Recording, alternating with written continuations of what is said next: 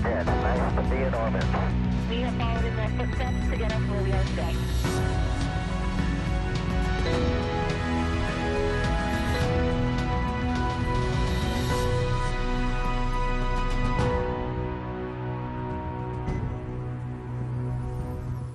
And there it is. You're looking at the American-made rocket and spacecraft that will return American astronauts to the International Space Station from American soil for the first time since the retirement of the Space Shuttle, last flown nearly 9 years ago. Today, with our partners at SpaceX, we mark a new first in NASA's storied history and usher in the commercial crew era of American spaceflight. At 4:33 Eastern Time this afternoon, two of NASA's finest, astronauts Doug Hurley and Bob Behnken, will lift off from Pad 39A aboard SpaceX's Crew Dragon spacecraft atop a Falcon 9 rocket. This will mark SpaceX's first flight with crew and the beginning of a new chapter in human spaceflight. Good afternoon and welcome to Kennedy Space Center. I'm Marie Lewis of NASA. And I'm Lauren Lyons, an engineer at SpaceX. And today we have special guest, retired astronaut Leland Melvin, who is here to provide a truly unique perspective on today's events. Marie and Lauren, thanks for having me here. And I am so excited. I've got rocket fuel going through my veins. And you guys, I was out there 11 years ago on Pad 39A on STS-129. And this is really hallowed ground that we have here. And you think about the storied legacy of Mercury, Gemini, Apollo, Shuttle, and now this new era, SpaceX Crew Dragon. It's an exciting time. Yeah, it's going to be awesome, and we're so excited to have you here to go through it with us. We want to talk first, though, about the weather, because that's the big story of the day right now, the headline. And teams from NASA and SpaceX are keeping an eye on the weather here at NASA's Kennedy Space Center in Florida.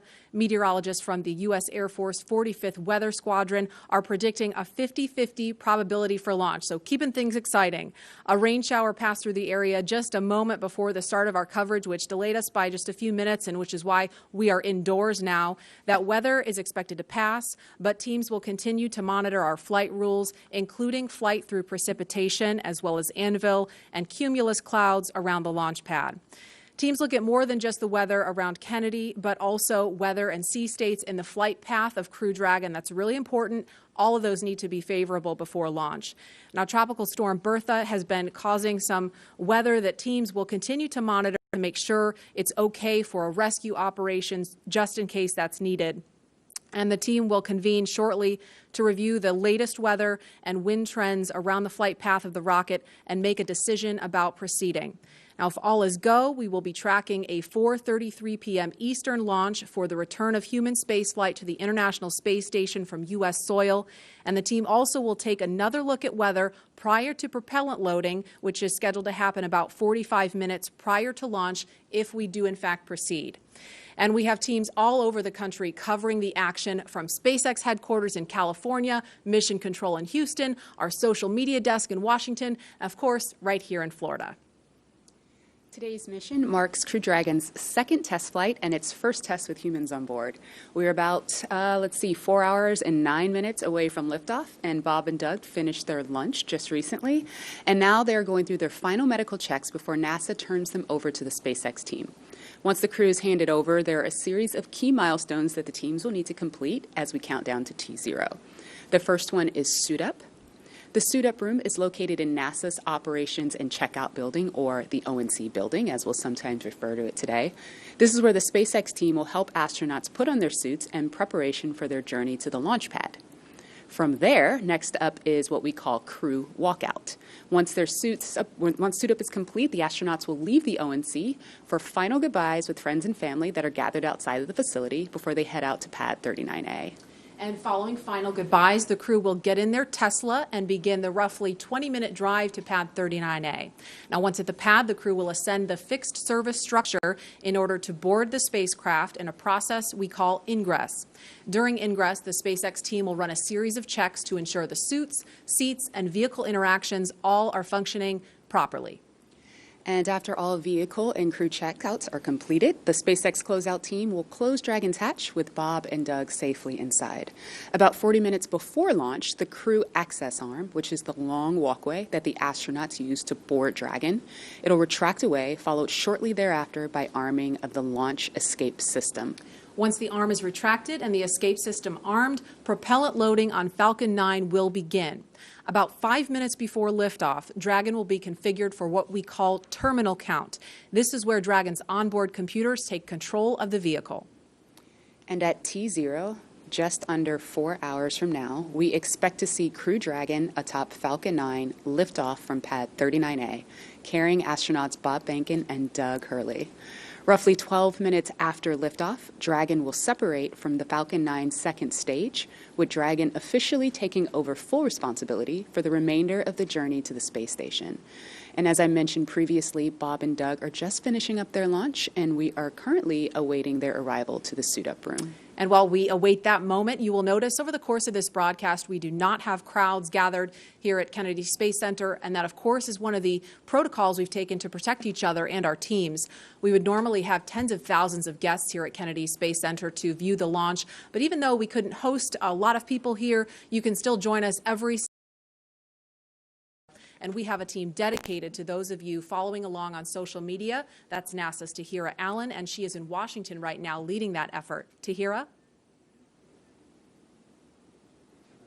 Thanks, Marie. And hey, everyone, I'm Tahira Allen, here to bring you all the excitement happening across the nation today.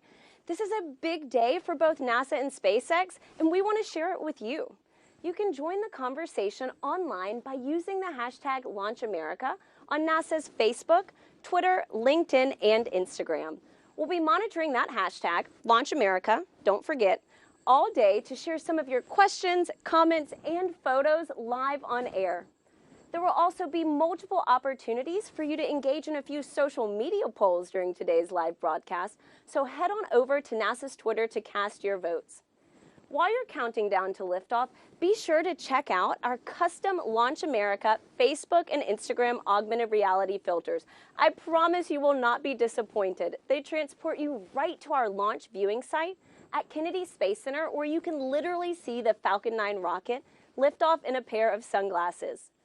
If you're looking for some behind-the-scenes action, I highly recommend check out NASA's Facebook page to join the first ever global NASA social.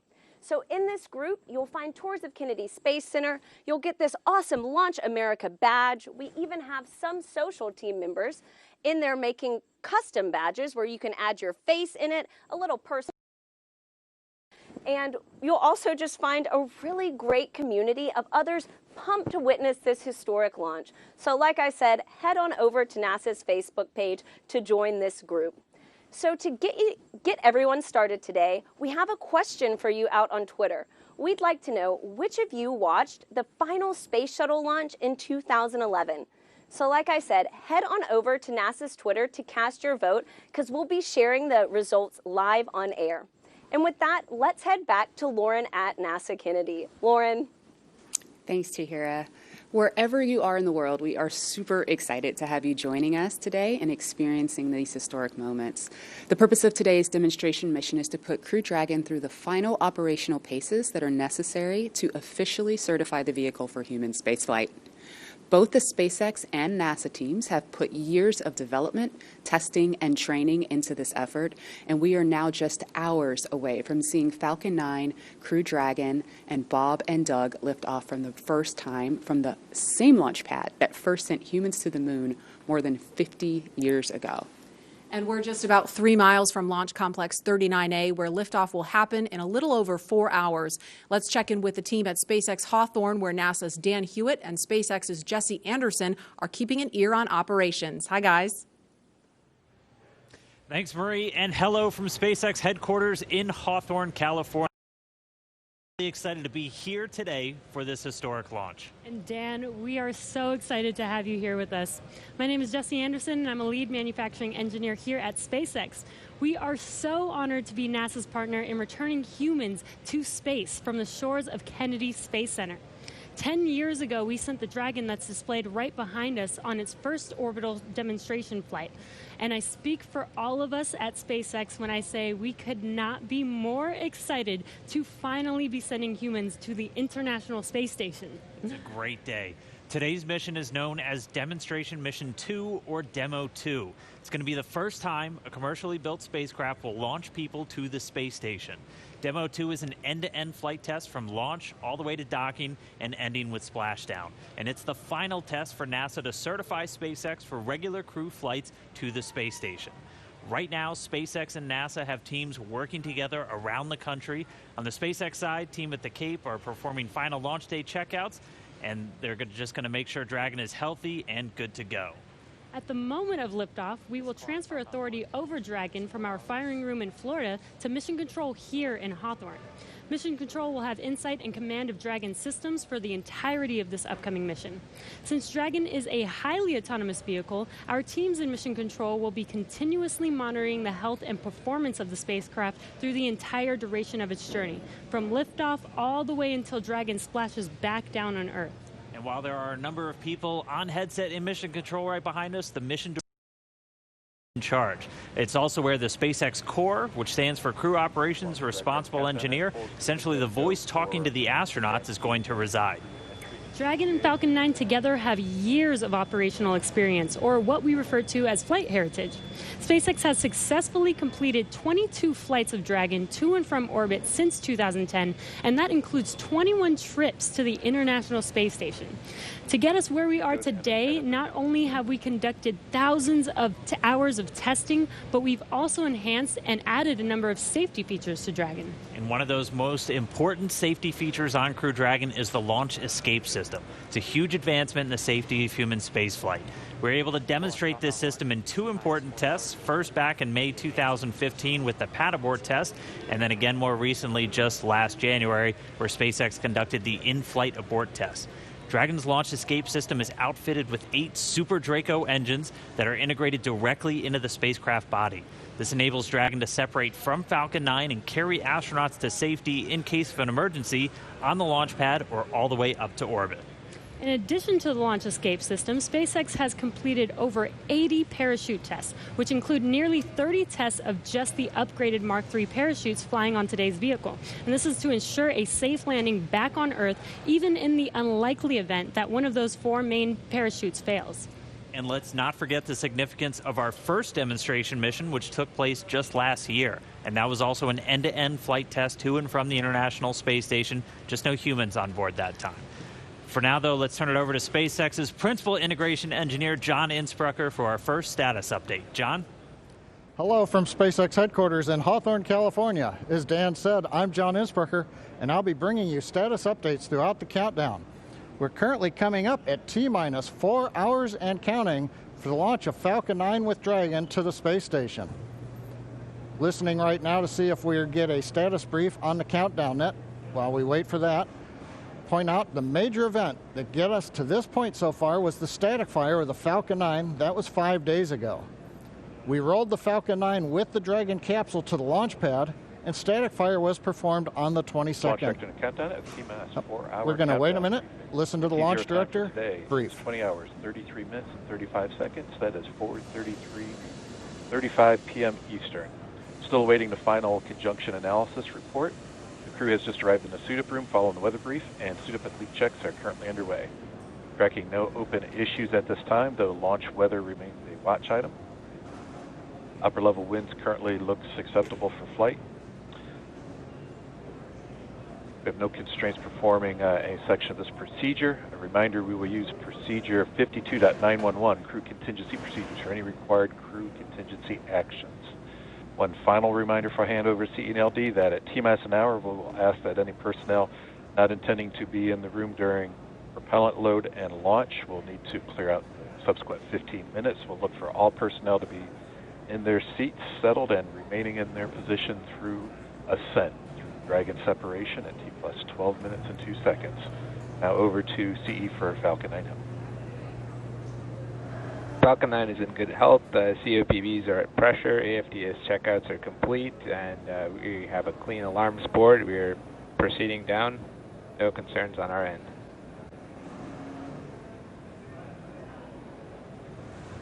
No questions. Back to LD.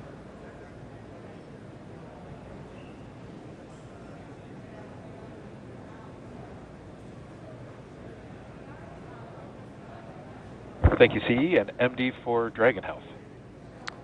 Good morning, LD. Dragon is healthy. We're not tracking any issues here for the countdown. Dragon has completed its prop tank pressurization and is in a good configuration for crew ingress. That's the next item that we'll be waiting for, and no issues at this time.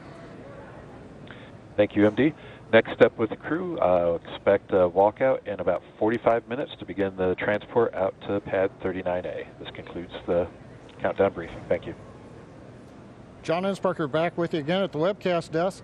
That was SpaceX Launch Director Mike Taylor giving the situational briefing at T-minus 4 hours.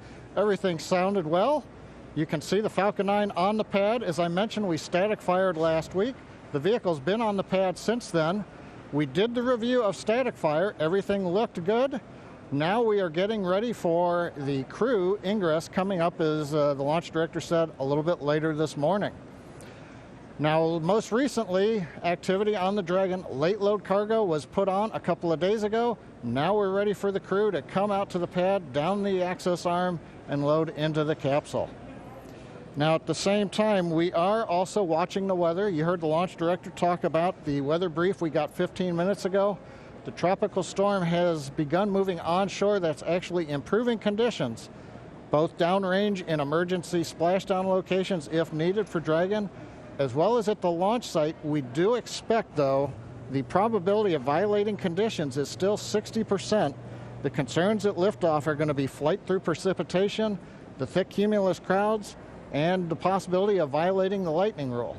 But right now, everything is still go. So with everything looking good from Hawthorne, we're going to send you down to Houston, where Gary Jordan is with the flight control team at NASA's Johnson Space Center in the Mission Control Houston. How are the teams looking down there, Gary? Thanks, John, and welcome everyone to Mission Control Houston. Today, I'm joined remotely by NASA astronaut Tom Marshburn. From this room, we've been supporting humans aboard the International Space Station for nearly 20 years, nonstop, every single day. Crews from all over the globe have visited the orbiting station, but it's been almost 9 years since they started their journey into space from American shores.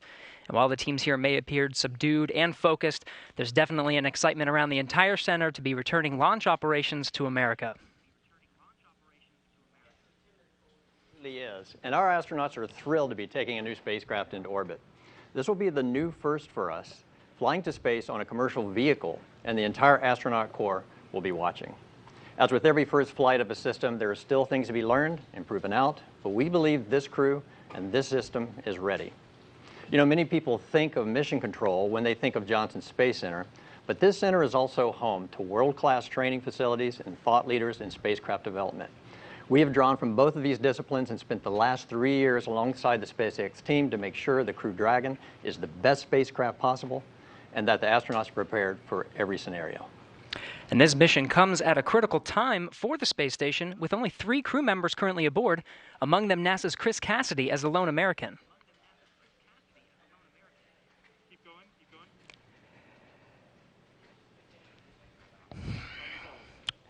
Now I'm told we just had the formal handoff of the crew from the NASA team that has supported Hurley and Bacon in their 2-week quarantine over to the SpaceX team that'll get them suited up. There will be a lot of firsts today, including a new suit for the crew to use during launch and entry. The crew quarters at Kennedy Space Center has supported human spaceflight for 5 decades, and now a new chapter is being written. And it's exciting to witness it here today. Tom, thank you so much for joining us. Let's go back to the Kennedy Space Center to watch Suit Up in action as we continue to count down to launch. Leland. Hey, thanks, Gary. Hey, Marie, this is amazing. We're in the suit-up room. I mean, I remember this back in 2009 when I was sitting in Lazy Boys from back in the Apollo era, but they have these really cool new suits and new seats that they're working in here. So yeah, it's so amazing to see this first live look in the room. There's astronauts Bob Behnken and Doug Hurley sitting in those seats, being helped by the suit technicians. This room was first used for the first Apollo mission, Apollo 7, that they suited up in there in 1968. And there they are, giving a thumbs up. That looks like Doug giving a thumbs up there. Of course, Bob was mission specialist on STS-123 and STS-130. Bob's a native of St. Anne, Missouri, so I'm sure folks in his hometown are watching. Lots of hometown pride going on right now. And same for Doug. He was born in Endicott, New York, which happens to be my hometown too. Oh, wow. Okay. But he considers Apple Lake in his hometown, so I know folks are watching there. And Doug was the pilot on STS-127, STS-135, which was the final shuttle flight. So it's so cool to see them in there. Lauren and Leland, last time this room was used for this purpose that you see here was STS-135 in 2011, and Doug Hurley was one of the astronauts in there doing that. So this is really amazing to see. Wow, so the suits are actually much more than just garments. They actually connect directly into Dragon seats. As you can see there, those GSC seats, or ground support equipment seats, are essentially replicas of the seats that are inside of the Dragon spacecraft. And the seats provide communications as through an umbilical, but also the ability to pressurize the suit if necessary. So right now what the suit team is doing is they're doing communications checks as well as a pressure check to make sure that the spacesuit can hold pressure in the event of a cabin depressurization emergency. This is the last time that we're going to do this check prior to the crew boarding Dragon, where we'll do it all again. So the way that leak check will work is we will provide or essentially inflate the suit with air and hold that pressure for a few minutes, watch the depressurization rate, and make sure that it stays within bounds. And as we stay looking in the suit-up room, you can see Doug Hurley there in the seat. He is the spacecraft commander for Demo 2, and while he continues with checkouts, we want to give you a closer look at the veteran Marine Corps fighter pilot and spaceflight pioneer.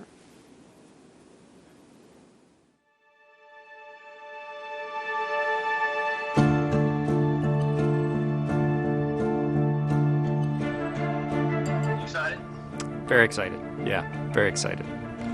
You feel ready? Still pumped? Oh yeah, I think we're ready. I think we're certainly ready. Joining the SpaceX Demo 2 test. He is a Marine Corps colonel and test pilot. He was selected as an astronaut in 2000. He piloted Space Shuttle Endeavour and Atlantis for STS-135, the final space shuttle mission. Introducing NASA astronaut Doug Hurley.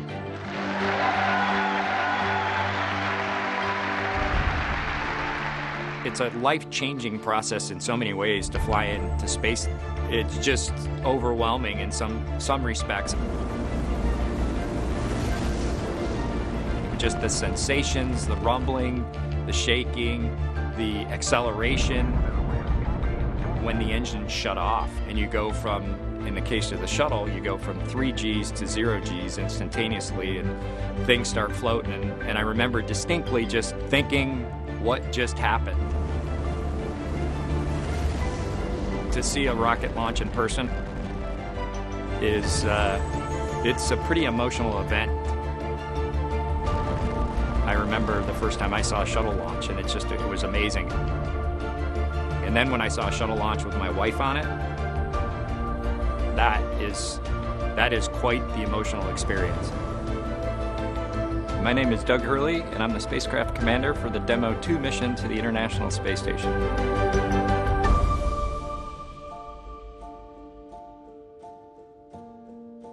We are doing the first crewed flight for NASA and for SpaceX. So this is the test flight to prove end-to-end from launch to docking to ISS operations and then entry, descent, and landing.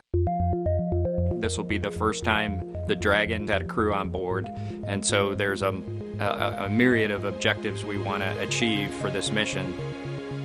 SpaceX has been responsible for design and essentially making this vehicle what it is. What the astronauts bring to the table is the crew vehicle interface. What would work on orbit, what might not work on orbit, what would definitely work. To be able to just have the entire integrated team that's going to support us getting to and from space station, talking together, working through the challenges that simulators typically throw at you. It was really neat being part of it.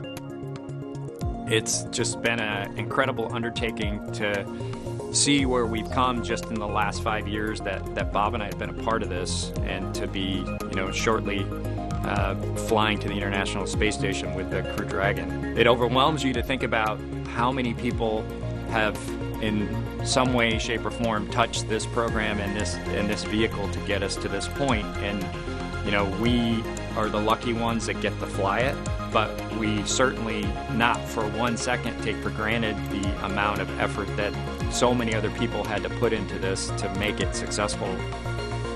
For Doug personally, he's worked so hard, I mean, through his entire life, to get to where we are right now. As a test pilot, this would be the dream to fly a new vehicle. So it makes me so happy to see that he gets to be part of this mission, the spacecraft commander. I'm just glad to see his hard work and his dreams come true for that. It's been a long road in a lot of ways for not only us, but certainly for all the folks that work in the commercial crew program, as well as SpaceX in our case, just working to get to this point. It's been a huge amount of sacrifice and time away from home, but the fruits of our labor are coming to fruition.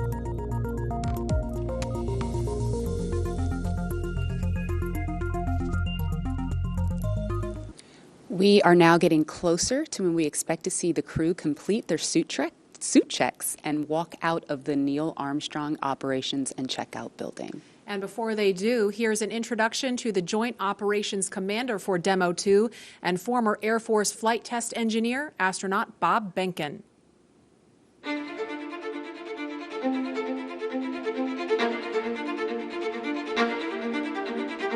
When you go through the launch day preparations, there's a lot of moments that kind of stand out to you. One is the kind of the celebratory piece of it, which is that you're walking out of the suit up room and getting in the vehicle that's going to take you to the launch pad. When you close the hatch, you know, that's really when Doug and I are in the vehicle and it's our vehicle, and you know, we're really in control of the mission at that point. Test pilots, their task proved that man could fly into orbit around the Earth and return live and well to talk about it. There's always a balance of managing risk as you go forward to execute a test point and figuring out a way to, you know, collect the data. We hear a sound. Okay, is that sound an expected sound? Or we see a light, is that light an expected light?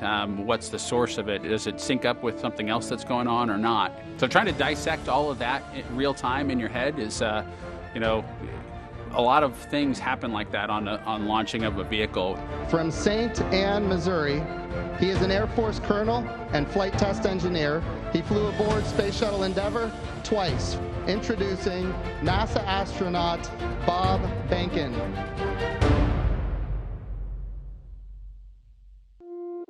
My career at NASA has kind of spanned a couple of decades at this point. I arrived with the class of 2000, went through the training program, primarily focused on the Space Shuttle and the International Space Station, learning those systems. Having launched a couple times on vehicles, you know, the second time was definitely different than the first time.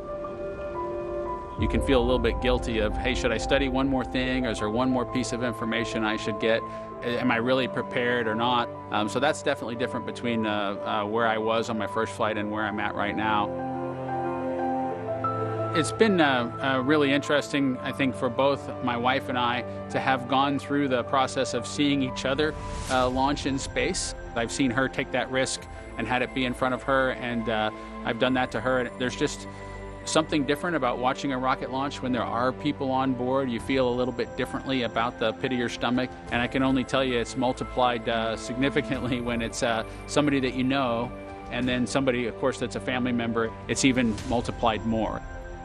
For me personally, as a spouse, watching everything that Bob has put into this over the last 5 years, the dedication that he's shown, the perseverance is pretty special. For both of us, though, the way our minds work, it won't be until sort of the mission is complete that you have really a chance to savor it and celebrate it.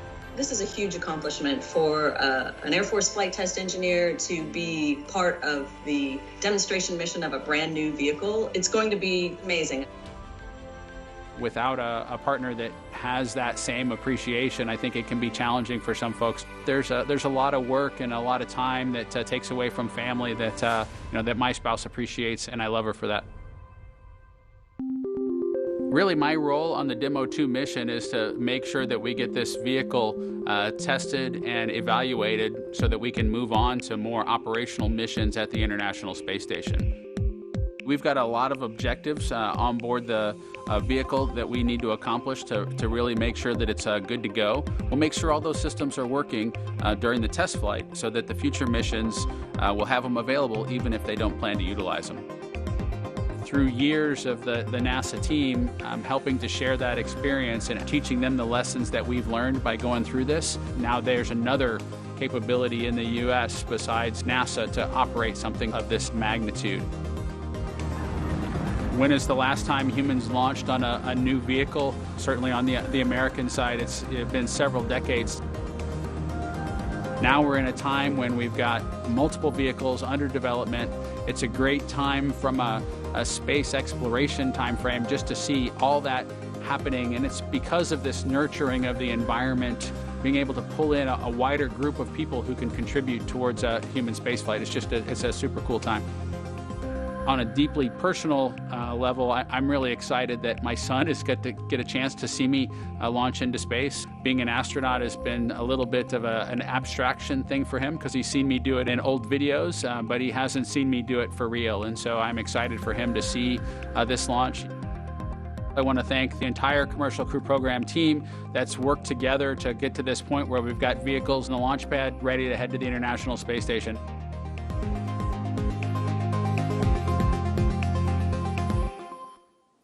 And we're back live in the room now with Bob Benkin on the left of your screen, Doug Hurley to the right. This is such a cool site here. Leland, this must bring back a lot of memories for you. Maria, it really does. I mean, looking at these new suits and these new seats, it's a little different than what I experienced 11 years ago, but it's all the same. The suit techs, the people around you that have been with you, getting you ready for this mission, it's just an amazing moment, and they're getting excited. You can see, these military guys don't really get that excited. They don't show their excitement like civilians do, but it's a moment of history, and we're getting ready for this momentous occasion.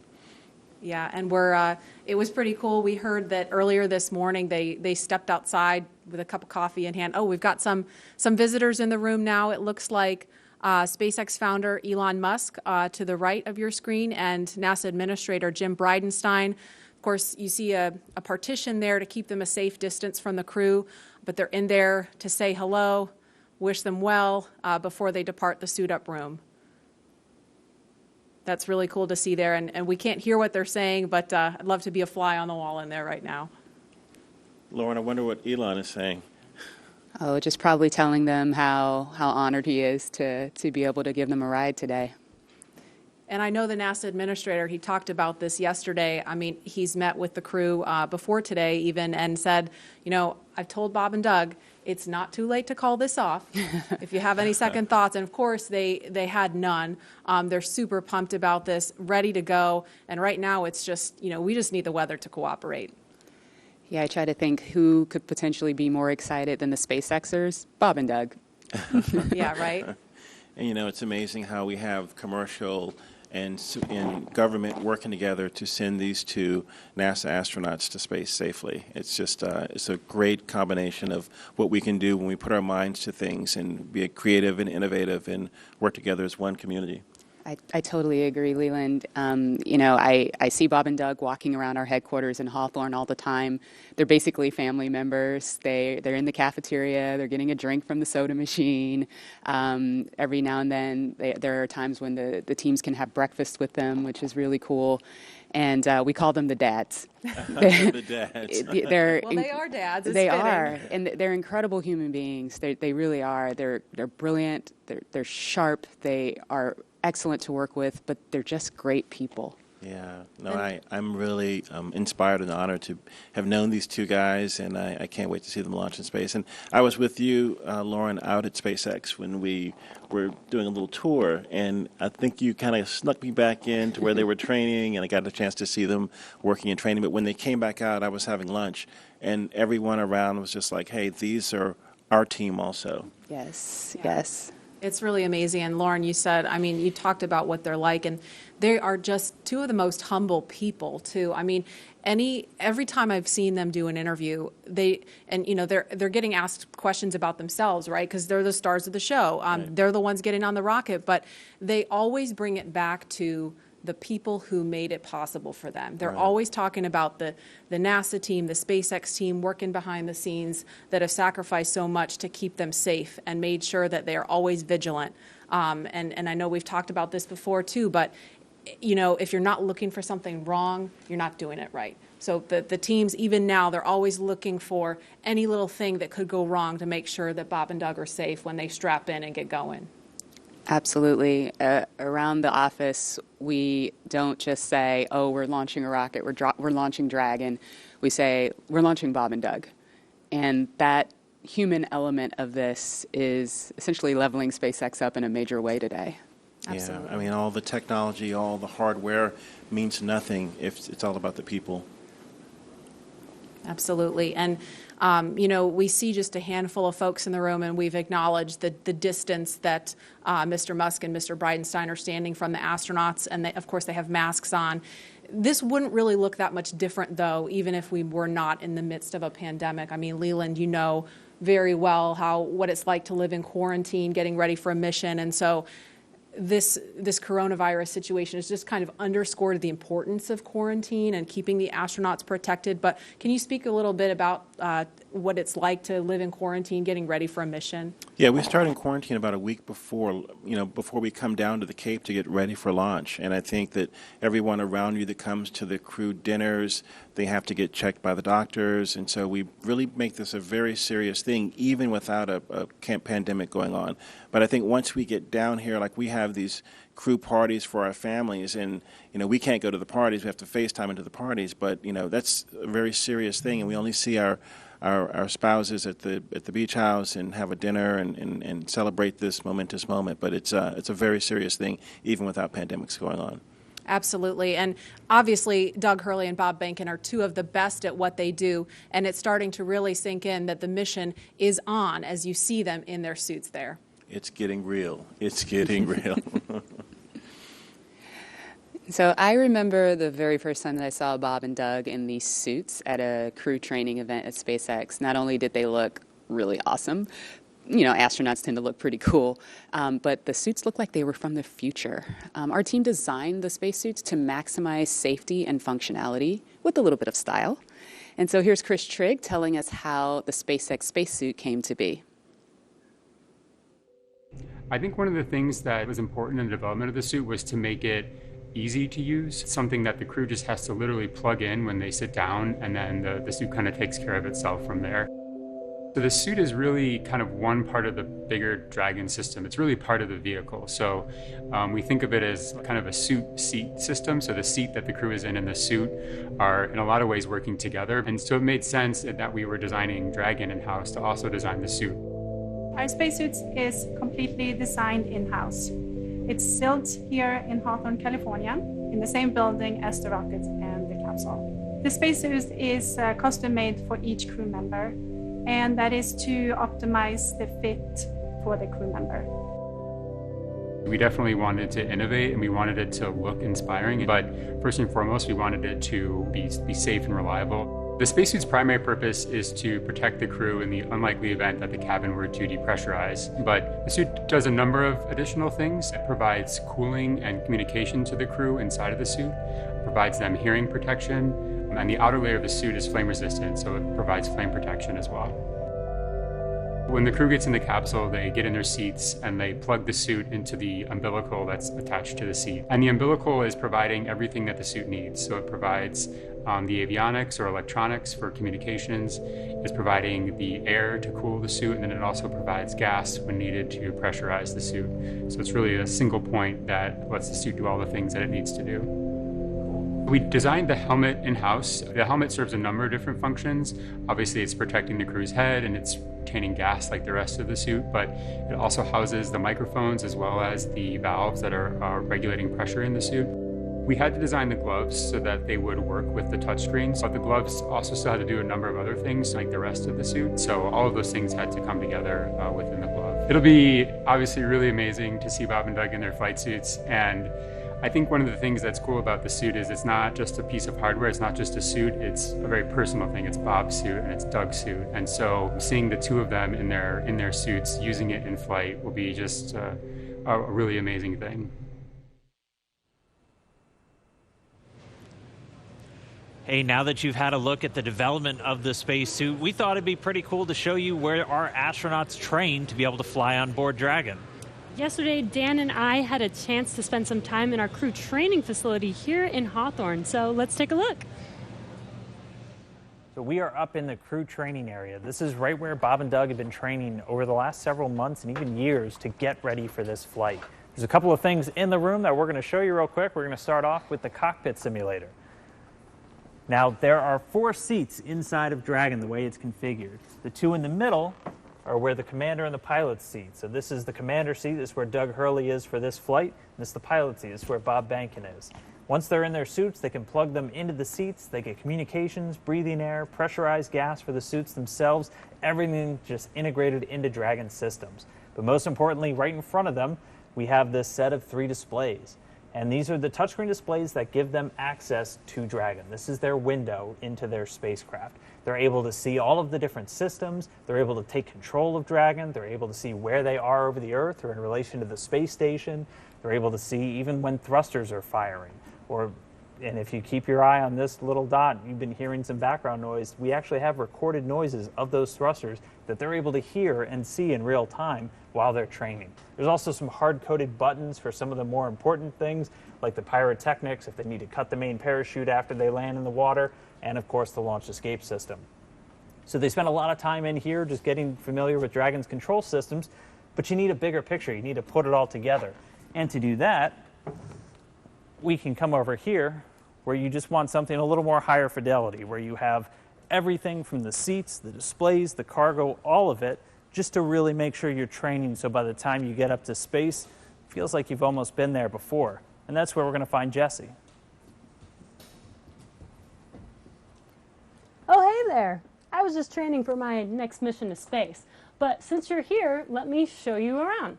This is our flight simulator, which is basically a one-to-one replica of a Crew Dragon vehicle as far as the functionality and the interior. So the astronauts can get suited up, they can practice entering and exiting the vehicle, they can climb into their seats and actually get strapped in. These seats recline back so that they can access these display panels, which are actually functional. And then they can practice flying the vehicle, manually docking with the space station. They can open and close the hatch. And basically, by the time they get to a day like today, they felt like they've already done the mission 100 times before.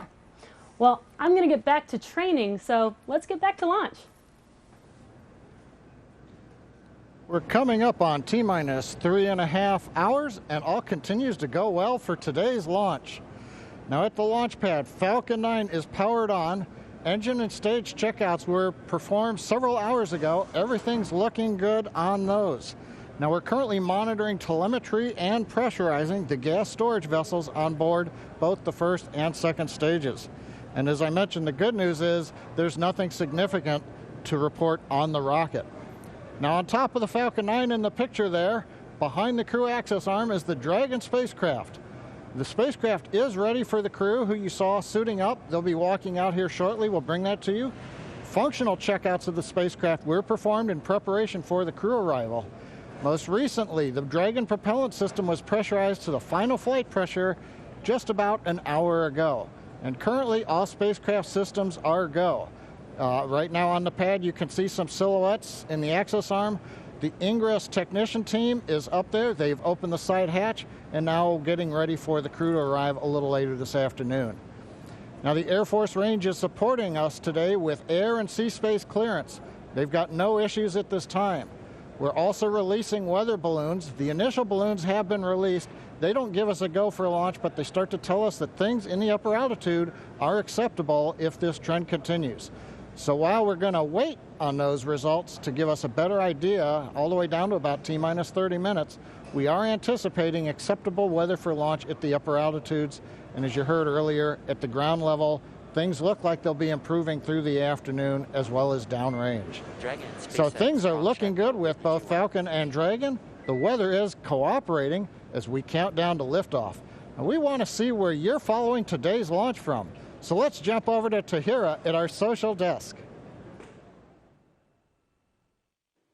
Thanks, John. And I can tell you the excitement is really building online. Right now, we're up to 700,000 people viewing this broadcast, and Launch America is the #3 trending on Twitter in the U.S. So let's take a closer look at what's being said. Looks like we have Astro Joan, who is just so excited to be on the Space Coast and watching this launch from her driveway. And with that, so jealous to all of you in Florida right now that have the ability to just step outside and witness Bob and Doug make this historic moment. Let's take a look at another. So we have Dave Farrell, and this is the Dave Farrell, the bassist from Linkin Park, which is just sick in general. And it looks like his kids coined the term nerve-sighted for today's mission, and this is perfect. I was actually looking for a word to just describe the jitters and excitement leading up to launch. So Dave, thank you for that. I will be stealing that for today's show. So let's take just a broader look at the conversation online right now with this heat map of the United States. So you'll see that the more purple states show the states with the most mentions of Launch America. And with that, it looks like the Florida Space Coast is really coming alive for today's launch, followed by California, home of SpaceX, and Texas, where our mission control is. So great to see all these home teams showing up for today's historic mission. I want to toss it back to Florida, though, because I have to reiterate, if you have a chance to go to Florida and watch one of these launches in person, it's great. I watched my first one last year, and that was the uncrewed test flight of today's mission. And even then, uncrewed, I literally cried. I mean, you cannot describe the emotion that comes over to see this in person, so highly recommend if you get a chance, go on down to Florida. For those of you just tuning in, we are using the hashtag LaunchAmerica on NASA's social media channels, so join the conversation with us, and maybe we'll show it during the broadcast. So earlier in the show, we polled users on Twitter to see which of you watched the final shuttle launch in 2011, and the results are in. So, looks like about 40% of you were able to watch the last shuttle launch, but 60% of you weren't.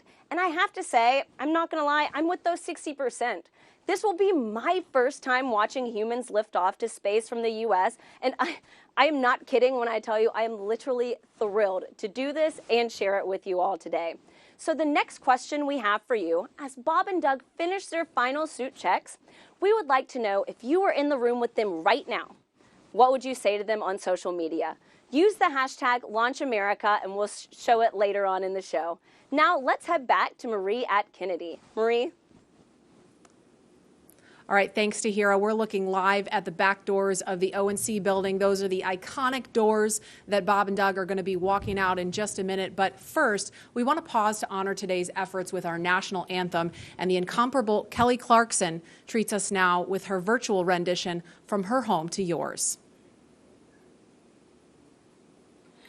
Oh, say, can you see by the dawn's early light what so proudly we hailed at the twilight's last gleaming, whose broad stripes and bright stars through the perilous fight o'er the ramparts we watched were so gallantly streaming, and the rockets regular, the bombs bursting in our gate.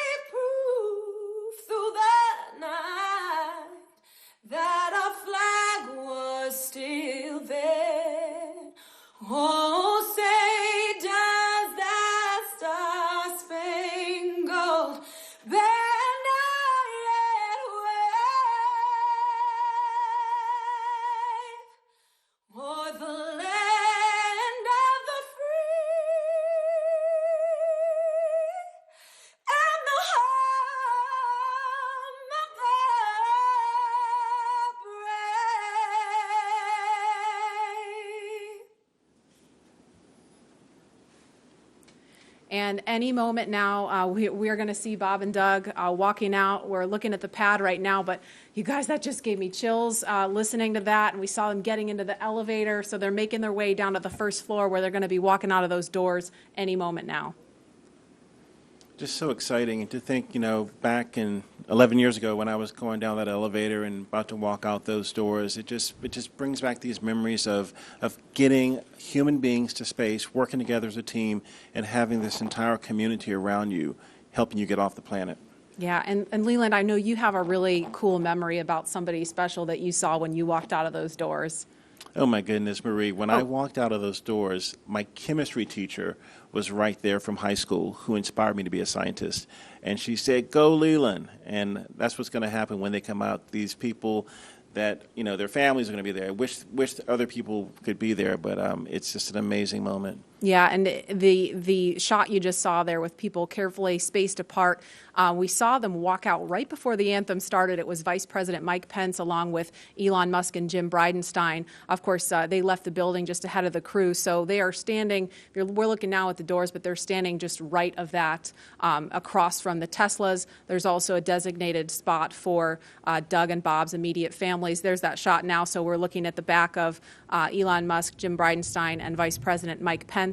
Of course, there's a small group of media there also, and so we've kind of blocked this very carefully to maintain social distancing and those that can't have the masks on. But there's the Teslas waiting for them. They got the meatball. There's the worm in the background and the worm on the back of the Teslas. So, Leland, I know we were talking about this earlier. You had some mixed feelings about the worm, right? I mean, the worm, the meatball, when I was at NASA Langley, we changed over to the meatball from the worm. So, Lauren, I know you love the worm. It's worm all day. All day, really? All day. Seriously? Oh, yeah. I'm sorry.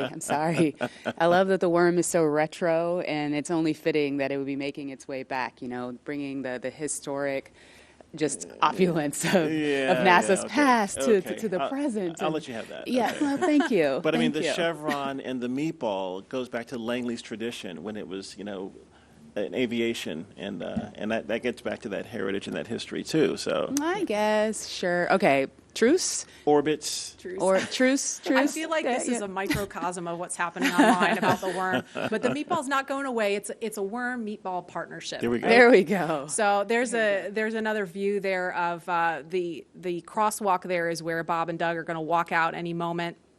Of course, they're going to get their photo taken by all the paparazzi there, and we're just standing by for them to walk out. I'm going to check the time, actually, 1:13. So if they walk out any minute now, they're going to be right on schedule to start their final goodbyes and waving to folks, and I'm sure they're going to pause for a photo op. But this is just really amazing. Haven't seen this site since 2011 with STS-135. Of course, Doug Hurley was the pilot on that mission, so this is a really incredible moment. Yeah, and one of the crewmates that was with him was Rex Walham that we're going to talk to later, and we have. Oh, here they come. Oh, here they are. Here they come, NASA astronauts Bob Behnken and Doug Hurley. They've each made this journey twice before for the space shuttle missions, but they've never done this in a SpaceX spacesuit. They've never done this together, and they've never done this on their way to head to a commercially built rocket and spacecraft to head to space. Marie, I was looking for that Astro van, and I see these white Teslas with meatballs and worms on them. It's just a new era in space travel. Oh, yeah, they're riding in Tesla Model X's. They've been equipped with cooling units, so once they sit inside, that umbilical that I was referring to earlier will connect to the spacesuit to provide cooling while they're inside of the vehicle. And you can see them talking and waving with their families now. Wow. We just saw them do a virtual hug with their sons. There's Megan and Karen and their sons, yeah. They're the dads. The dads, yeah. It's so awesome. Bob blowing his family a kiss. Doug actually got to take his wife and son up to the pad on the tower. Yesterday they tweeted out a photo. That was so cool. I saw that picture, and it had a prominent worm in the picture, right? Yes. Telling you, worm all day. So they're climbing through those DeLorean doors of the Model X. This is totally from the future. Are they stock? Are they stock Teslas? And then you see in the front seat there, that's our flight surgeon. He's climbing in, and the suit technicians, there's one, Chris Trigg right there, number 12. He is buckling in. They're both, the two suit techs are buckling in, Bob and Doug, and they're connecting that umbilical. And Lauren, I know you mentioned this earlier, but for folks that maybe weren't watching then or can't remember, I mean, we're in Florida. It's super hot, super muggy. So how are they staying cool?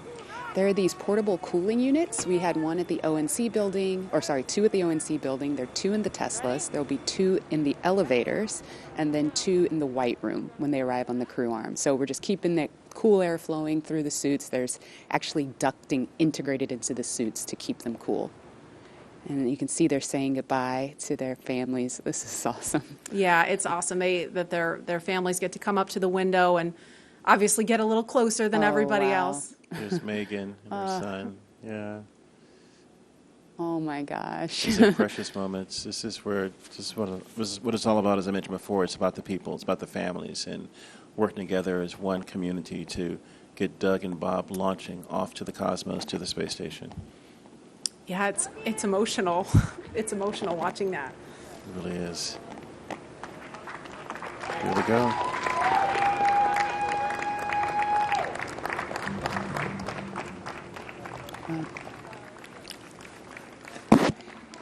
Now, as we see the convoy begin the journey to the pad, 39A, we are thinking about each and every one of you, our colleagues and friends at SpaceX and NASA, who have had a hand in seeing the Crew Dragon commercial crew program come to life. And we wish every single one of you could be here up close to see this, but we want you to be a part of this journey regardless of where you are watching today. And so for the next few minutes, while they're making their way to the pad, we want to highlight those people whose hands and words and thoughts built all that we see here today. And we hope all of you watching can feel that pride that each of these NASA and SpaceX team members has for today.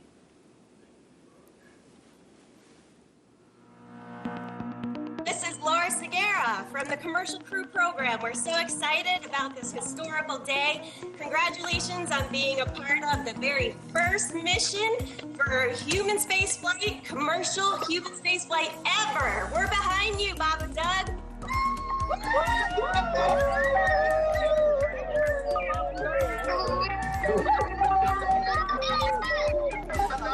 I'm Nicole from SpaceX in Cape Canaveral, Florida. Congratulations to SpaceX for hitting another major milestone, and safe travels to Bob and Doug. Bob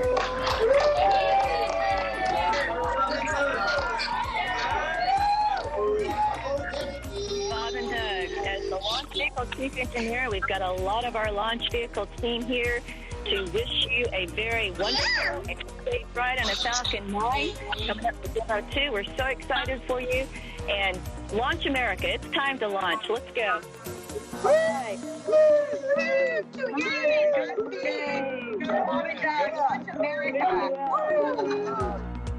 Hi, this is Perla from Hawthorne headquarters. We want to wish Bob and Doug a safe trip to the International Space Station. Go Dragon!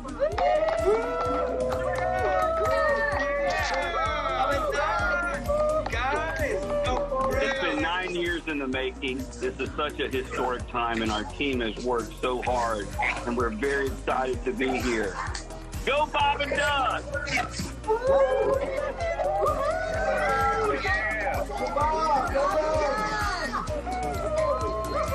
Hi, this is Sam from McGregor, Texas. Go Bob and Doug, go NASA, and go SpaceX.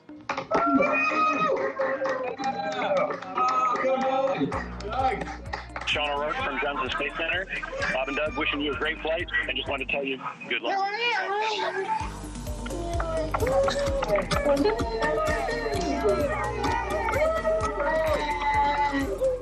Hi, I'm Dustin Kamak with NASA Kennedy's Communications and Public Engagement Directorate, and we all want to wish Bob and Doug safe travels and Godspeed.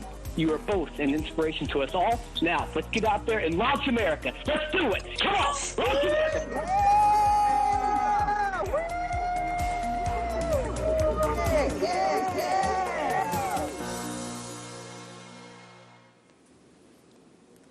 and we are following the convoy. And Leland, Lauren, I don't know about you guys, but I'm so glad that we had the chance to hear from the NASA and SpaceX teams that have been working behind the scenes, because, Lauren, I know you know this all too well. I mean, these people have been working not only for, the last, since 2014 when SpaceX won this contract, but, I mean, working long hours, long reviews.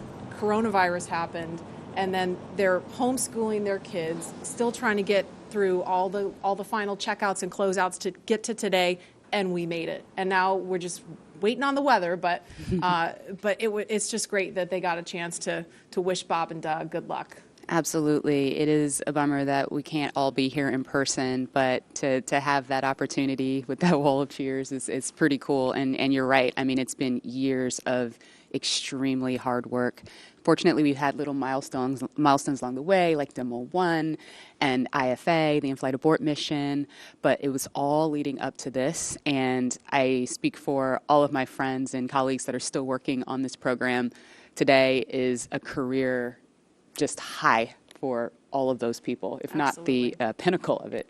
Absolutely, and I know Doug and Bob appreciate them so much.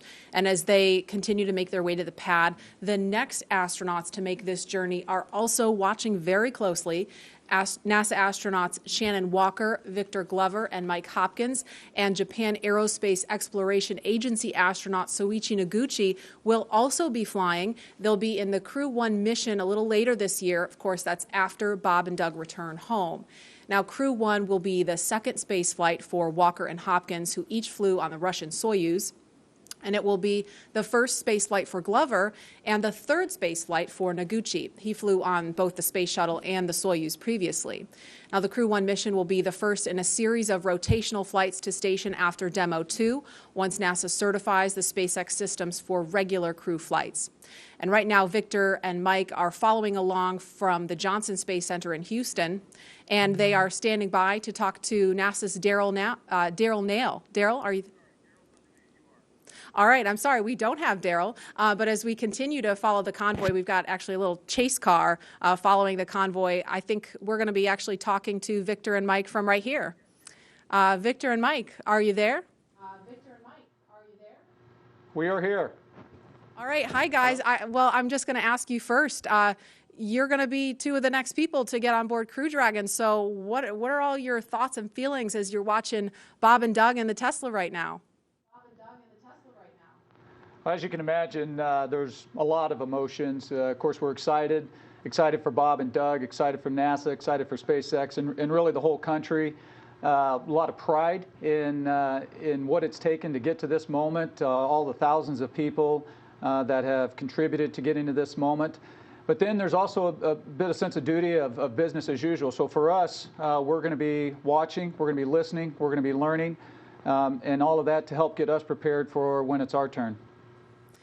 And your mission called Crew 1. Sorry, I didn't mean to cut you off. Go ahead. I was just going to say it was also great to see them walk out just now and say goodbye to their families and do the virtual hugs. That was great. There are a lot of emotions, but that's probably the best one. And Victor and Mike, I know recently you had Shannon Walker and Soichi Noguchi also assigned to the Crew 1 mission with you. What can you tell us about them and your relationship with them and your training so far with them? Yeah, you know, I'm very excited about Crew 1. We've got a very experienced crew. You guys hit on that a little bit earlier. Of course, Shannon, she's been with NASA for around 30 years.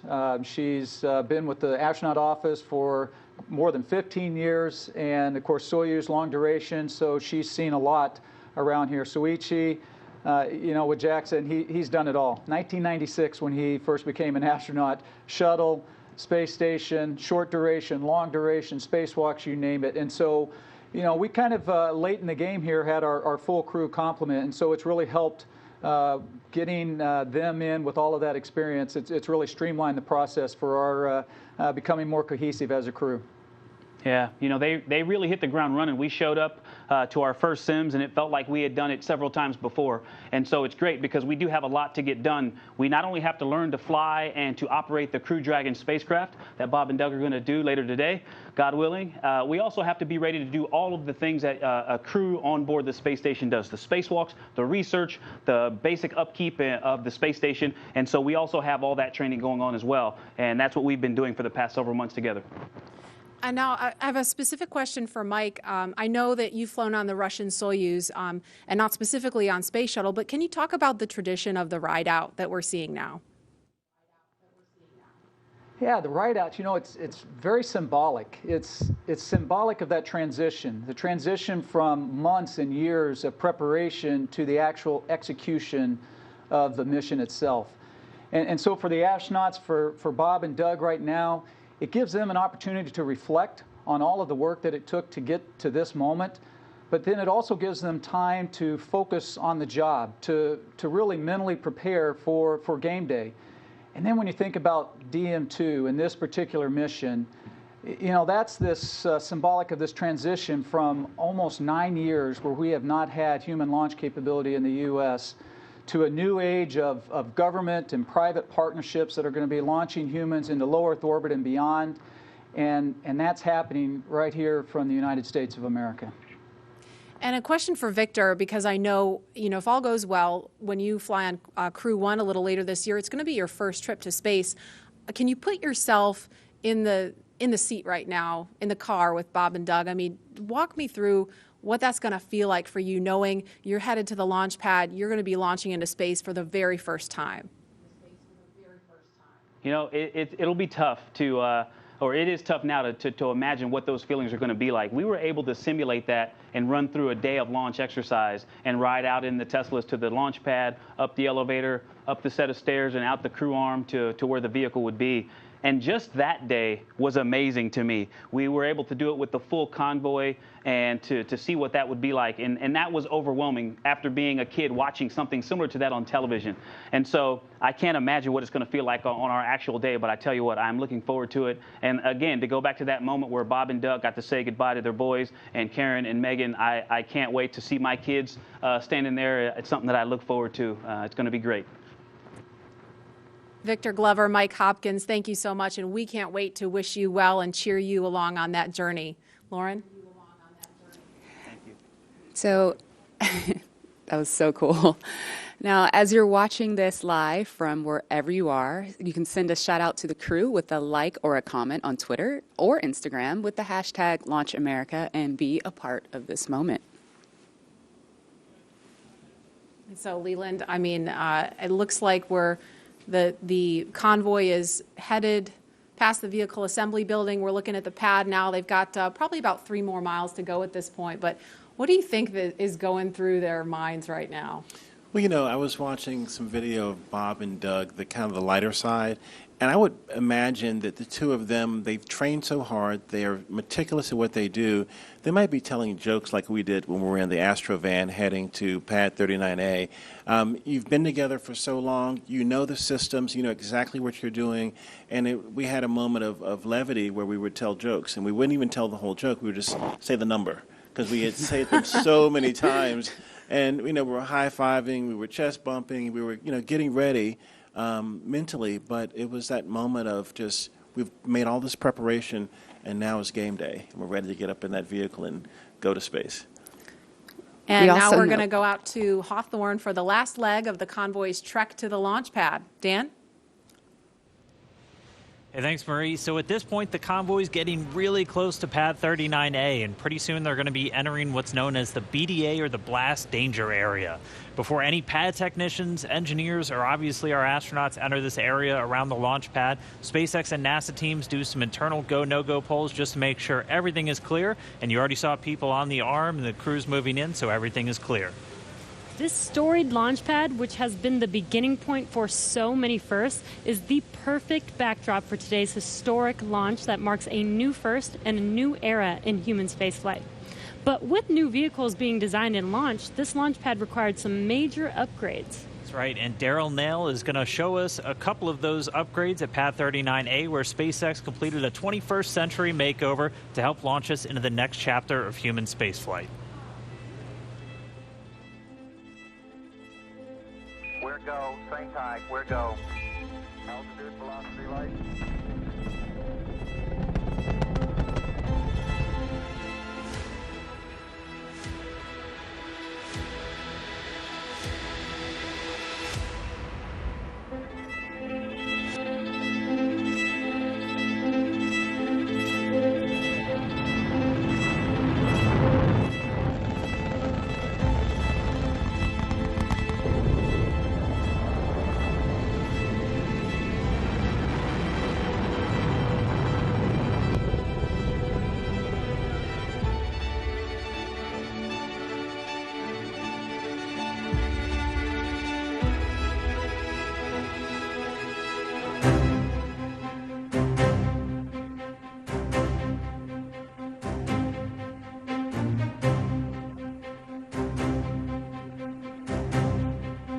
Why, some say the moon.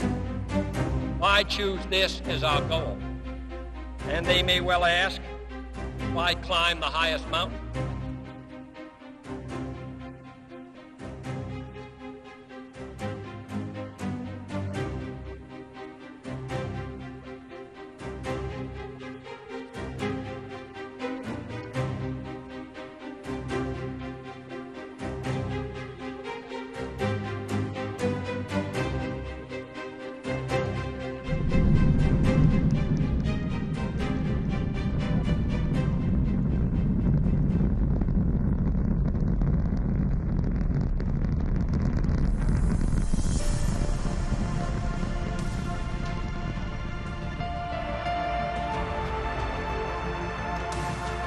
Contact light. Okay, engine stop. We copy. Get down, Eagle.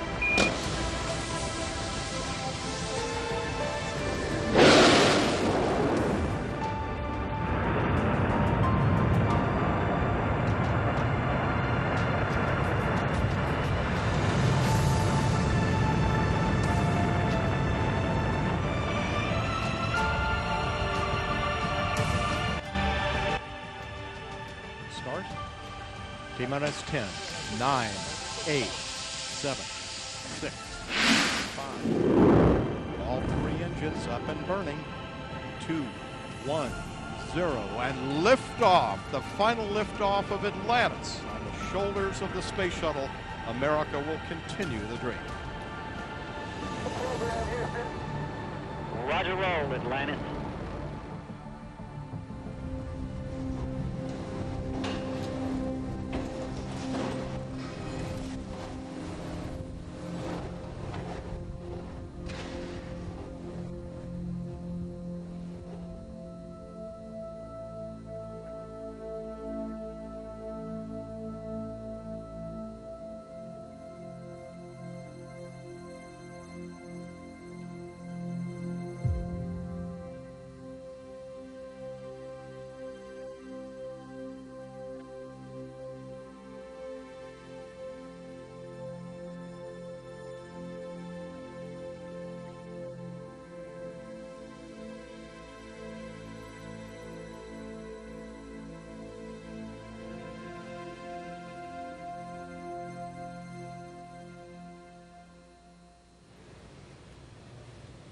And you can see on your screen, Bob and Doug are getting very, very close to pad 39A.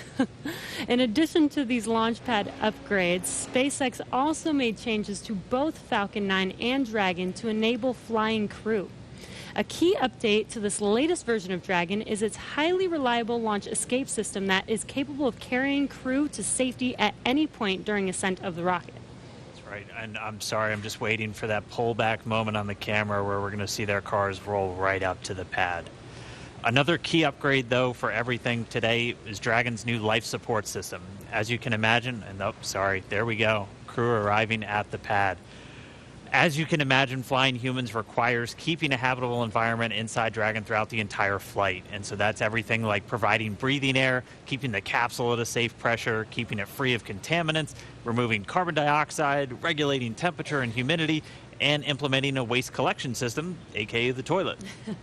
The changes to Falcon 9 were small but extremely meaningful to meet NASA's requirements for safety for human spaceflight. And specifically, SpaceX had to prove a high degree of fault tolerance, meaning that small failures in the system would not lead to mission failure. Falcon 9 was already able to handle engine failure, but new emphasis was put on making sure that a failure throughout any phase of launch would not mean mission failure. And that's a really cool view on your screen with Bob and Doug getting out of their Teslas.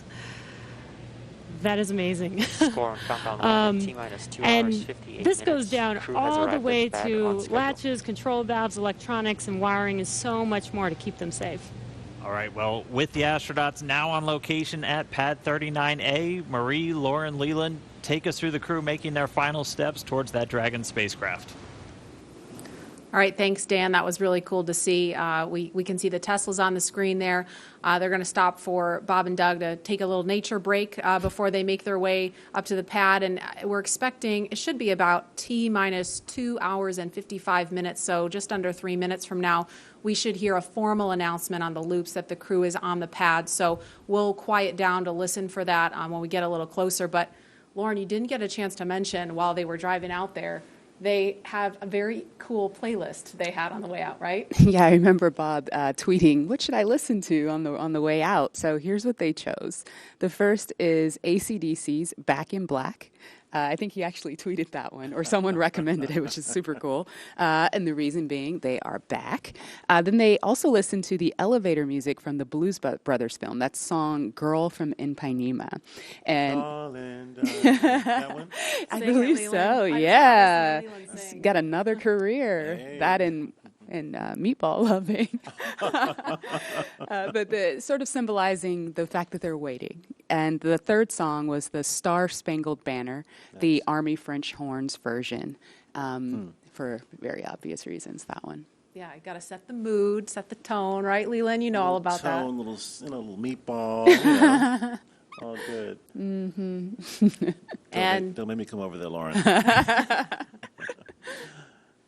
So we're looking now at the Crew Dragon capsule on top of the Falcon 9 rocket, the impressive crew access arm. That's that black and white kind of hallway you see there. That's how the crew make their way over to Crew Dragon to climb inside. And that Falcon 9 rocket stands about 230 feet tall. The Crew Dragon trunk, from the bottom of the trunk to the top of the nose cone, that's another 27 feet on top of that. So here in just a couple of minutes, Bob and Doug are going to be making their way up in an elevator. They don't have to climb the whole way. It's just about 10 feet of stairs at the last leg of that trip. And lots of people are weighing in on social media. This person says it's happening, and I can't read the rest of it right now, but lots of people really getting pumped using the hashtag #LaunchAmerica online. Somebody says they're watching live now and wishing us a fantastic launch. We certainly hope so. Last we heard was a 50-50 chance with the weather, so it's going to be exciting.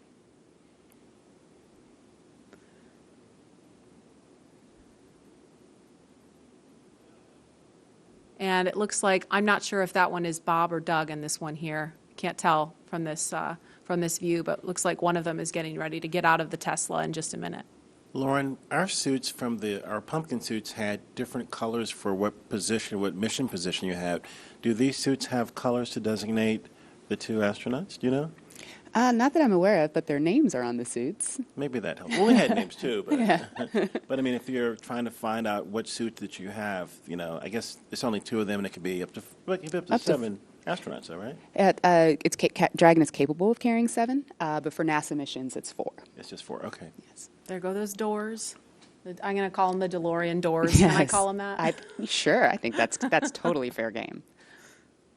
Acknowledge the inspiration. Yeah. Yeah, for sure. Again, we're looking at the base level there. And Leland, I know we talked about this. You were out here last week, and we were talking about how the pad looks so different from the shuttle days.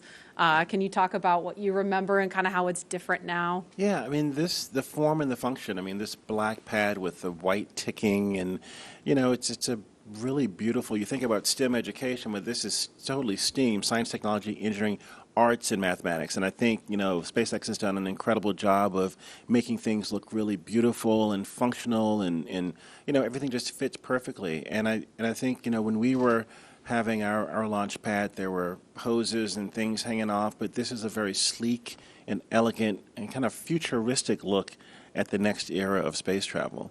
And, I just love seeing these Teslas versus the Astrovan.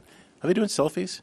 Looks like they're trying to strain to see the top of the Crew Dragon, just taking in the sight. It's pretty high.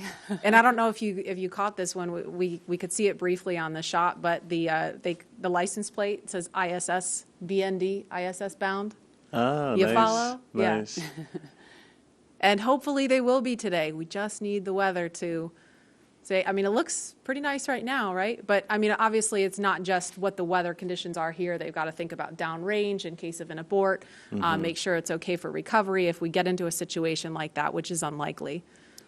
So this elevator is going to take them up to level 255. It's not 255 floors, but that's 255 feet.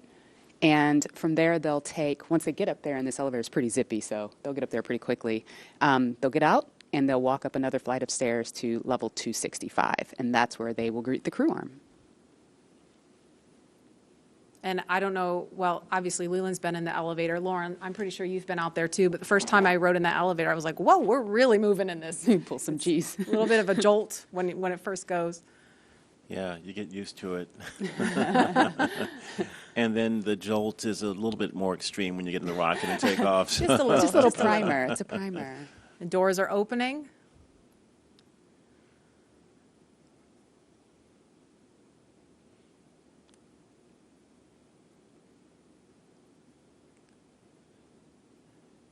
And here they come.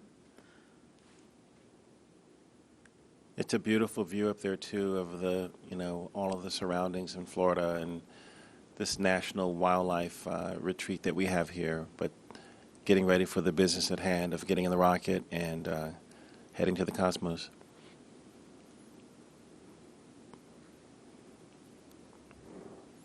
And those are the stairs Lauren mentioned. They're at it's the 255-foot level right now. Yes. I think I said that right. And now they're headed up the stairs to the 265-foot level. That's a level that will take them to where the crew access arm is in the white room.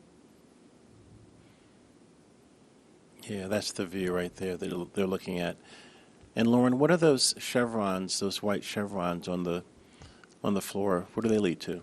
Those are basically highlighting the exit path. So in the event that that anyone up there needed to get away ASAP, they follow those arrows to where escape baskets await them. There's 7 baskets, and they'll hop in there, and it's kind of like a zip line. They'll slide all the way down from that fixed service structure down to the ground, safe and away from the rocket. Great.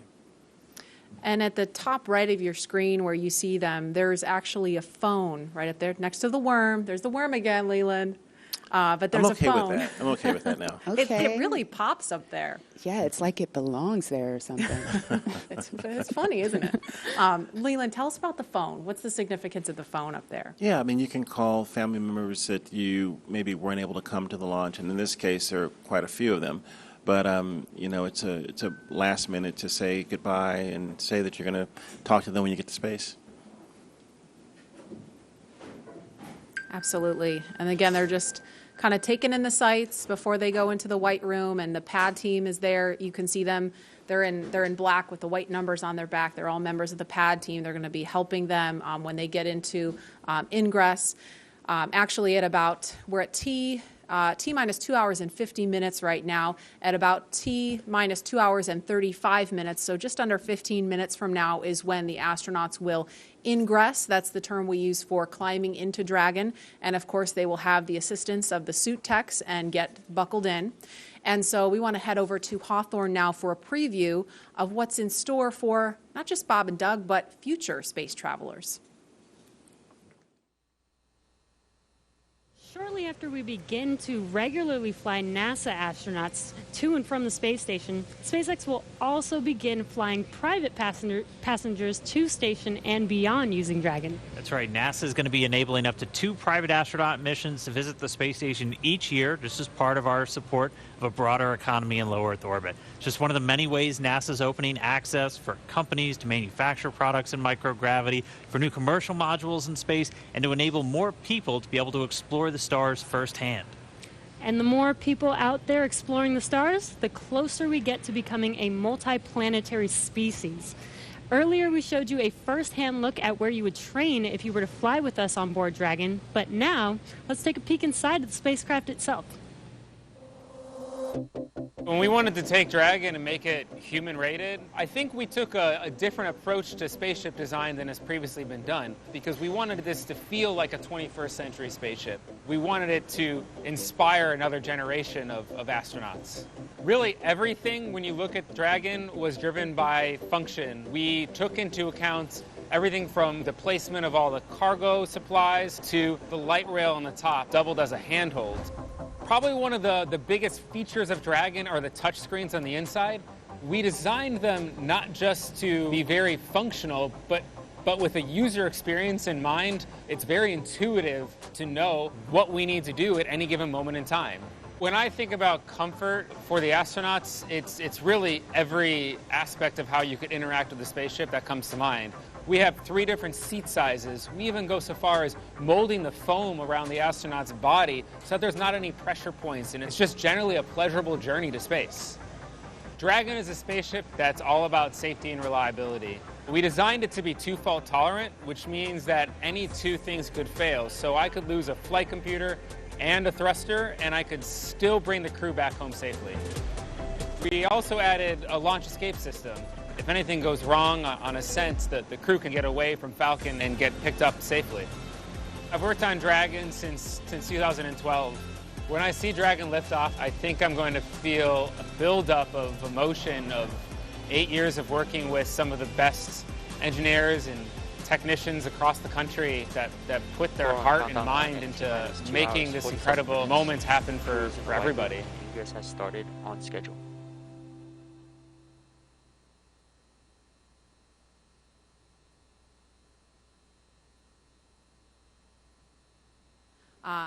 We see them signing. Looks like they're signing something in there right now. Yeah, we give them a black Sharpie to sign the white room. It's starting a new tradition. Yeah, we didn't do that. That's nice. That's awesome. It's a good tradition. Yeah. And while we were in the video, we saw Bob and Doug walk down the crew access arm. Leland, it's like that, futuristic look that you talked about. I mean, what did you think seeing that and how that kind of compare and contrast what that was like during shuttle? It's really beautiful, I think. I mean, back when I was flying on shuttle, everything looked, look at the thumbs up from Bob. He's getting excited. Just a few little photos at the end there. But it's just a totally different era. I mean, the SpaceX team is really looking to make something futuristic. It's looking like something from the George Jetsons or from other movies that you've seen on television and at the movies. And I think it's something that inspires our country and inspires our children especially to see that they want to be these astronauts. They want to study hard and be that next generation of explorers launching from Cape Canaveral in a SpaceX rocket, or working for NASA, or working for SpaceX, or any of the other companies that are trying to get off planet. And I think that this change in the way that we're doing business is going to be a really great way of getting more people to the table to fly in space. Yeah, that was really important to us. Dragon, we see it as a 21st century spaceship. It needs to look like a 21st century spaceship. It flies like a 21st century spaceship. So of course, the ground support equipment should look like it's from the same era. The suits do. Mm-hmm. All of that sort of future-facing technology and aesthetic is super important to us. Actually, right now, you can see that duct in the hands of member number 5 there. That is an ECS duct, or Environmental Control System duct. Once this original, who just went in? Was that Doug or Bob? think that was Doug. Okay. Doug That was just climbed Doug, in. yeah. That is awesome. He's ahead of schedule. Somebody tell him to climb back They out. are booking. It is great. He's ready. He's like Leland. We were joking earlier about it. We were going to have to buckle Leland into his seat here to keep him from running out there. Yeah, if we had stayed outside, I was going to swim across the moat and run over and get in the vehicle with Bob and Doug. All right, But now Bob's going in. yeah. This is great. So the suit technicians are helping the crew climb inside. They're holding back the hatch seals to protect the seals on the hatch, but also making sure that the crew doesn't hit their head or anything on the way in. Even though they have helmets, we still don't want that to happen. And you know, they climbed in a couple minutes earlier than we expected them to, but you know, Lauren, that, you know, SpaceX has rehearsed this over and over and over again with Bob and Doug. And, you know, and I've heard them say, you know, well, we might be a little bit ahead of schedule if we're ready. It just gives them more time to check things out, you know? Yeah. So right now what the crew, the suit technicians are doing is they're strapping the crew's feet into these restraints that the boots sit inside of. They're then going to close those 5-point harnesses around them. I know, Leland, you talked about some of the harnessing that you had in the past with the shuttle. Yeah, I mean, this is such a more sleek design where there's one point to plug in to get cooling, communications, and everything. And, we had a 5-point harness. We, had these hoses and things all over the place. But I think this is a much more streamlined look into the future of space travel. And similar to what was going in the ONC building during the suit checkouts, that seat umbilical is going to connect to the right thigh of the spacesuit. There is a fluid module that is connected to the spacesuit, and that provides fresh cooling air and also nitrox for the leak checks that are going to come up later. But the audio system is also going through that umbilical. Mm-hmm. So while the crew is, or while the suit techs are getting the crew all buckled in, they're going to perform a comm check. And that's, again, similar to what was done at the ONC building, but this time the integrated two-way communications between the astronauts and the ground crew.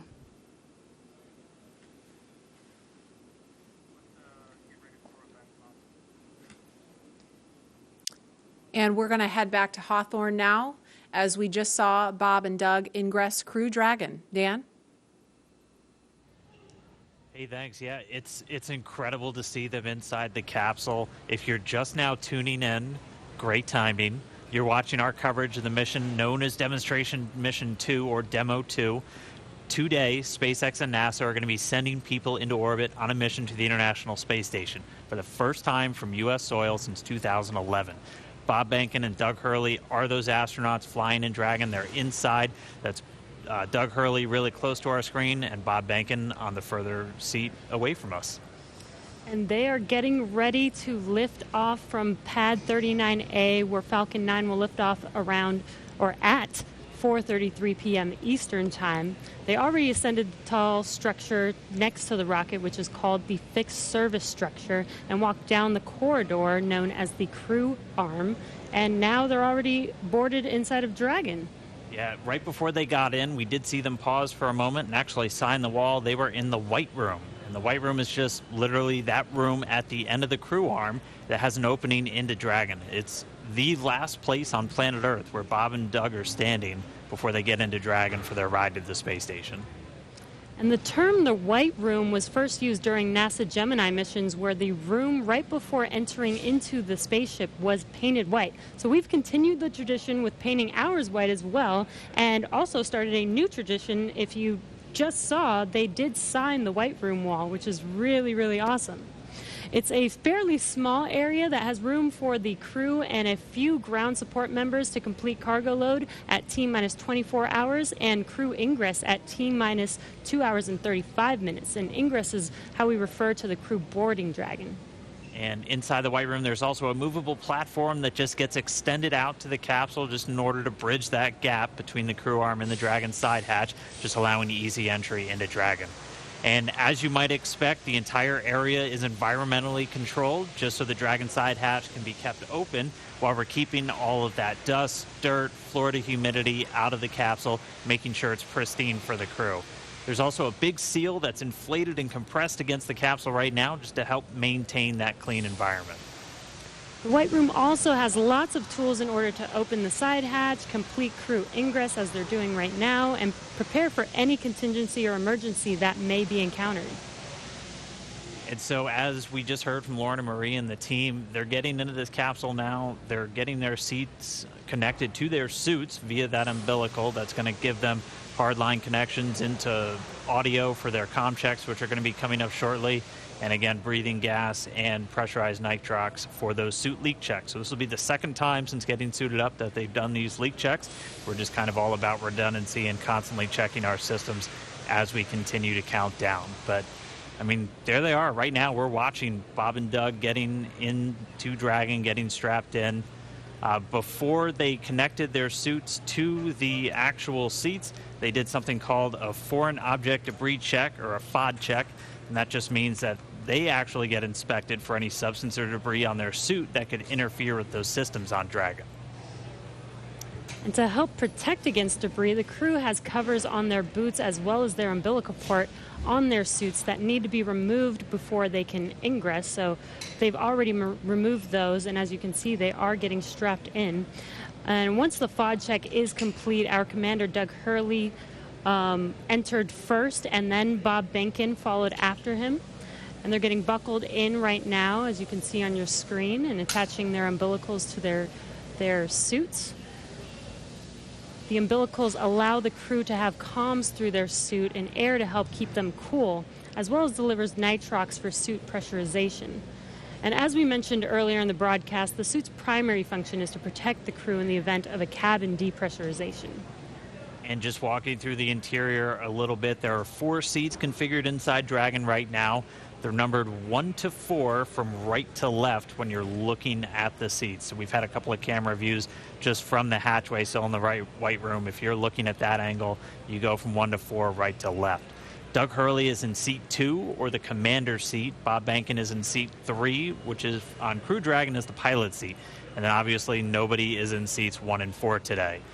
Crew Dragon is designed to carry 4 astronauts on these future NASA missions, and we met 2 of the Crew 1 members and heard about their other 2 crew members a little bit earlier. Directly in front of both of our crew members today are 3 touchscreen displays that they're going to use throughout the flight, giving them insight into Dragon systems, seeing any alerts or issues with the vehicle, and if required, taking control and manually flying Dragon. We can see Doug Hurley manipulating those displays right now. And coming up, the crew will do a comm check to make sure that they can hear mission control, and their seats will be rotated into position for launch so that they can see those display panels right in front of them. So now let's check in with John Insprucker for the latest on the health of both vehicles. Over to you, John. We're at T-minus 2 hours, 36 minutes, 30 seconds in the countdown for the launch of Falcon 9 with Dragon to the space station. The Dragon Launch Ops team has completed their major activities to prepare the spacecraft for the astronauts. Checkouts are complete of major systems, including the escape system. And as you can see, ingress of the astronauts well underway. They're hooking their suits up to the various cabin systems. Right now on Dragon, there are no issues in work. Comm checks will be coming up shortly on the Dragon spacecraft with the crew. We might be able to hear some of that, and we'll bring it to you as it happens. Now, currently, the Falcon 9 team is preparing for their final checkouts and propellant load. Checkouts are due to begin at T-minus 2 hours. That's when the majority of the launch crew will actually get on console officially in Fire Room 4 at Kennedy Space Center. Currently on Falcon 9, all systems are go. The Air Force Range continues to report no problems with air and sea space clearance. Everything's looking good. Roadblocks are up around the launch pads. The weather forecast continues to be acceptable, but something we're going to watch all the way through. We're not only looking at weather at the launch site, but we are looking around the world. We need to make sure conditions are acceptable if Dragon has to splash down in the Atlantic in case of an escape. We're also monitoring contingency splashdown locations if the crew had to come back to Earth before docking with the space station. Right now, those conditions are getting better as we go through the day. At the launch pad, things continue to be a 60% probability of violating the conditions, or 40% chance, if you're an optimist, of good weather. But right now, the clock is continuing to count down. All systems are go. We're just inside T-minus 2 hours, 35 minutes. All right, now as Bob and Doug finish their ingress procedures and get comfortable inside Dragon, we're going to continue to listen for those comm checks. They should be coming up in just a little bit. But right now, I'm joined now by SpaceX's Jessica Jensen and Lars Blackmore just to discuss a little bit more about what make Dragon and Falcon 9 a 21st century launch vehicle. So first off, thank you so much for joining me today. Jessica, I'll start with you. Yeah. Walk me through kind of Dragon's life history and how we got to where we are today. Sure. So Dragon was designed from scratch 12 years ago by SpaceX. It was designed to carry cargo to and from the International Space Station. And what that means is 12 years ago wasn't that long ago. So we got to use state-of-the-art materials, state-of-the-art, computer processors. So really, Dragon, to start off with, is already a modern advanced spacecraft. But then there's two other parts of it also that really led to commercial crew. One part of it was that we actually were able to man-rate cargo Dragon while it's in the vicinity of the space station and attached to the space station. So that was a huge learning curve for crew. We human-rated a spacecraft for a portion of the mission, and then for crew you just have to obviously expand it for the whole mission. And then the last part was Cargo Dragon has been this amazing test bed for commercial crew. And what that means is we were able to test out like heat shield materials and parachute materials on Cargo Dragon before they ever flew on Crew Dragon. Very cool. And that's just one part of the equation. Lars, walk us through, again, just the flight history of Falcon 9 from the humble beginnings to where we are today. Well, Falcon 9 first flew almost 10 years ago today. And even though the first version of that rocket couldn't carry humans, the fundamental design was made with that goal in mind. Over the course of 87 launches, we've steadily improved the rocket so that now it has twice the payload to orbit that we started out with. We can land and reuse the first stage and the fairing, and most importantly for today, we have the reliability that we need for humans. Now, what's interesting is that reliability has come from steady upgrades and almost a decade of flight experience. But it's actually quite hard to prove reliability. This is something that the commercial airline industry has been grappling with for decades. And just like them, we rely on lots and lots of testing. So, for instance, if you take the Merlin 1D engine, that has to fly for about 6 minutes continuously to get to orbit. We took one of those and ran it for more than 250 minutes to get the statistical proof of reliability that we need. So it's that testing and lots of analysis that gives us and NASA the confidence that Falcon is ready to fly humans for the first time. And obviously a lot of additional upgrades, a lot of additional testing had to go just to make sure that both of these vehicles were human rated. So walk us through some of the specific upgrades to Dragon to meet that criteria. Yep. So the first one's pretty obvious. We had a Cargo Dragon. It has lots of cargo cubbies, so we took all of those out, replaced it with astronaut seats, crew displays, and crew controls. But one thing that people may not know is on Cargo Dragon, we've actually been flying mice to and from the International Space Station for years. And what that meant was we had to design an environmental control and life support system for Dragon years ago. It provides oxygen, it scrubs carbon dioxide, and among other things, controls temperature and relative humidity. So even though that was done on a smaller scale for mice, it was a great learning curve on how to help man-rate a spacecraft when you have to do it for humans. And then, Lars, same question. What kind of specific upgrades had to go into it to certify Falcon 9 for this day? Well, I already mentioned the reliability upgrades. One upgrade that I think is particularly interesting is the launch abort trigger. So people probably know that Dragon has the ability in mid-flight to separate from Falcon and boost the astronauts away to safety in the case that there's some kind of emergency. And that could be triggered by the astronauts or by the ground crew. What people may not know is that Falcon itself has the ability to cause that trigger. And it will do that entirely autonomously using algorithms, software, and sensors. And that's particularly important in the case of a time-critical fault, where aborting quickly means aborting safely. And in some cases, Falcon can do this quicker than 0.3 of a second, so much faster than a human. And Lars, I'm going to pause right there for a sec. We're getting some comm from the crew. And so coming up shortly, we're going to hear these communication checks. Bob and Doug are going to be talking to several positions down on the ground, and they're going to be using both communication speakers inside of Dragon and inside their suits in a series of communications checks. They're also going to be doing these checks over different satellites and ground stations. PLT, comm check, umbilical. CDR, loud and clear.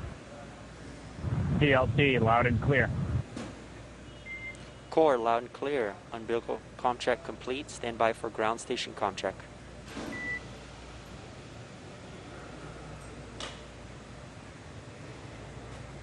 And you'll hear him referred to CDR as Doug Hurley. That's the commander. PLT pilot. That's Bob Bankin.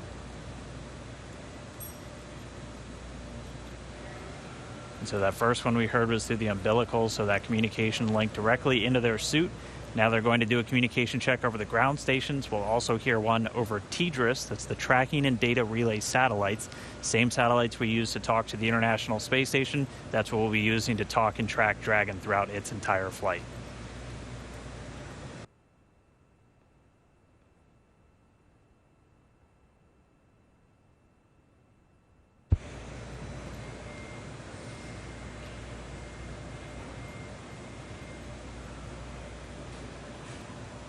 So again, just waiting for a moment for the teams to continue configuring everything. They're going to do these ground checkouts now, and you're going to be hearing them talk directly to the core. It's the crew operations responsible engineer. That's essentially the Capcom if you followed NASA missions in the past. It's a position right here in Hawthorne at SpaceX Mission Control, which is just a few feet away from us, where the team's going to be watching over Bob and Doug for their entire flight. That's where the main person whose job it is to talk to them is going to be sitting. We'll also hear them do some checkouts with the launch director down there at the Cape inside firing room 4.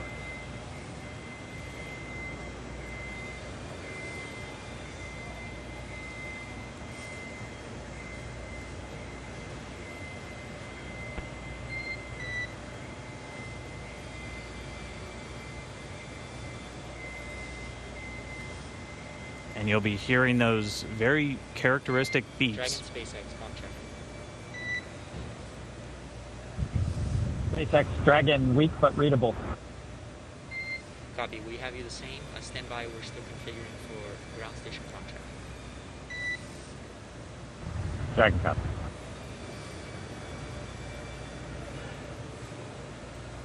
And just to further explain some of those voice protocols that you're going to hear, you might be used to hearing Houston Station or Houston Shuttle or Houston Endeavor back when we were flying those specific shuttles. You're going to hear SpaceX Dragon. That's the SpaceX team calling the Dragon team on orbit. And then Bob and Doug will be able to respond. And so they're going to continue to configure. We'll get these ground station checkouts momentarily. And just a reminder, you're going to hear that very unique beeping sound. That's called a quindar, and that's been something that's been used throughout space-to-ground or air-to-ground communications throughout spaceflight history, and that's really just for teams who are in mission control or supporting a launch. Know when you hear that sound, it's time to listen. Dragon SpaceX comm check, ground station. Dragon has you loud and clear, much better, Jay. And core, loud and clear. Ground station comm check complete. Stand by for Egress comm check.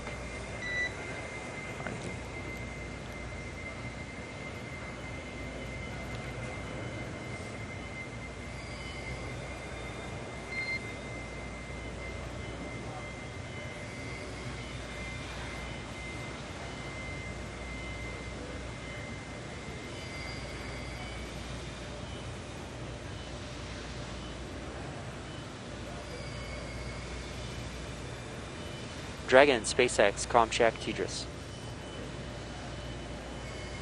SpaceX Dragon, loud and clear. Core, loud and clear. Egress comm check complete. Stand by for checks with MD, LD in the launch configuration. Dragon, MD on countdown 1, comm check.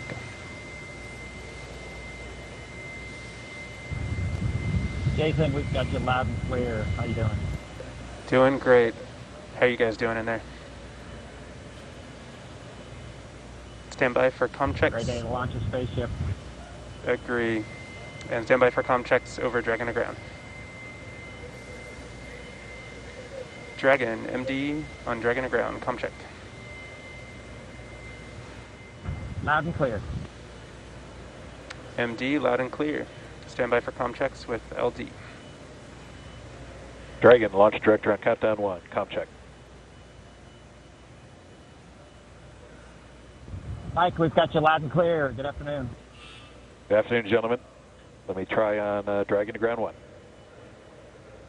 Dragon, SpaceX launch director on Dragon to ground 1. Comm check. Loud and clear. Have you the same? Dragon SpaceX, launch configuration comm checks are complete. Report when ready for seat rotation for section 2 of 4.100.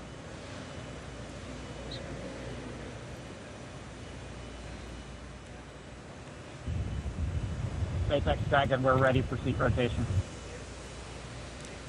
Copy, ready for seat rotation. We will report when initiating.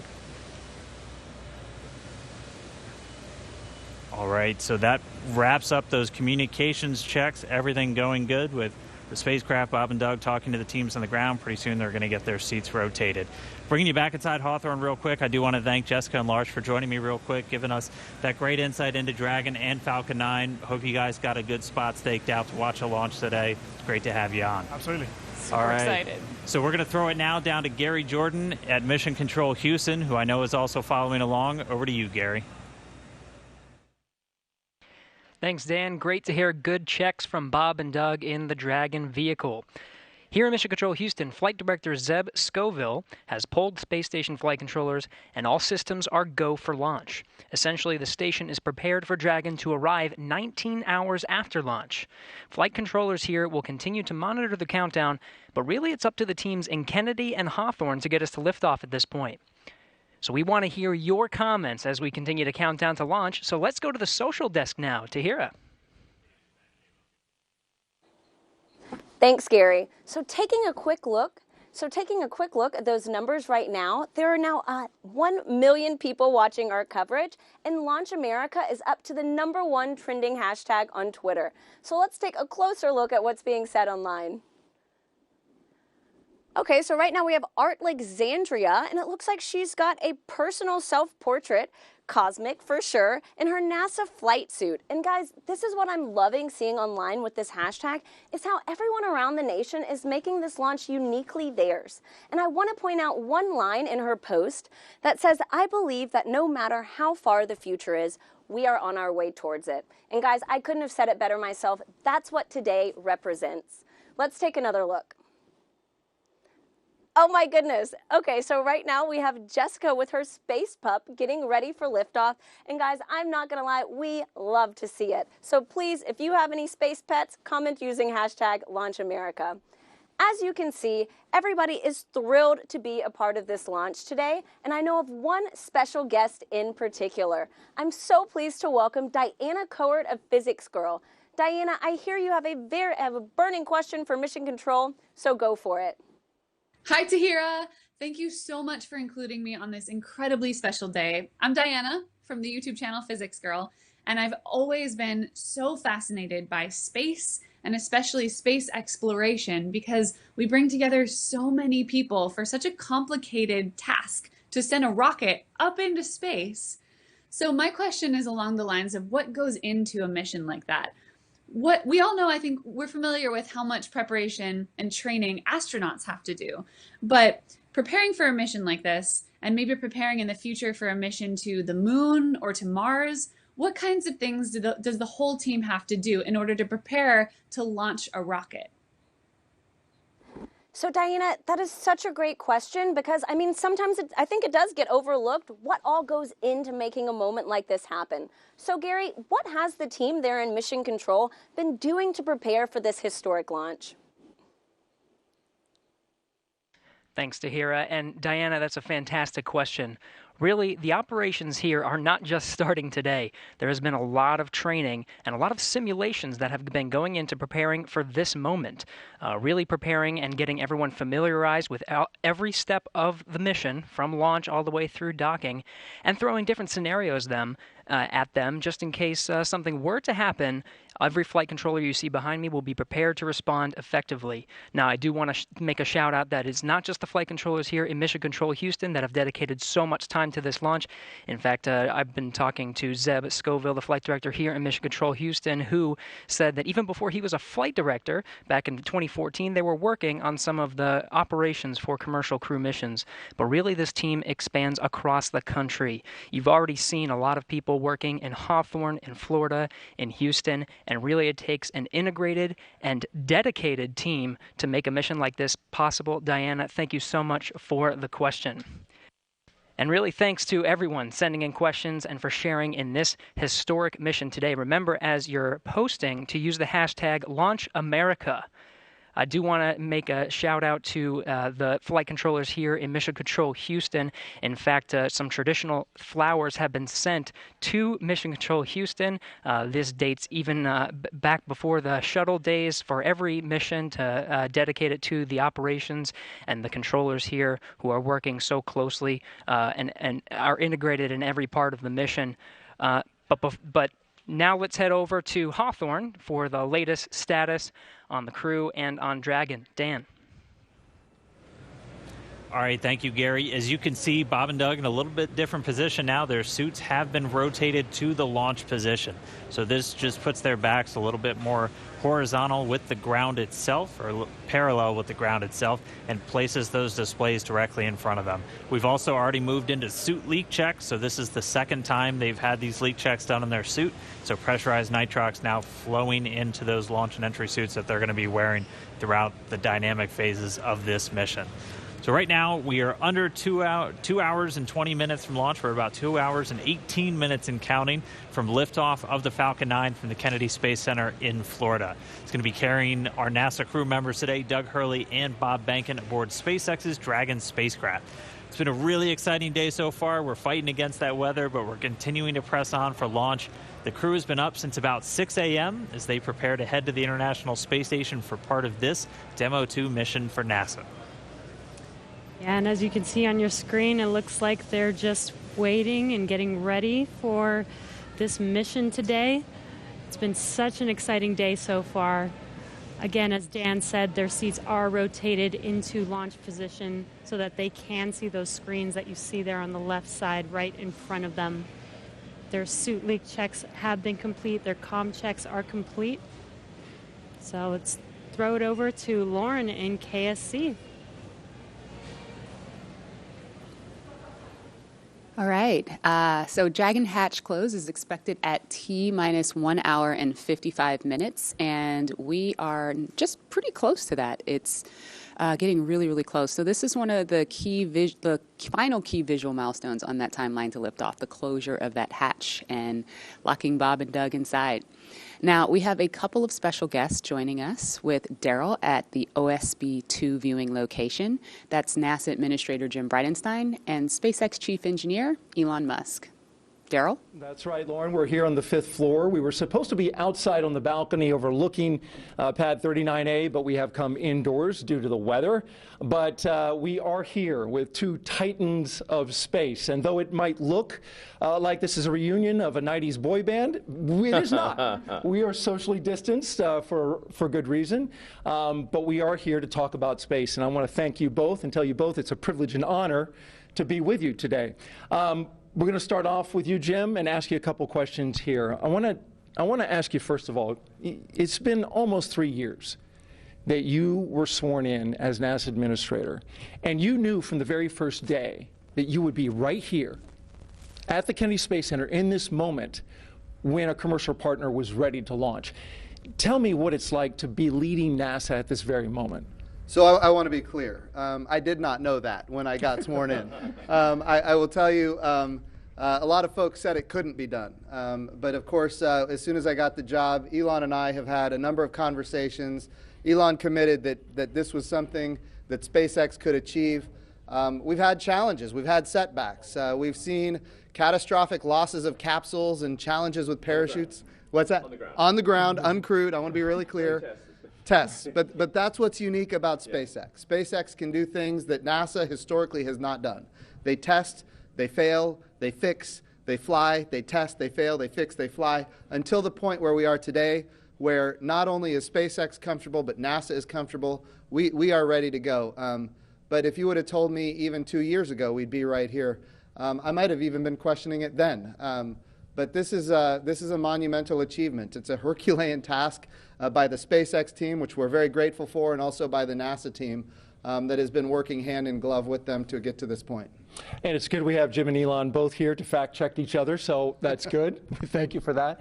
Elon, in 2002, when you started SpaceX, many in the aerospace industry didn't take SpaceX seriously. You remember what that felt like. Yet here you are. You just sent 2 astronauts in a car made by your car company to Launchpad 39A with a spacecraft made by your space company. And now they're launching the International Space Station. So I'm wondering for you, in this moment, do you just pinch yourself thinking, is this really happening? This is a dream come true, I think, for me and everyone at SpaceX. This is not something that I ever thought would actually happen. So when starting SpaceX in 2002, I really did not think this day would occur. I expected 90% chance we'd fail to even get to low Earth orbit with a small rocket.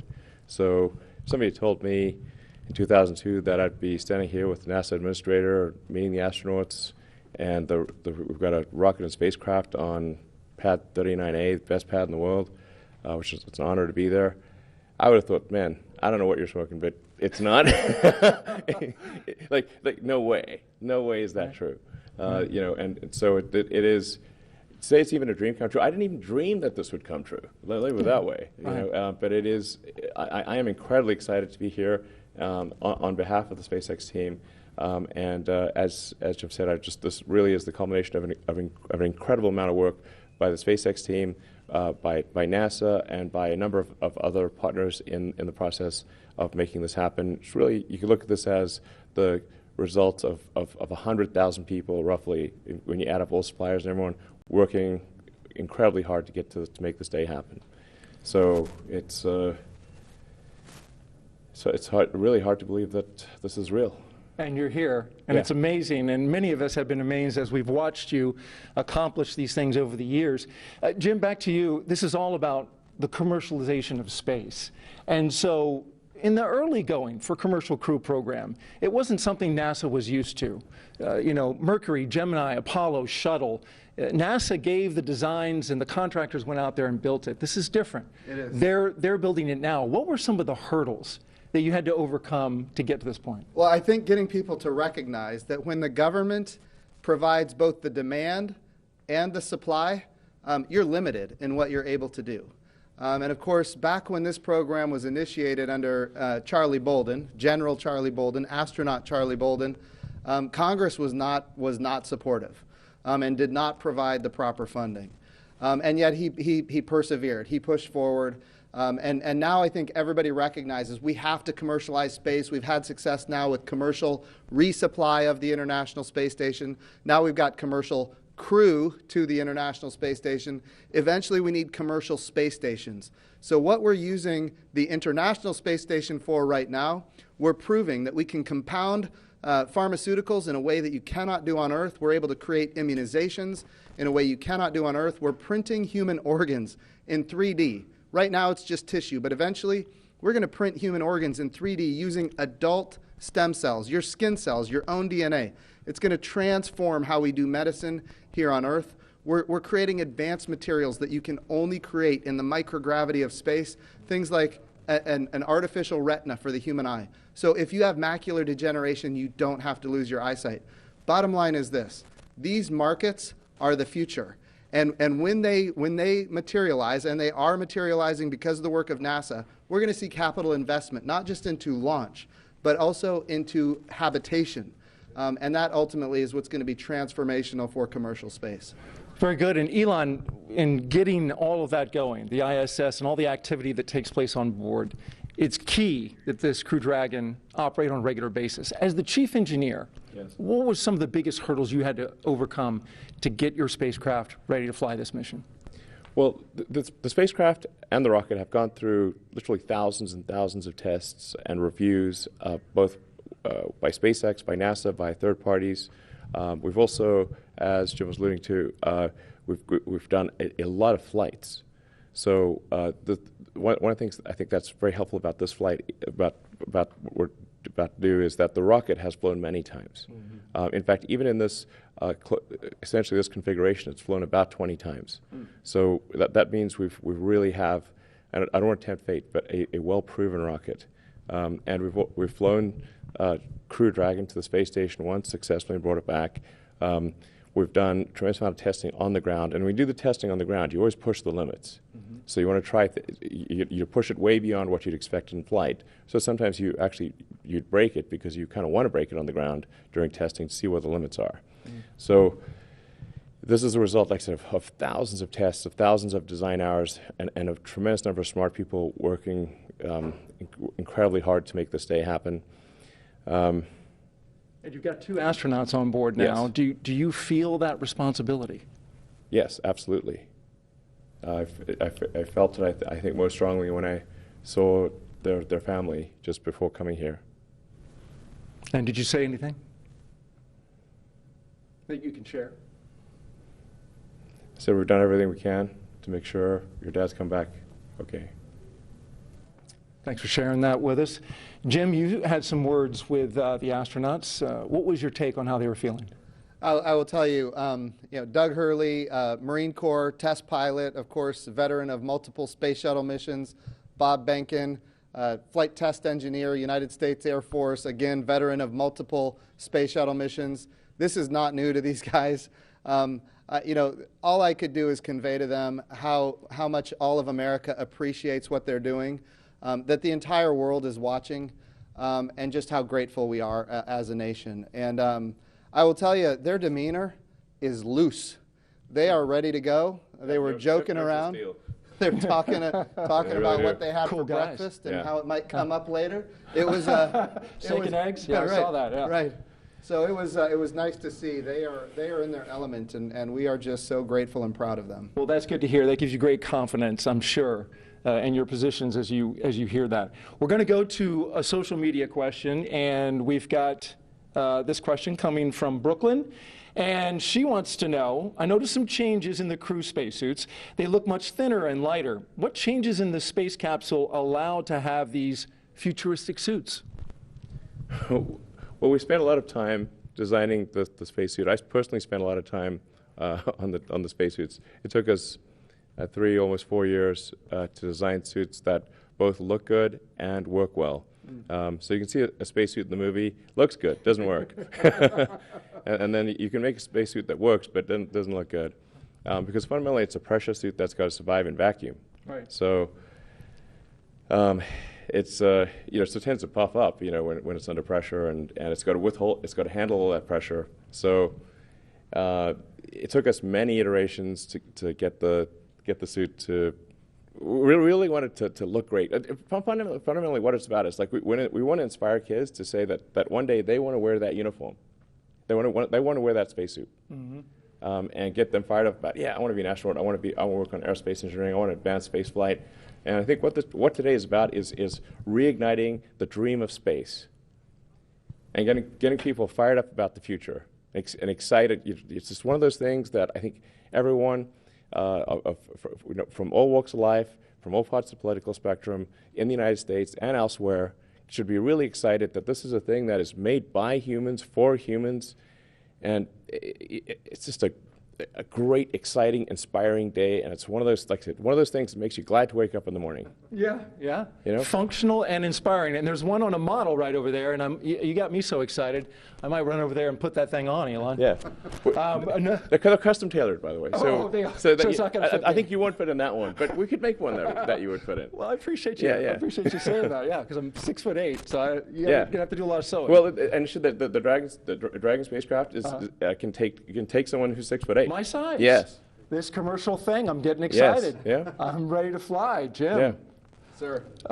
We've got another social media question we're going to ask. Ashton J. wants to know, how do you think that launching astronauts on American soil for the first time since 2011 will revolutionize future missions? Yeah, so what we're doing here is unlike anything we've ever done before. We are not purchasing, owning, and operating the hardware. We are turning to commercial industry.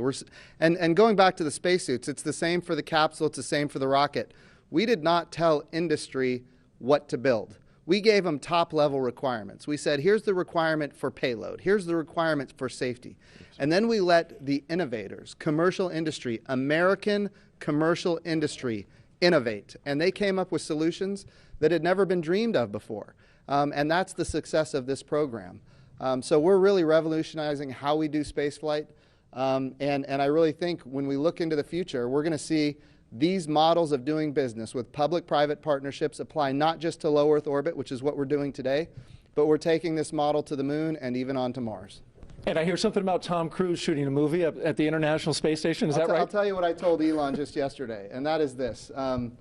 People ask me about Tom Cruise all the time now, and the answer is yes. We would love Tom Cruise to fly to the International Space Station and make a movie. I'm all for that, and we're going to do what we can to make that happen.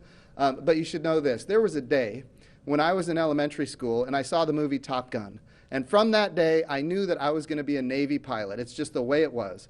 The goal here, and this is what we're doing today. Exactly. And Elon is all about this.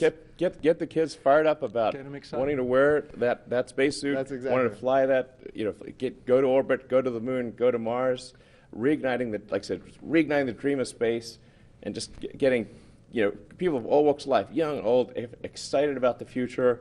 Excited. I think anyone who has within them the spirit of exploration should love what's going on today. And if we can get Tom Cruise to inspire an elementary kid to join the Navy and be a pilot, why can't we get Tom Cruise to inspire the next Elon Musk? That's what we need. We need a new generation of many Elon Musks, and that's what this launch is about today. I want to say, speaking of this inspiration piece, it's not by chance that we have the Secretary of Education of the United States of America here.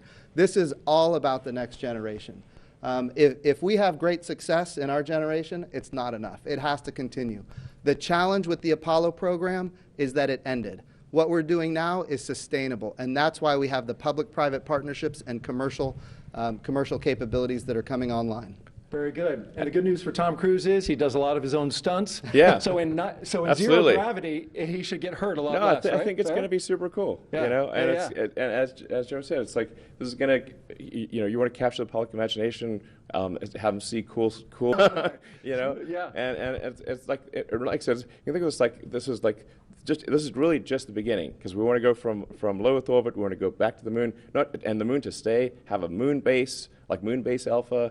And have build a city on Mars and be a spacefaring civilization out there among the stars. This is a super exciting future that I think that's the kind of thing where you're like, can't wait for it to happen, If you can't get excited after listening to you guys, I'd say you need to have your pulse checked. Yeah. Elon Musk, SpaceX CEO and Chief Engineer, thank you very much. Thank you. Jim Bridenstine, we appreciate you leading NASA in this time, Administrator for the agency. And we're going to send it back to Marie. All right, thanks a lot, Daryl. We saw in the meantime, while that interview was going on, the hatch actually closed. So that happened a few minutes earlier than we expected to. Our timeline has that happening at T-minus an hour and 55 minutes. So a few minutes ahead of schedule right now with hatch closed. And you can see the pad teams there just working on things now. Yeah, right now it looks like what they're doing is, what are they doing? So they perform a leak check. There's a mechanism there called a side hatch mechanism. That is what actually closes the hatch and seals it. And what we'll do is perform a leak check on that for a few minutes to make sure that that's nice and tight, that those O-rings are sealed really, really well. And after that, we will install the, you can see the leak check ground support equipment there in the technician's hands there. And while we're watching this, Leland, I mean, we just heard them talk a lot about inspiring the next generation. And you're a man of many talents. I know after your flights yourself, you used to head the head of NASA education. I mean, what did that stir up in you? Marie, what Elon said about reigniting the dream of space is so important, that we get our young kids thinking about themselves being in these seats. And when I first became an astronaut in 1998, I was riding on the back of a fire truck celebrating John Glenn's return to flight on a space shuttle.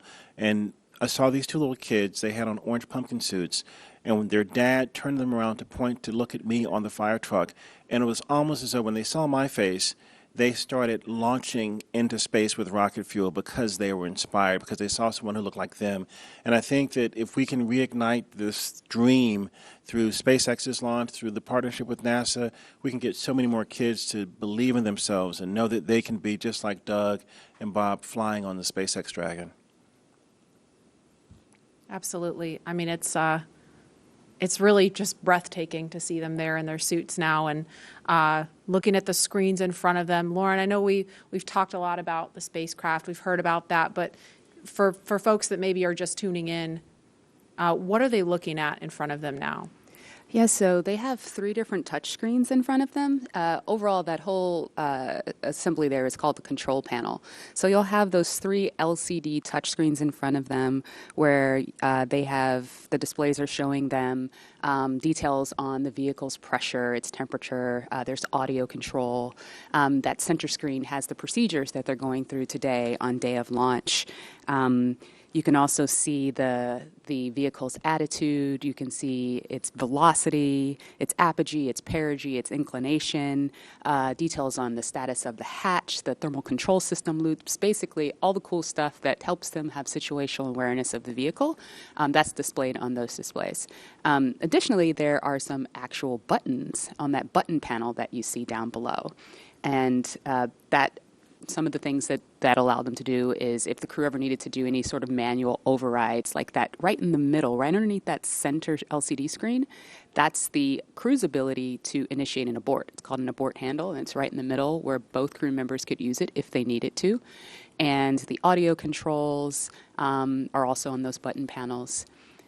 When they're not in their suits, there's actually speakers that are coming off of the control panel that allow them to hear mission control, hear the core, hear ISS when they're not in their suits where the audio systems are integrated into that. And we see them using the touch screens now. Leland, what's your take on this? Because this has got to look totally different from what you were looking at during shuttle. Touch screens. I mean, we had these displays and these buttons, and it was one of those moments when I'm looking at this now when I had knee boards that had procedures and things on there, and the procedures are now all run in that middle screen, and the malfunctions and the things that you do to mitigate problems with the vehicle if something happens, it's all controlled right there with the 2 of them. And so it's a radical departure from what we did with the shuttle, but it's again ushering in this new era of space travel. For post-ingress brief and a check on how that suit air feels about now. And we're going to listen now for an announcement We're ready. about hatch closer. Copy. Well, today we are not tracking any issues on Dragon and F9 currently. For a weather update, the weather line that is overhead, which is what you saw when you were ingressing, is now moving offshore. The next radar return is a cell over Orlando, which is expected to be our decision gate for today, and that is currently eroding. That's good news. Thank you. Copy. And then one additional item, the Cabo, the orbit site, remains as briefed, so no change there. But I do want to make you aware that that is slightly west of Cabo for go weather. So you just want to target the longitude if needed. Okay, Dragon copy, slightly west. We'll target the longitude, and the suit air has cooled off, so we appreciate that as well. Copy, outstanding. Let us know if you have any questions, and we'll keep you posted as the closeout team completes the leak check. Dragon copy.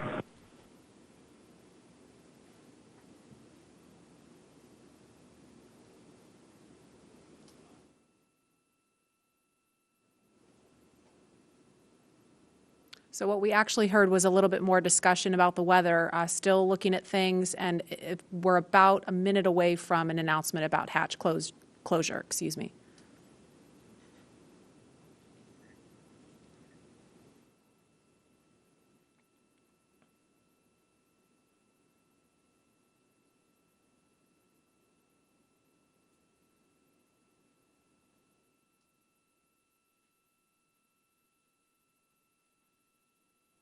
If you're just joining us, we're at T-minus 1 hour, 55 minutes and counting, and we're expecting an announcement to confirm hatch closure in just a few seconds.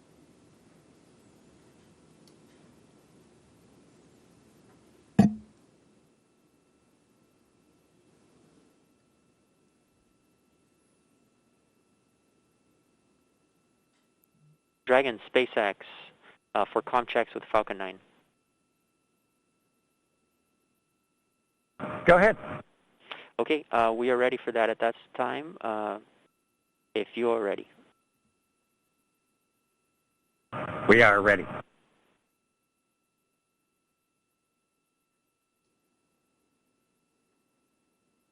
All stations up on countdown net for section 54.49, F9 responsible engineer, communication check with the crew.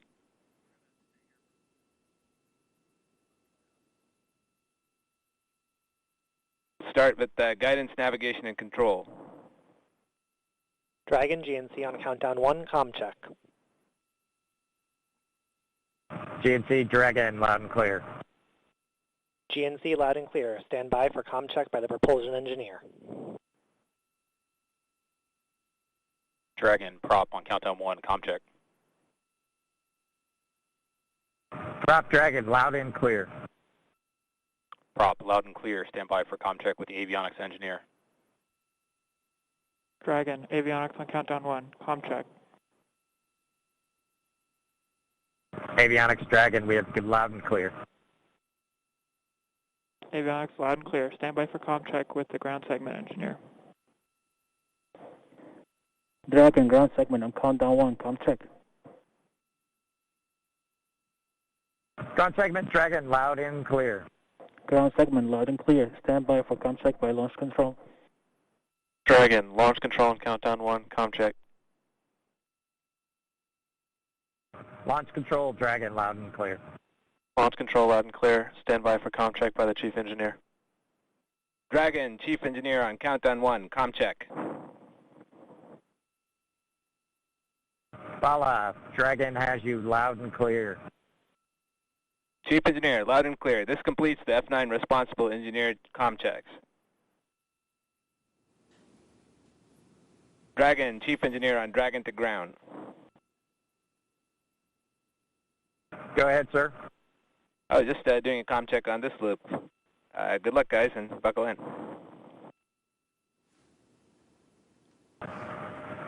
Thanks to you and the F9 team, Bala. We really appreciate it. Thank you. Thanks, Bala.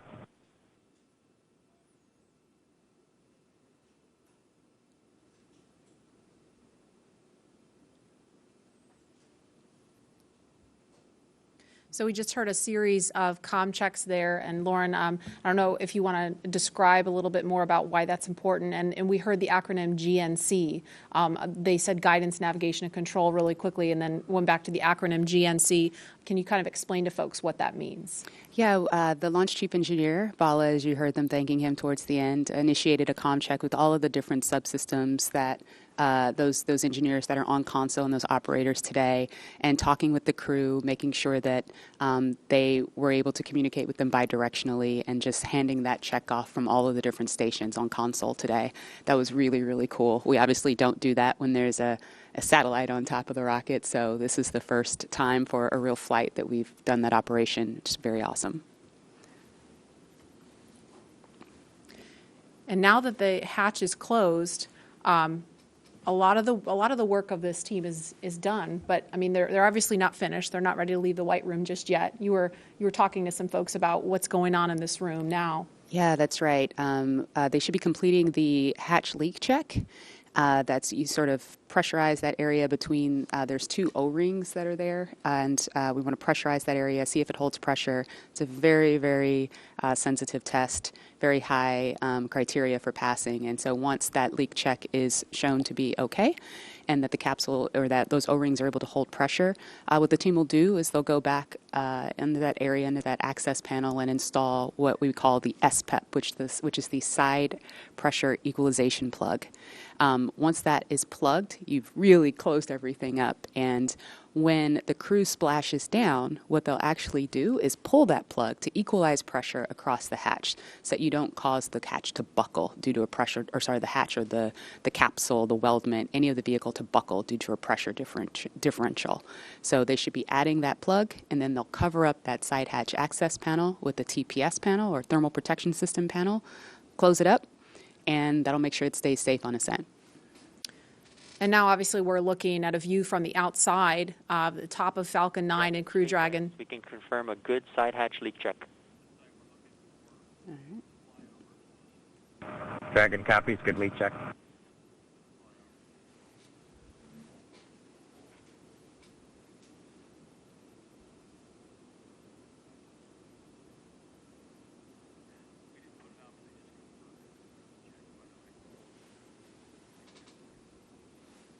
And we just heard confirmation of a good leak check.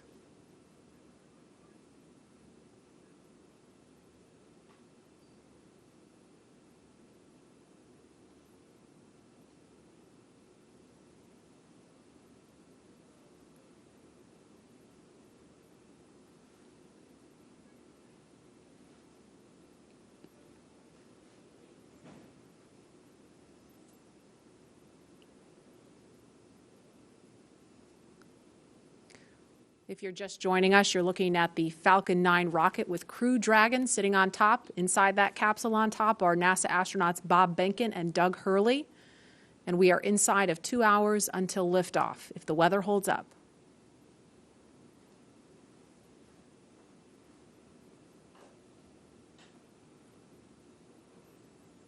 There's another stunning aerial view of the crew access arm extended out towards Crew Dragon.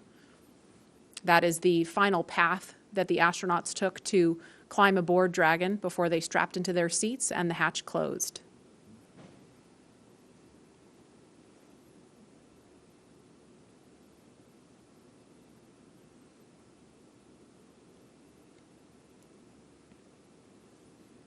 And no doubt Bob and Doug are focused on the mission ahead, but you know, we also heard the administrator and Elon Musk talking about how they've been kind of jovial and joking around. And Leland, you kind of mentioned to me during that segment that that's really important. It really is, Marie. When we were in the vehicle, after we got to this point when the hatch was closed, we were all going back to those moments of our training, you know, when we were going through, you know, ascent and entry training on the shuttle and just different phases of flight that we would be going through. And we would think about some of our instructors who got us there. You know, in our crew notebooks, we would have names of people that were very impactful in making sure that we were perfect in our training. And that looks like a view of Air Force One, flying near Launchpad 39A for a special guest to have a special view of the astronauts on the launch pad. President Trump on board, making his way to Kennedy Space Center to hopefully view a launch at 4:33 this afternoon.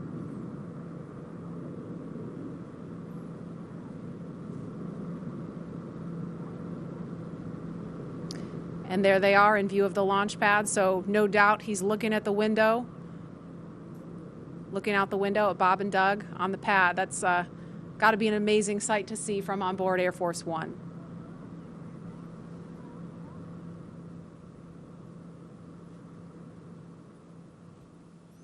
And we are at T-minus 1 hour, 46 minutes, 22 seconds and counting from launch. And guys, the last time we actually did a little bit of research when we found out that the president was coming.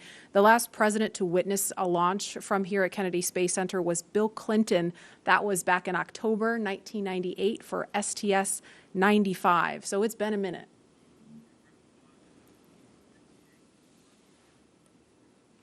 Okay, and we are about 56 seconds away from the, oh, no, we're not. We have an hour and 56 seconds away. Never mind. Instead, we are 1 hour and 45 minutes away from launch. And Tahira, you are there with the social teams.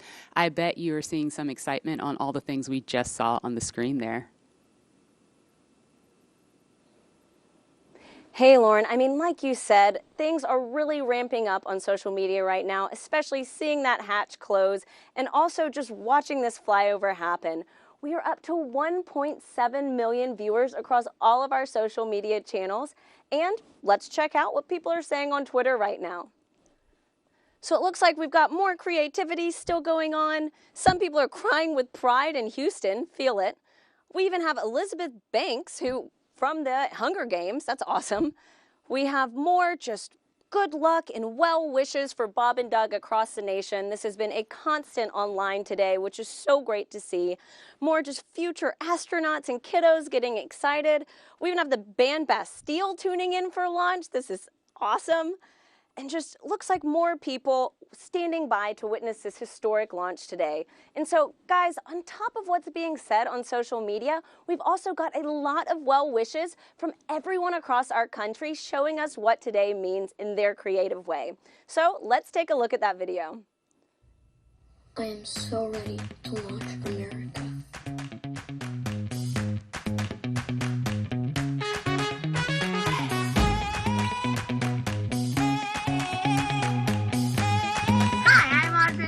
I built this baking soda rocket and I'm gonna launch it.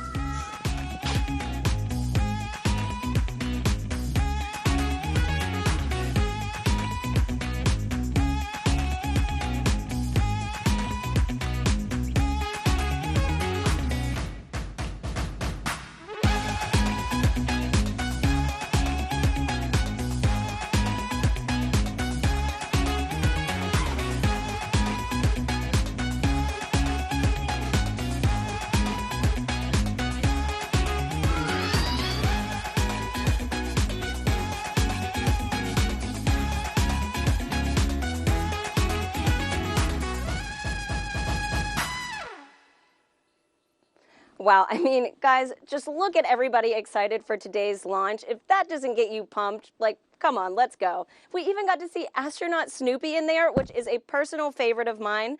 I actually have my lucky Snoopy pin here. You probably can't see it, but he is literally my spirit animal. Anyways, guys, get excited. The time is almost here. And with that, let's toss back to Lauren at Kennedy. Lauren. Thanks, Tahira. Tahira likes the Snoopy. I like the little girl doing the worm. Leland, she wasn't doing the meatball. She was doing the worm. There's someone out there doing the meatball, I'm sure. I want to know what that looks like. No, I don't. I don't. Clearly, this is capturing the attention of people all across the country and the world. So please continue to join the conversation by using the hashtag #LaunchAmerica across Facebook, Twitter, LinkedIn, and Instagram. And we've had the opportunity to share with you a lot about the SpaceX Crew Dragon vehicle the crew is sitting in right now, a lot about the crew themselves and the significance of today as the official return of human launch capability to American shores. And now we want to turn our attention to where the crew is going, the International Space Station. And for that, let's take you to Mission Control in Houston. Gary? Thank you, Marie. The International Space Station is an incredible facility whose construction, operation, and ongoing science, all these efforts have been made possible by an unprecedented international collaboration. So to tell us more about the space station, we have International Space Station Chief Scientist Kurt Costello with us. Kurt, welcome. Gary, thank you. It's an amazing day to be here to talk to you about this historic launch to the ISS. It really is. Now, many viewers may not realize that there is a laboratory that's the size of a football field, 250 miles above the Earth, and that it's been there for nearly 20 years conducting revolutionary science. Can you share with us more about what the space station is and what it's accomplished so far? Sure, Gary. Over those 20 years, we've conducted over 3,100 experiments on board this space station. Those 3,100 experiments have been done by over 4,100 investigators and represent the work of over 108 regions and countries. The work going on the space station is not only there to help us with our exploration goals for how to go further into space, but also to bring back benefits for Earth and to produce a commercial marketplace in low Earth orbit. All three of these objectives, along with the international cooperation that it took to build such an amazing laboratory in space, are great examples of the objectives of the ISS program. Kurt, we know that today's mission is critical to providing us with a steady cadence of operational flights. But why is it so important for us to have this capability from a research perspective? That's a great question. Today's test flight brings us to the beginning of the commercial crew program, a commercial crew program which will raise our occupancy on the U.S. segment of the space station to 4 astronauts. And that 4th astronaut comes as a real premium to doing research on the space station. The tasks don't get particularly more intensive to do systems and maintenance, so that 4th astronaut, that time becomes dedicated to performing more science. In fact, enough time that it will essentially double the amount of crew time we have to perform experiments on board station. The return to U.S. soil also brings us the ability to return samples more quickly and get human samples back down to the ground more quickly as well. Kurt, you're talking about all this great research, you're talking about scientific experiments, but what would you say to someone who's watching this and thinking, this isn't relevant to me, I'm never going to space, I don't do science? What do you say to those people? Well, again, one of the focuses is on the ISS benefits for humanities. And for all of us who've been stuck at home during the COVID-19 pandemic, we've been wondering, wouldn't it be nice to have more bandwidth? Why does the internet slow down? Some of the research we're doing on board space station, particularly into Z-band optical fiber, is using the fact that we don't have sedimentation in a microgravity environment to develop new materials that'll help us build more perfect fiber optic cables, which will allow us for better bandwidth and lower cost in implementing networks here on Earth. And then if you're not really a tech geek, maybe your interests lie more in human health. And then we have multiple experiments going on to help us develop new drugs, new treatments on board the ISS. Pharmaceutical companies are working on methods that allow us to crystallize proteins in space in a more purified and more standardized method. And this could lead to monoclonal antibody suspensions that we can treat through injection instead of a painful infusion. We also are developing studies into our capability to produce tissues and organs in space. Again, because you don't have sedimentation, there's a capability there to produce more realistic tissues that can someday possibly be used to prevent human disease. Now, Kurt, I know they have some cargo going up with them, but I understand they plan to bring some science back. That's right, Gary. A lot of their cargo going up with them are crew supplies and EVA supplies to support them if they have to do EVAs on board. But the cargo they'll be bringing down is science, and it comes from across the spectrum. We have student experiments in seeds that will be returning with the Crew Dragon. We also have a number of experiments that are dependent on their samples returning in frozen lockers on board the SpaceX Dragon to be able to do the science there. Those include rodent research tissues from the National Lab Rodent Research 17 mission, and also our veggie experiments, which are experiments in growing plants in space that will be needed when we go to more distant locations like the Moon and Mars. International Space Station Chief Scientist Kurt Costello, thank you so much for your time.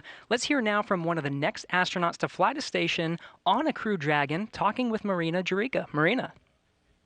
Thank you so much. I am so honored to be a part of today's momentous launch. My guest is no stranger to the International Space Station and will return there for the first time in nearly a decade for his 3rd space flight with the Crew 1 launch expected later this year.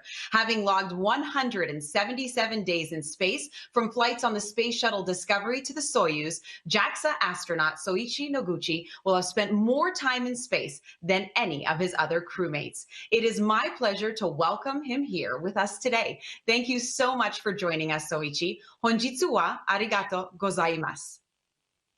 Wow, that's wonderful. Marina, how are you doing? Thanks for having me today. This is wonderful. Today we are celebrating the launch, so I'm happy to be here. Thank you so much for being here with us. I am sure you have felt the excitement for today's launch, Soichi, and you will be on the next Crew Dragon flight after this one. Are you excited to launch from Kennedy Space Center again, and how are you preparing for this new vehicle? Yes, definitely we are excited to go back to Kennedy Space Center. My first space flight was from Kennedy Space Center on the Spaceship Discovery.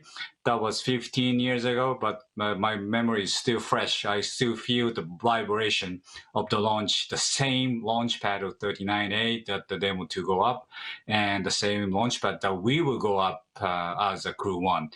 And our crew is getting ready for the final training phase, which will come in the coming weeks. And the mood is really high, and we are ready to go up.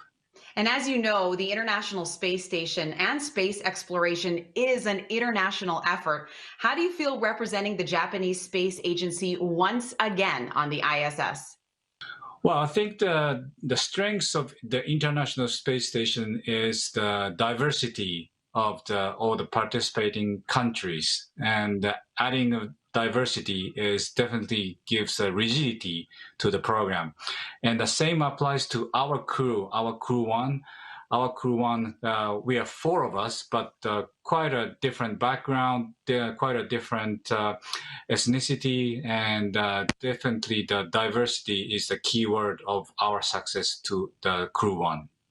And I'm sure it will be very successful. What are you looking forward to once you get back to the ISS? Well, this will be my third visit to the International Space Station. I like to see the things my colleagues keep saying, hey, you got to visit the space station again because it's getting more comfortable, more roomy, and I cannot wait to go back to my sleep station after 10 years. And nothing beats that view, does it?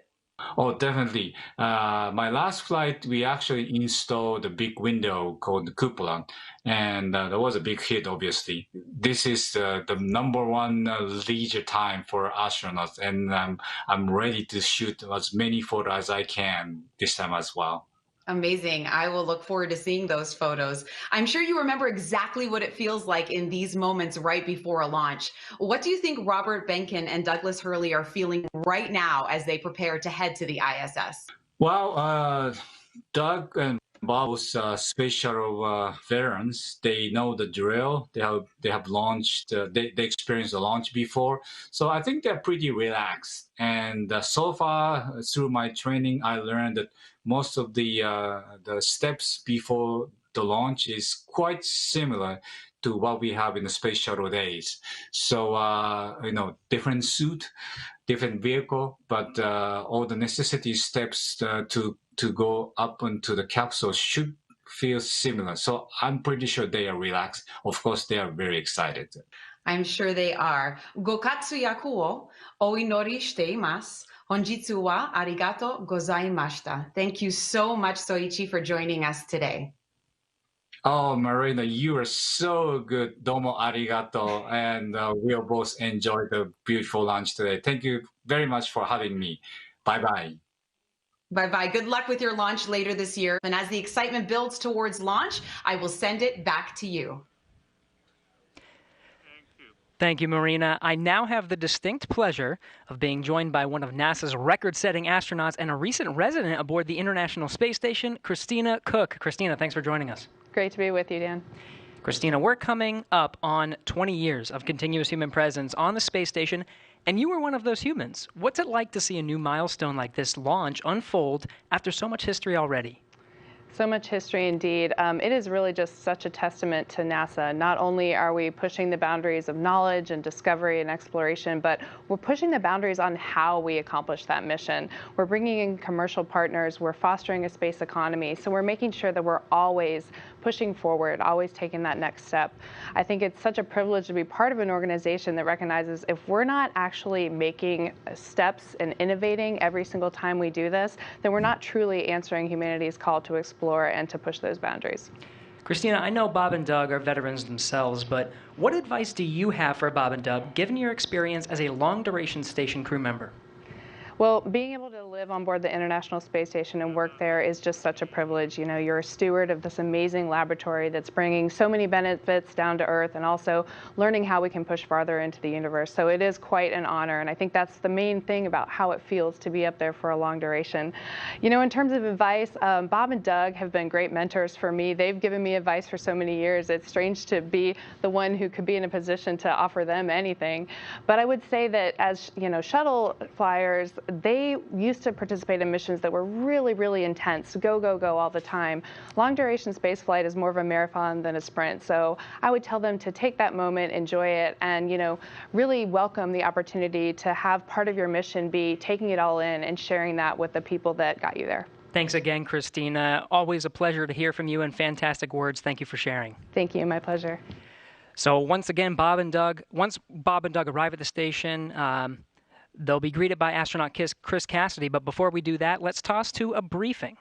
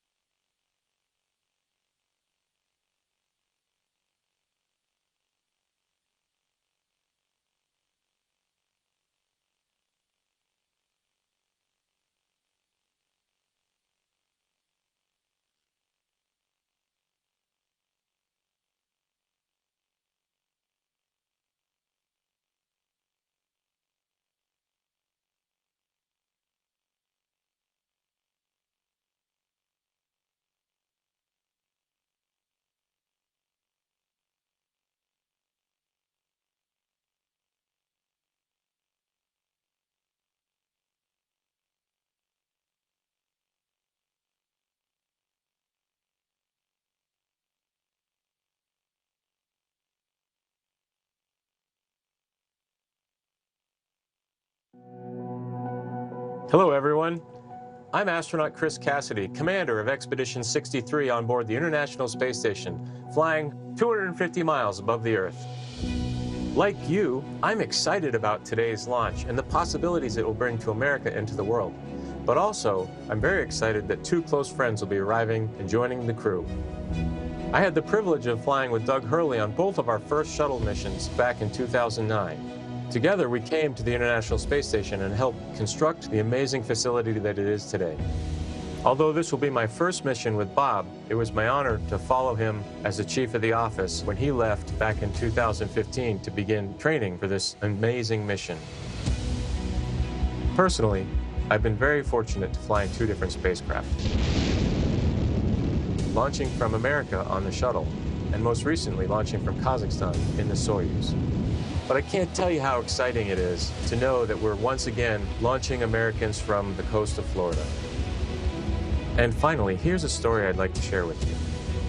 Back in 1981, John Young and Bob Crippen launched on Space Shuttle Columbia, the very first space shuttle flight, marking the last time we flew Americans on a brand new vehicle. 434, Mike, Q-48. Roger. With them, they flew an American flag, representing America's technical prowess. Roger, roll, Atlantis. 30 years later, that same flag was flown to the International Space Station. This flag remains here today, waiting for Bob and Doug.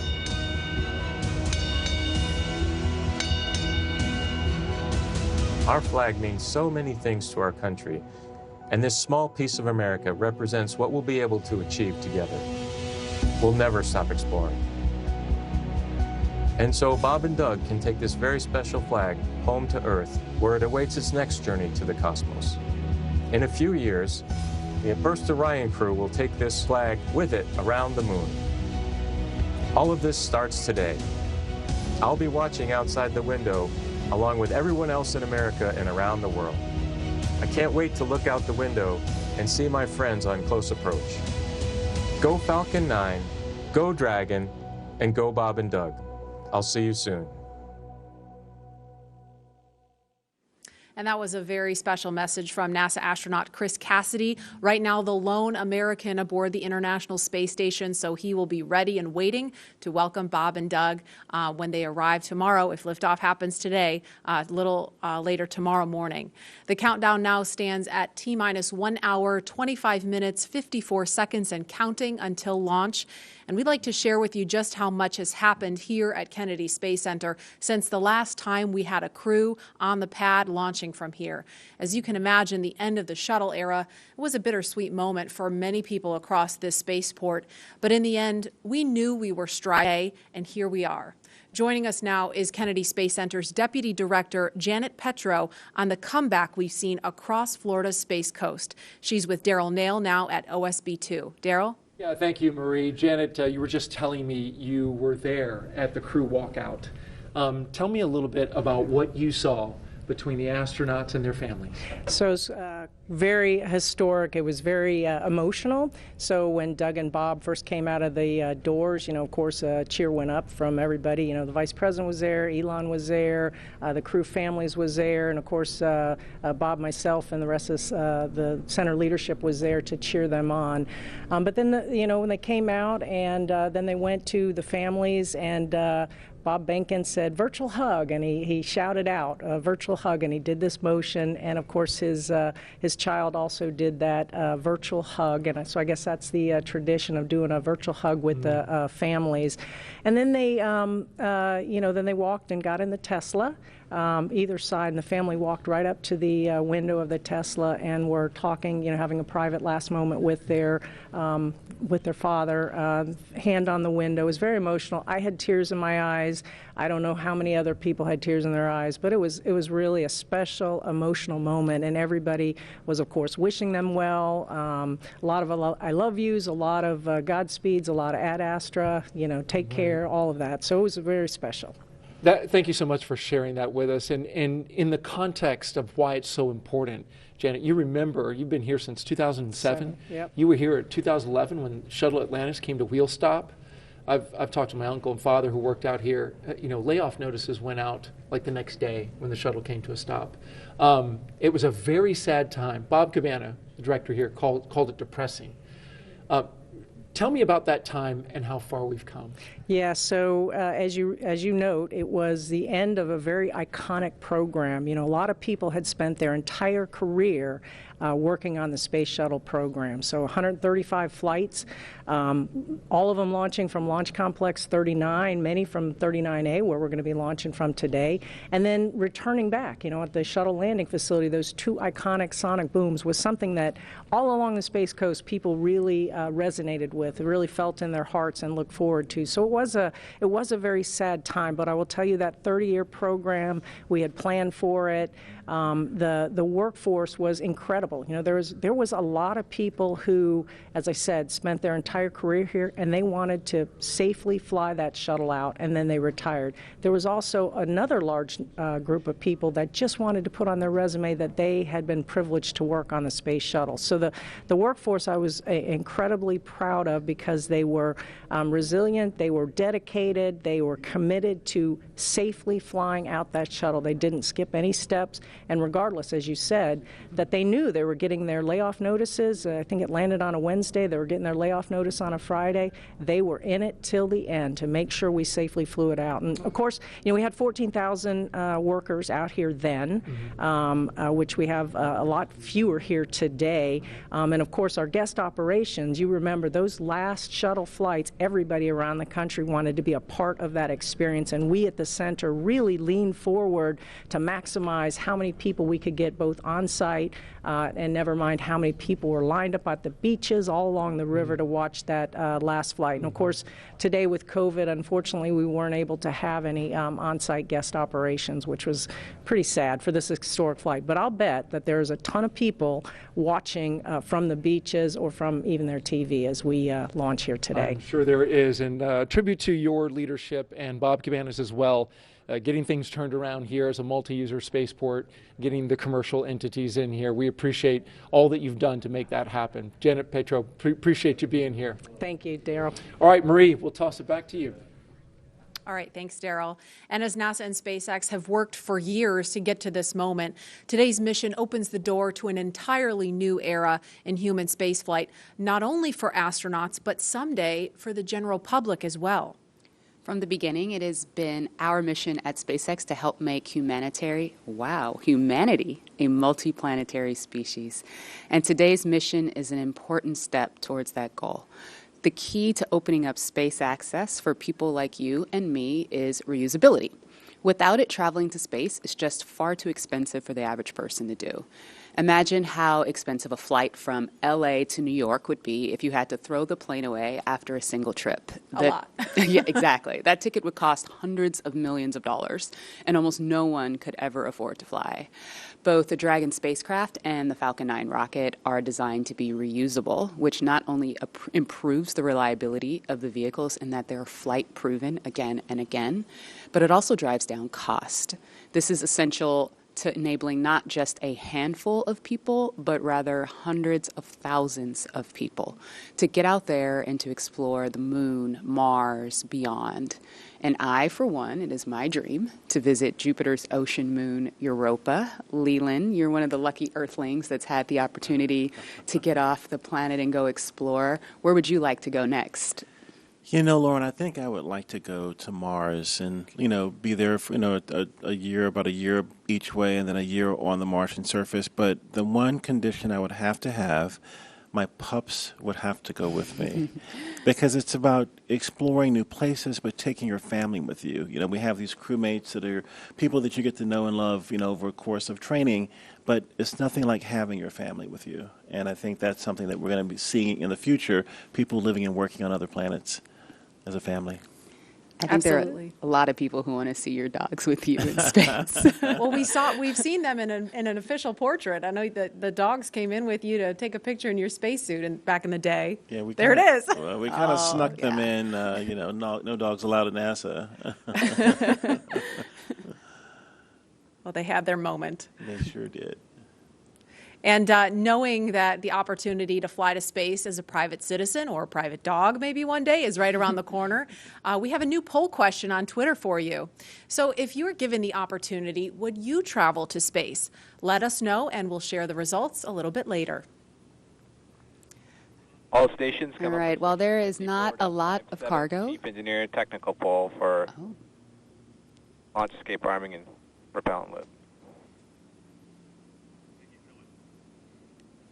All right. Now, while there's not a lot of cargo in today's mission, Dragon is carrying 2 special payloads, aside from Bob and Doug, of course. The first is a series of custom art pieces entitled Humankind by Los Angeles artist Tristan Eaton. These indestructible, double-sided paintings are made from gold, brass, and aluminum, and they celebrate how far humanity has come, as well as how far we still have to go.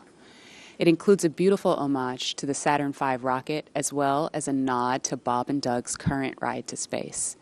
You can find more images and information about these pieces on SpaceX's social channels. Next, in the spirit of inspiring the next generation of explorers, we wanted to celebrate the class of 2020, from kindergarten all the way through graduate school. SpaceX and NASA invited students from around the world to submit their photo to fly on America's first human spaceflight in nearly a decade. Each graduate's photo was used to create a mosaic image of the planet Earth, which we printed and is being flown aboard Bob and Doug's flight on the Crew Dragon spacecraft. We received nearly 100,000 photos. So thank you and congratulations to all the world's graduates. I am so proud of what we're doing today. And I think about regular people flying in space on a SpaceX rocket one day. When I first went to space, I thought my primary task of installing the Columbus laboratory would be my aha moment, but it was when Peggy Whitson invited us over to the Russian segment to have a meal. She said, "You guys bring the rehydrated vegetables, we'll have the meat." And we're doing this, having this meal, and it's with African American, Asian American, French, German, Russian, the first female commander breaking bread at 17,500 miles an hour, going around the planet every 90 minutes. And when I think of that perspective shift that I got looking out the window, flying over my hometown, flying over Leo's hometown in Paris, flying over Yuri's hometown in Russia, it brought us all together as a civilization. And I think that's what spaceflight does for us. The more people that have the opportunity to go to space will feel like it's an international family of people working together for the good of humanity and all humankind. Absolutely, and it's exactly what that piece of art was all about. Yeah. And following today's mission, we will be one step closer to a future where we can all have that experience. We can all have that orbital perspective and the ability to explore new worlds. In just over an hour from now, Bob and Doug will be the first people to launch on an American vehicle in almost a decade. For the team at SpaceX, it's really hard to put into words how honored we feel about the trust that Bob, Doug, and NASA have put into our team to carry out this critical mission. I worked on Crew Dragon for 2 years, and I can just imagine what all of my friends and colleagues are thinking right now as they sit in anticipation and excitement for what's to come. Absolutely. And speaking of those who have carried the hopes and dreams of science and exploration, we have a few shout outs to share with you from some big fans of NASA and SpaceX. Wow, we're making history again. The NASA program. I am there with you guys in spirit. Bob, Doug, good luck. I know you'll be fine. I'll be watching and got everything crossed, arms, legs. I'm tied in a knot. Can't wait for you to get back safely. This is the first time a U.S.-built rocket has taken people into space in 9 years. It's quite an accomplishment. So for us at the Planetary Society, more rockets means more exploration. More people in space means more exploration. More countries involved in the endeavor of spaceflight means more exploration. This is how we know the cosmos and our place within it. So congratulations, SpaceX. Here's wishing your team, and the crew especially, a safe journey and the joy of discovery. Let's go. And a big thanks to William Shatner and Bill Nye for those well wishes. And while we're keeping an eye on the pad, we want to bring in NASA astronaut Rex Walheim. If that name rings a bell, it's because he flew 3 space shuttle missions to the International Space Station, including the final one by Atlantis, STS-135. He was one of the last 4 people to ascend the tower at Pad 39A and head to space. And he currently is Deputy Director of Safety and Mission Assurance at Johnson Space Center in Houston. Rex Walheim, thanks for joining us. You and Leland actually flew together. Hey, Rex we did. Dog. Great flight. Really enjoyed flying with Leland. Hey, old dog. Rex, you flew on the final shuttle mission, we said STS-135 with Doug, in fact. What's it like seeing him in Crew Dragon right now? It's great. This is what we've been looking forward to. You know, after the end of the shuttle program, you know, it was a very important time where we wanted to transition to this commercialization of spaceflight to allow these commercial companies to take our astronauts to and from the space station. So in the 9 years we've had since we last landed on Atlantis, we've really worked hard for that. We've worked with our SpaceX partners and our Boeing partners, and here we are. Today's the day. We're taking that first step in this new era. What do you remember most about launch day for STS-135? I think it was just you felt the weight of it. The space shuttle was a storied program, 135 flights, and thousands of people had poured their lives into this program to launch probes to the planets, to launch the Hubble Space Telescope, and then, of course, to build the International Space Station. So you knew the incredible accomplishments of this program, and so you wanted to finish strong. And then when it finally became launch day, you'd finished the studying, you'd worked really hard, and now it was time to kind of soak it in. And I think that's what Bob and Doug are doing right now. They're sitting on the vehicle, talking to each other, listening to the sounds, and feeling the vibrations as it starts up. And it's going to be a great experience for them. Hi, Rex. What is your take on private astronauts going to space?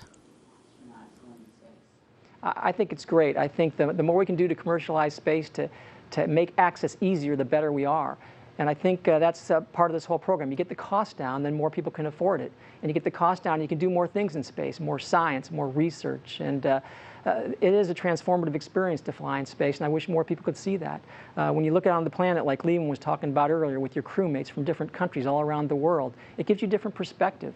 It gives you a perspective that we're all crewmates on this planet Earth. And we kind of get that now with the pandemic. We understand that we're all in this together. And that's what the space program does. And I want to see more people get a chance to see the Earth from that vantage point. And I think it'll bring us all closer together.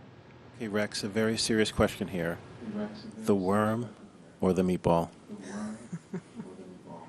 Leland, I saw you dissing the worm earlier. How can you do that? The worm is awesome. I'm so glad to have the NASA worm insignia back. It's great. All right. Well, thank you very much, Rex. We appreciate you.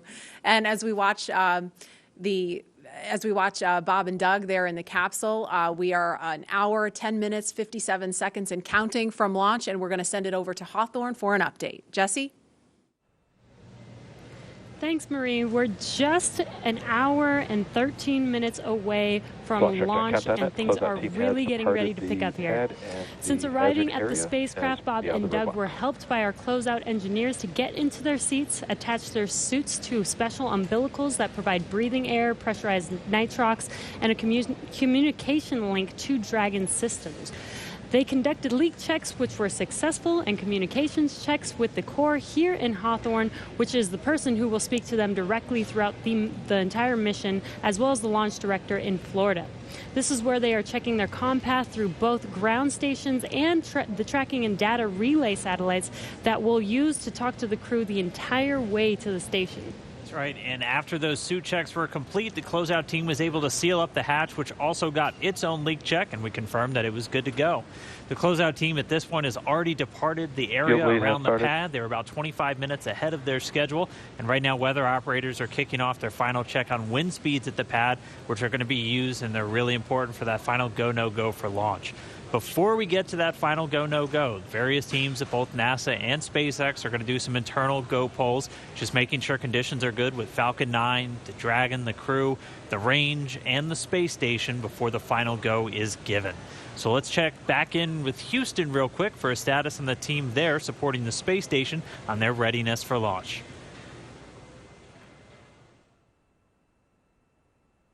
In Mission Control Houston, led by Flight Director Zeb Scoville, has been polled, and we're go for launch. All systems on board the station that are required to be healthy for the mission are reported good, and we're standing by. Station power and communication systems are looking healthy, life support systems and thermal conditions are normal, and the trajectory is right on track to ensure that Dragon's flight will meet right up with the orbiting complex as planned. Chris Cassidy aboard the International Space Station is finishing up some tasks, going into his pre-sleep period, and will be able to watch the launch of Bob and Doug. Mission Control Houston will largely be in a monitor mode for the first 18 hours of the flight, with the team here really jumping into the mix tomorrow when Dragon gets in range of the International Space Station and we begin integrated operations. So I'll send it back. Everything's green on our board from the International Space Station. Go Falcon 9, go Dragon, and Godspeed to Bob and Doug. All right, thank you, Gary. If you are just now joining us, you picked a really good time because we are 1 hour, 8 minutes and counting away from launch. And this is our coverage for this mission known as Demonstration Mission 2 or Demo 2. Liftoff time still holding for 4:33 p.m. Eastern, tracking no issues with Falcon 9 or Dragon, and we're still waiting for that weather to hopefully cooperate. We're still tracking a few things like precipitation and flight through clouds. We're hoping that clears within the next 20 minutes or so. Over the last 3 hours, our crew members, Doug Hurley and Bob Behnken, donned their SpaceX suits in the historic crew quarters suit-up room and made their way out to Launchpad 39A. They walked out of the crew quarters building just as every astronaut to fly from this spaceport has done since Apollo 7. They were transported to the pad where the crew now on board the Crew Dragon spacecraft, and we're continuing to get views of them inside that cabin live. Today is a historic launch. It will be the first time a commercially built spacecraft will launch people into orbit, and the first time since the U.S. has sent people to the space station from American soil since 2011 with the retirement of the Space Shuttle program. Over the next hour, we will conduct a series of polls to get ready for launch, have Bob and Doug arm the launch escape system, and begin fueling Falcon 9. Launch is set for 4:33 p.m. Eastern. This will include a 12-minute flight to orbit and then a 19-hour flight to dock with the International Space Station at 11:30 a.m. Eastern Time tomorrow. Today's mission is the culmination of years of work between the teams at SpaceX and at NASA. Demo 2 is going to be an end-to-end flight test. We're going to start with launch today, go all the way to docking with the space station, and then when Bob and Doug come home, splashing down in the Atlantic.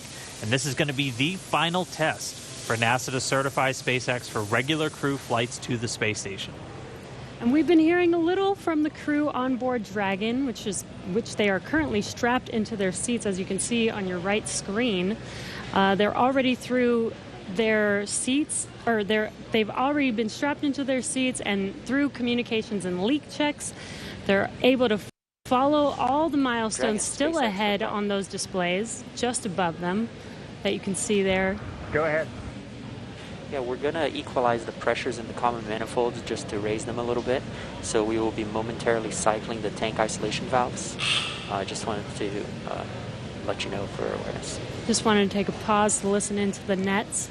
Okay, we appreciate that, Jay. So they'll be getting insight into all of the Dragon and Falcon 9 systems as we proceed towards launch. At T-minus 1 hour and 7 minutes, let's check in with John Insprucker for a status update on both of those vehicles. What's the update, John? Well, the good news is we've had a smooth countdown this afternoon. SpaceX team is working no technical issues on either the Falcon 9 or the Dragon spacecraft. For the Falcon 9, operators have they are actually still in work. They're going to complete in a few minutes propulsion checkouts that are being done on both the first and second stages. The team will be assessing their launch readiness with a final go, no-go poll. That'll come at T-minus 45 minutes, and that'll be followed by propellant loading starting at T-minus 35 minutes. Now, earlier today, Dragon operators performed a series of checkouts of Dragon's flight systems. The spacecraft is also currently go for launch. Our NASA crew, astronauts Doug Hurley and Bob Behnken, that you can see inside the Dragon capsule on the right-hand side of the display, they are currently going through the various screens, simple checks. Their hatch is closed, suit leak checks are complete, count checks are good. The next major event for Dragon is going to be retract of the crew access arm that you can see on the left monitor up alongside the Dragon capsule. That's going to happen somewhere between 45 and 42 minutes before liftoff. Now, the big one right now is the range. The range is currently red for launch from historic pad 39A. Now, the air and the sea space is clear, and the worldwide network of ground stations, as well as the tracking and data relay satellites, they are ready to support Dragon as it heads into orbit. But the range is red for the weather. We recently did clear, we went green for lightning, but we are still violating several constraints. Rain, cumulus crowds, field mills, which is essentially you can tell that the atmosphere is energized around the launch site. We are expecting that we'll possibly clear that. We're going to hear a weather briefing at 1 hour with the expectation that those conditions may clear shortly afterwards and allow us to move into propellant loading. Also, we've been releasing balloons. What we're seeing at the upper altitudes is conditions look good for Falcon 9 with Dragon. No concerns have been expressed by the GNC guidance team right now. Now, as a reminder, today we have an instantaneous launch window at 4:33:35 Eastern Daylight Saving Time, or just past 33 minutes after the upcoming hour. So we get one chance at it today. But currently, T-minus 1 hour and 3 minutes, just passing that. Falcon 9, Dragon are go. The range is ready to support, but now we're waiting on the weather as we've been expecting all afternoon. Thanks, John. We've got an extensive history now of flying Falcon 9 from the Florida coast, and just last year completed a test run of the mission that we're less than an hour from beginning here today. Yeah, the purpose of that mission was to demonstrate Dragon's capability to safely and reliably fly to and from the International Space Station. The success of Demo 1 was a really exciting moment, and it paved the way for today's mission, where we are just moments away, hopefully if we get that weather, from flying U.S. astronauts from U.S. soil for the first time since 2011. Dragon and Falcon 9 together have years of operational experience, or what we refer to as flight heritage. As I mentioned earlier, SpaceX has successfully completed 21 flights of Dragon to and from orbit since 2010, including 20 trips to the International Space Station. Not only have we conducted thousands of hours of testing, we've also enhanced and added a number of safety features to Dragon. Much of what was learned with the cargo Dragon was leveraged in the design of this valve vehicle. Cycling is complete, expected behavior, and wanted to hear if you were able to hear those. We actually did, Jay. We were just making a comment about that. I heard some clicking, and Bob watched it on the systems display, so absolutely. Copy all. And that again right there, that's the crew talking to the core here in Hawthorne, California, who's going to be talking to them throughout their ascent uphill today. So they were just doing a quick checkout. Bob and Doug confirmed they were able to hear it.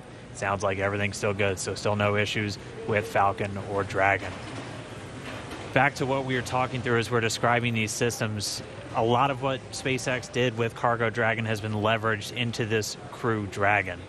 The vehicle is designed to be fully autonomous, which means it can basically fly itself, but it also features a full manual override capability if the crew needs to take control in case of emergency.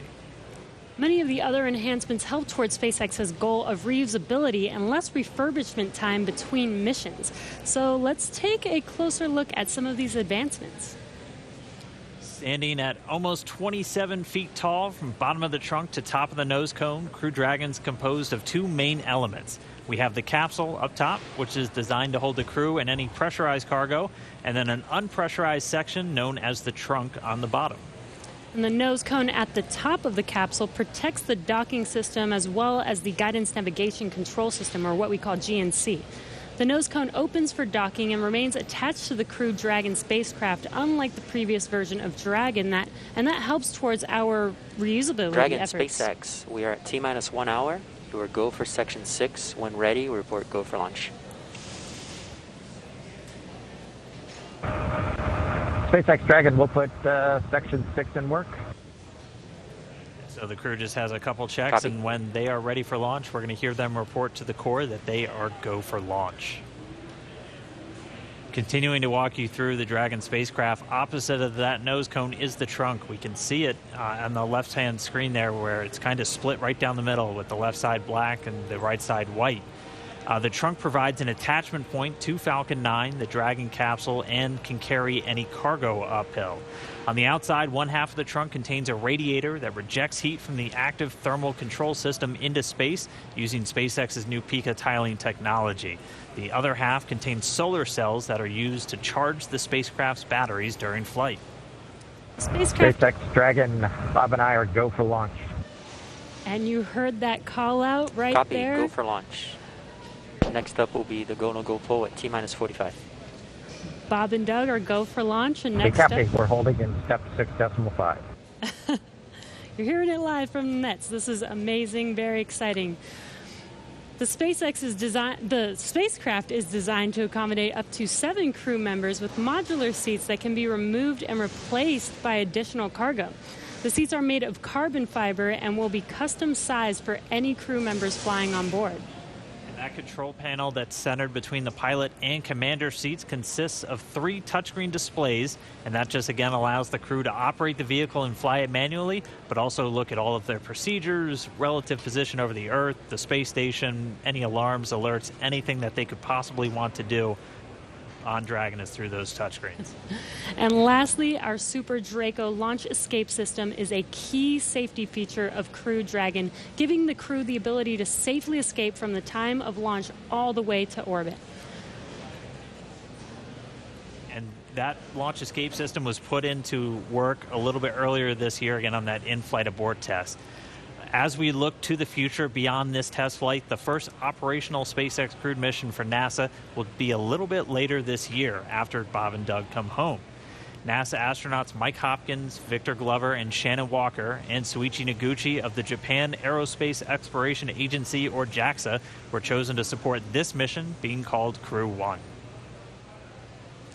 But today, Doug Hurley is the spacecraft commander for this mission. He previously flew on 2 space shuttle missions as the pilot on STS-127 and STS-135, which was the final space shuttle flight. Here's a closer look at Doug Hurley. Please review your launch commit criteria. Again, this is to review and confirm no violation of launch commit criteria. We are tracking one issue with weather still.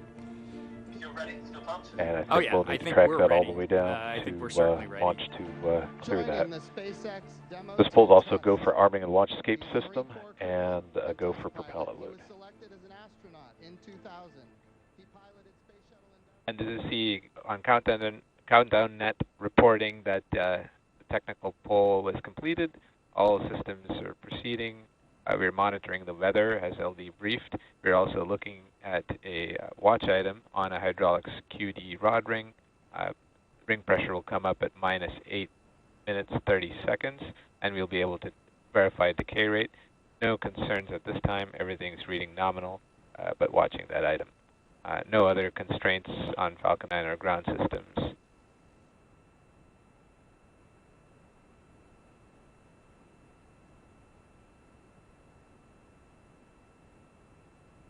Stage 2 RP1 bleed is complete.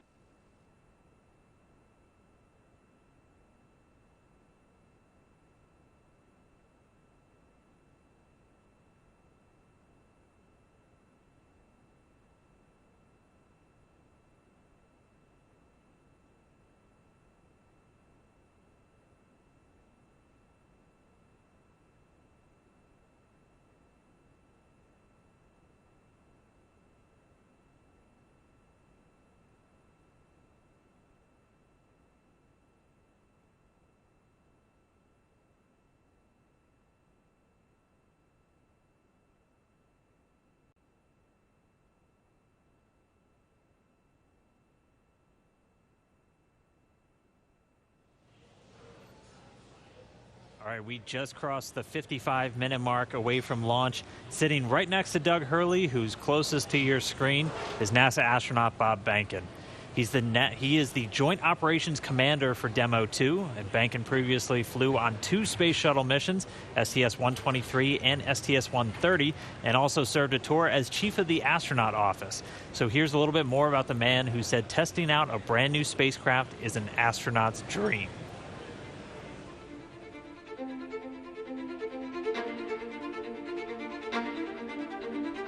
When you go through the launch day preparations, there's a lot of moments that kind of stand out to you. One is the kind of the celebratory piece of it, which is that you're walking out of the suit up room and getting in the vehicle that's going to take you to the launch pad. When you close the hatch, that's really when Doug and I are in the vehicle, and it's our vehicle, and we're really in control of the mission at that point. Test pilots, their task proved that man could fly into orbit around the Earth and return live and well to talk about it. There's always a balance of managing risk as you go forward to execute a test point and figuring out a way to collect the data. We hear a sound.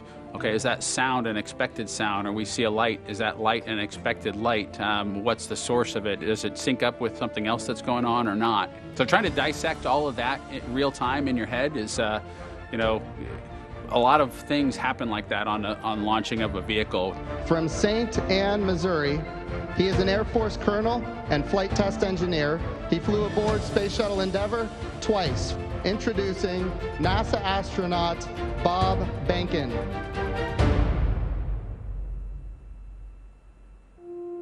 My career at NASA has kind of spanned a couple of decades at this point. I arrived with the class of 2000, went through the training program, primarily focused on the Space Shuttle and the International Space Station, learning those systems. Having launched a couple times on vehicles, the second time was definitely different than the first time.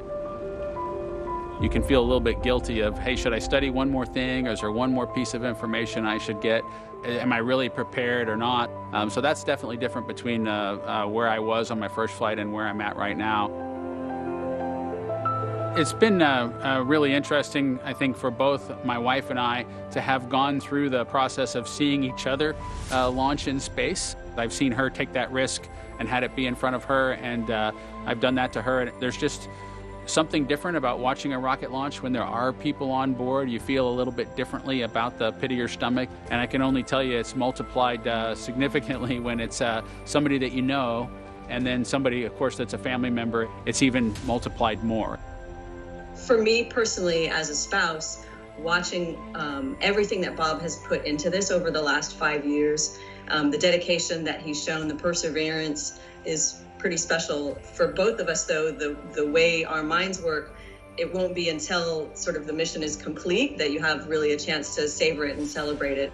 This is a huge accomplishment for an Air Force flight test engineer to be part of the demonstration mission of a brand new vehicle. It's going to be amazing.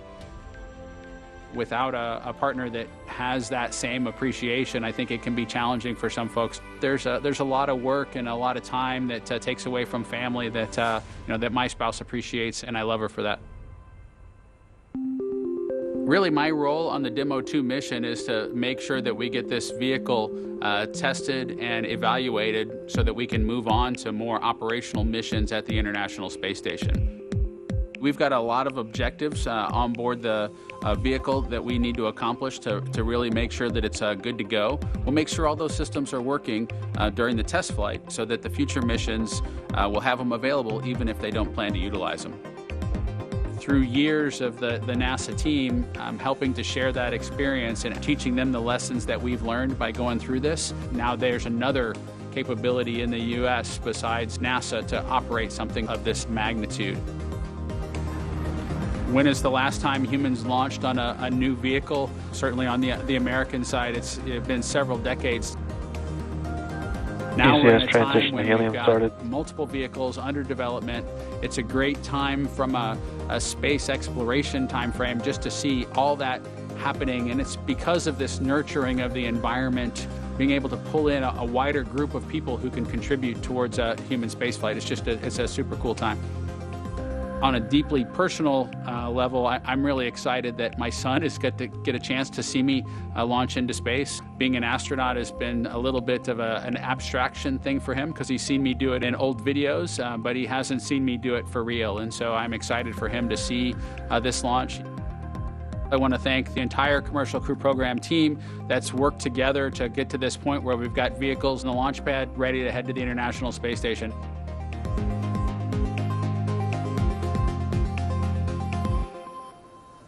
We're just over 49.5 minutes away from launch of the Falcon 9 carrying Dragon to the space station. Right now, the launch director and the launch team are preparing for a readiness for launch poll. In this poll, the 13 members of the launch team will electronically indicate a go for launch. This is also the go for propellant load. Now, we're going to hear that in a couple of minutes, so while we wait, we are tracking you watching from all over the country. We're seeing large numbers of you logging on or tuning in from coast to coast, as well as around the world. We want to know, is this your first time watching a launch live? If not, how many have you seen before? Tell us using the hashtag LaunchAmerica from your favorite social media website. As for me, this isn't my first one. I've seen a lot, but everyone is exciting. Now, coming up, we're going to go into a readiness poll, as I mentioned. Currently, right now, on other nets, the SpaceX launch director is checking to verify the Dragon team is ready and that the NASA launch management team is ready. They'll come back at about T-minus 47 minutes with instructions to the SpaceX Falcon 9 team to make their final assessments. Then they log into the procedure. It's a little different than the old days where you would hear a go, go, go, position by position, all up and down the row. In this electronic age, everybody just clicks on whether they're go or no go. The launch director will then, at T-minus 45 minutes, summarize the end of the poll and will then provide instructions for the team. At the same time, we will begin getting ready for the crew access arm retraction, and we'll show you that on one of the screens that we've got up.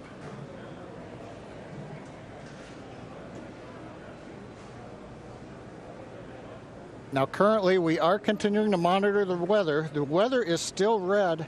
It is improving. We're looking at one cell between the radar and the pad. We're keeping our fingers crossed that conditions will improve, but we're going to be watching that for about another 15 minutes. So it looks like we're going to be good to begin propellant load once we hear the pulls, but we still have to get the get the range green so that we can actually do the launch in just 47 minutes from now. Let's listen to the countdown net for a moment.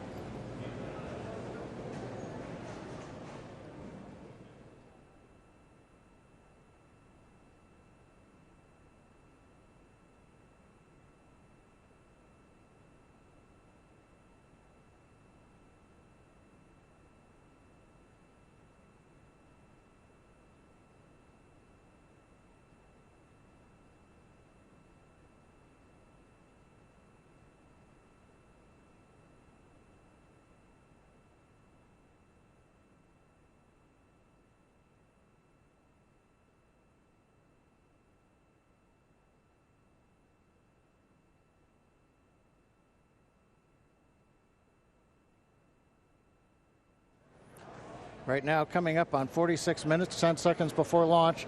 Didn't hear any significant chatter coming over countdown 1. Yes, launch director in the countdown net. Pull is complete, and we have a go to proceed with propellant load. Launch control, proceed with swing into crew arm. Arming crew arm movement for T-minus 45 minutes. Thank you, launch control.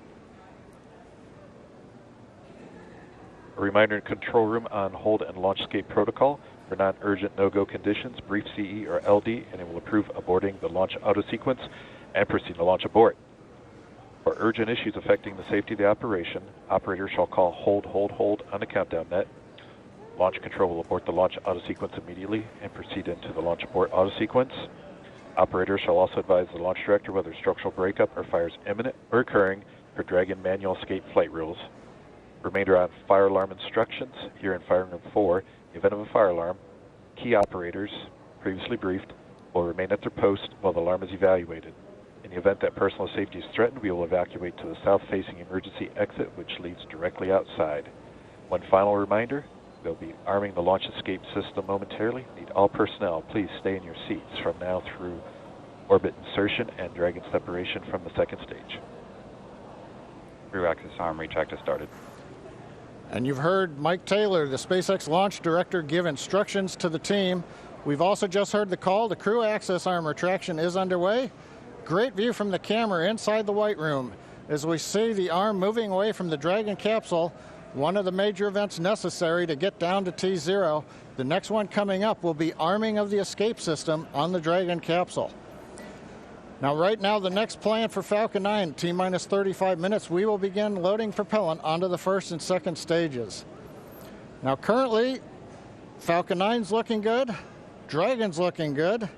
The range continues to be go for launch in terms of the clearance around the launch pad, both the air and the sea space. Looking at the flight corridor, the ground stations, the NASA tracking and data relay satellites are ready to support. And we just continue to monitor the weather. Our team is getting constant updates. We're monitoring weather data sensors around the launch site, looking to make sure that we can get everything into the green position. The one that we're mostly looking at right now is how much rain we're going to get between now and liftoff, whether it's just going to be mild precipitation that's within the rules for loading propellant. That's what the expectation is, but we're going to continue to watch that. So fingers crossed, but right now coming up at T-minus 43 minutes, 18 seconds and counting, everything but the weather's go, and the weather is trending in the right direction. So we've got our fingers crossed here.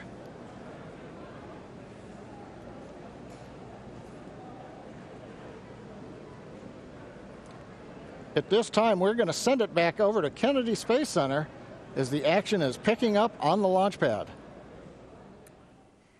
Thanks, John I. Now that countdown clock is continuing to tick, and we are 42 minutes and 46 seconds away from launch.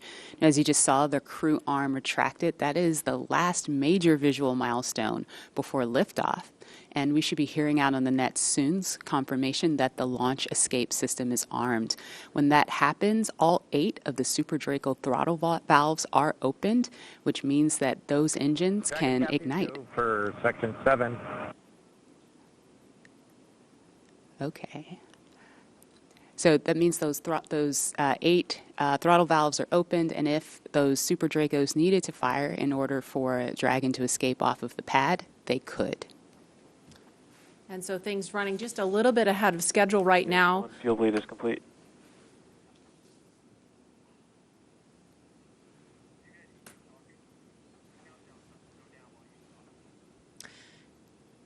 Now, we just saw the crew access arm retract just a minute ago. We saw NASA astronauts Doug Hurley. In 7.2, our visors are closed, and we're arming the launch escape system. So we just heard the astronauts confirm that they are about to arm the launch escape system. That happens just before fueling begins, which we expect to happen in just a couple of minutes. We saw Bob and Doug suit up a little over 3 hours ago. Then we watched them drive out to Launch Complex 39A. They were assisted by the SpaceX ground team with Crew Dragon Ingress. That happened a little before 2 o'clock this afternoon. And then we saw the spacecraft hatch close. And again, just a minute ago, we saw the crew access arm retract. We just heard that the crew armed the launch escape system. And in just a few minutes, we are going to hear the call that they have started propellant loading.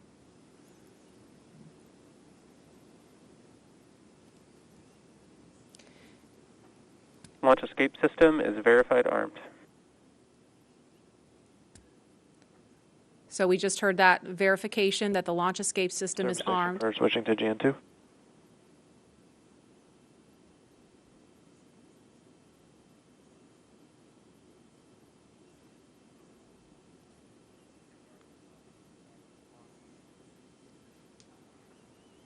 And we are going to send it over to Hawthorne to take us through prop loading. Jesse? From the parachutes to the launch escape system, SpaceX has designed Crew Dragon and Falcon 9 to be the safest launch vehicle ever flown. And joining us today, we have SpaceX's Nick Picone, who was our mission manager for our in-flight abort mission earlier this year and currently works on the Starlink team. Thanks for joining us, Nick. Hey, Jesse. I'm here at the Launch and Landing Recovery Center with the recovery team and our Dragon ground operations team monitoring the launch. Awesome. Can you tell us more about the critical safety features on this new version of Dragon? Sure. So Dragon 2 was designed with long-term reuse and reliability in mind. So fundamentally, there are multiple layers of redundancy to any of the failure modes that we could conceive of, that NASA could conceive of when we were working to design and test this vehicle over the past few years. But in the event that we encounter an unforeseen failure mode or multiple failures which push us outside of our design space, Dragon also has backup systems and operational controls intended to keep Bob and Doug safe. I'm sure you've heard a lot about it today, but the launch escape system is the primary backup system that we have from the moment that the vehicle is here on pad being fueled all the way up until orbital insertion. At a high level, the launch escape system, in the event of a major Falcon anomaly or emergency, will terminate Falcon thrust, separate Dragon from Falcon, and it'll use Dragon's 8 Super Draco engines to quickly pull the vehicle away from any kind of Falcon anomaly. And you talked a lot about the launch escape system. How exactly is that activated? Is it autonomous? Is it manually activated? Definitely. So for this system to work as designed, you have to remember that the vehicle could be flying at hundreds or thousands of miles an hour through the lower atmosphere. So it's really important that it's extremely fast and highly reliable with very low chance of false positives. The launch escape system fundamentally is set to look at a set of pre-programmed criteria which are on board the vehicle. Dragon and Falcon are looking at high rate telemetry, looking for abnormal vehicle dynamics, loss of communication between critical systems, or manual commanding. Our launch director and chief engineer, who you've heard a lot from today, are capable of sending a manual command to Dragon to initiate a launch escape, and Bob and Doug are also always able to actuate the launch escape handle and initiate a launch escape themselves as well. Now that the system is armed, all of this is currently active on the vehicle. Wow, it sounds like there's a lot that goes into it. And we did have an in-flight abort test earlier this year to test this out. Can you tell us what we learned from that test? Definitely. It was possibly the most flight-like test of an orbital-class booster in history. It was a fully flight-like test using a full Falcon 9 rocket, which we had to knowingly destroy in order to get this fully integrated system. For folks who didn't get a chance to see it, the vehicle followed a normal crew launch trajectory about 1.5 minutes into flight. We had Dragon autonomously trigger the launch escape system based on a reconfiguration of those triggers I was just talking about. For propellant And load. thankfully we had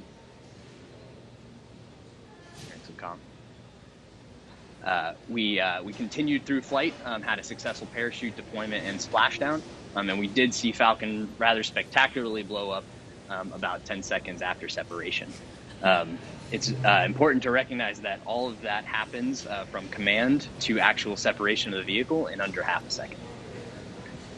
Wow, yeah, that sounds amazing. Thank you so much, Nick, for joining us and talking through those details with us. Enjoy the launch today.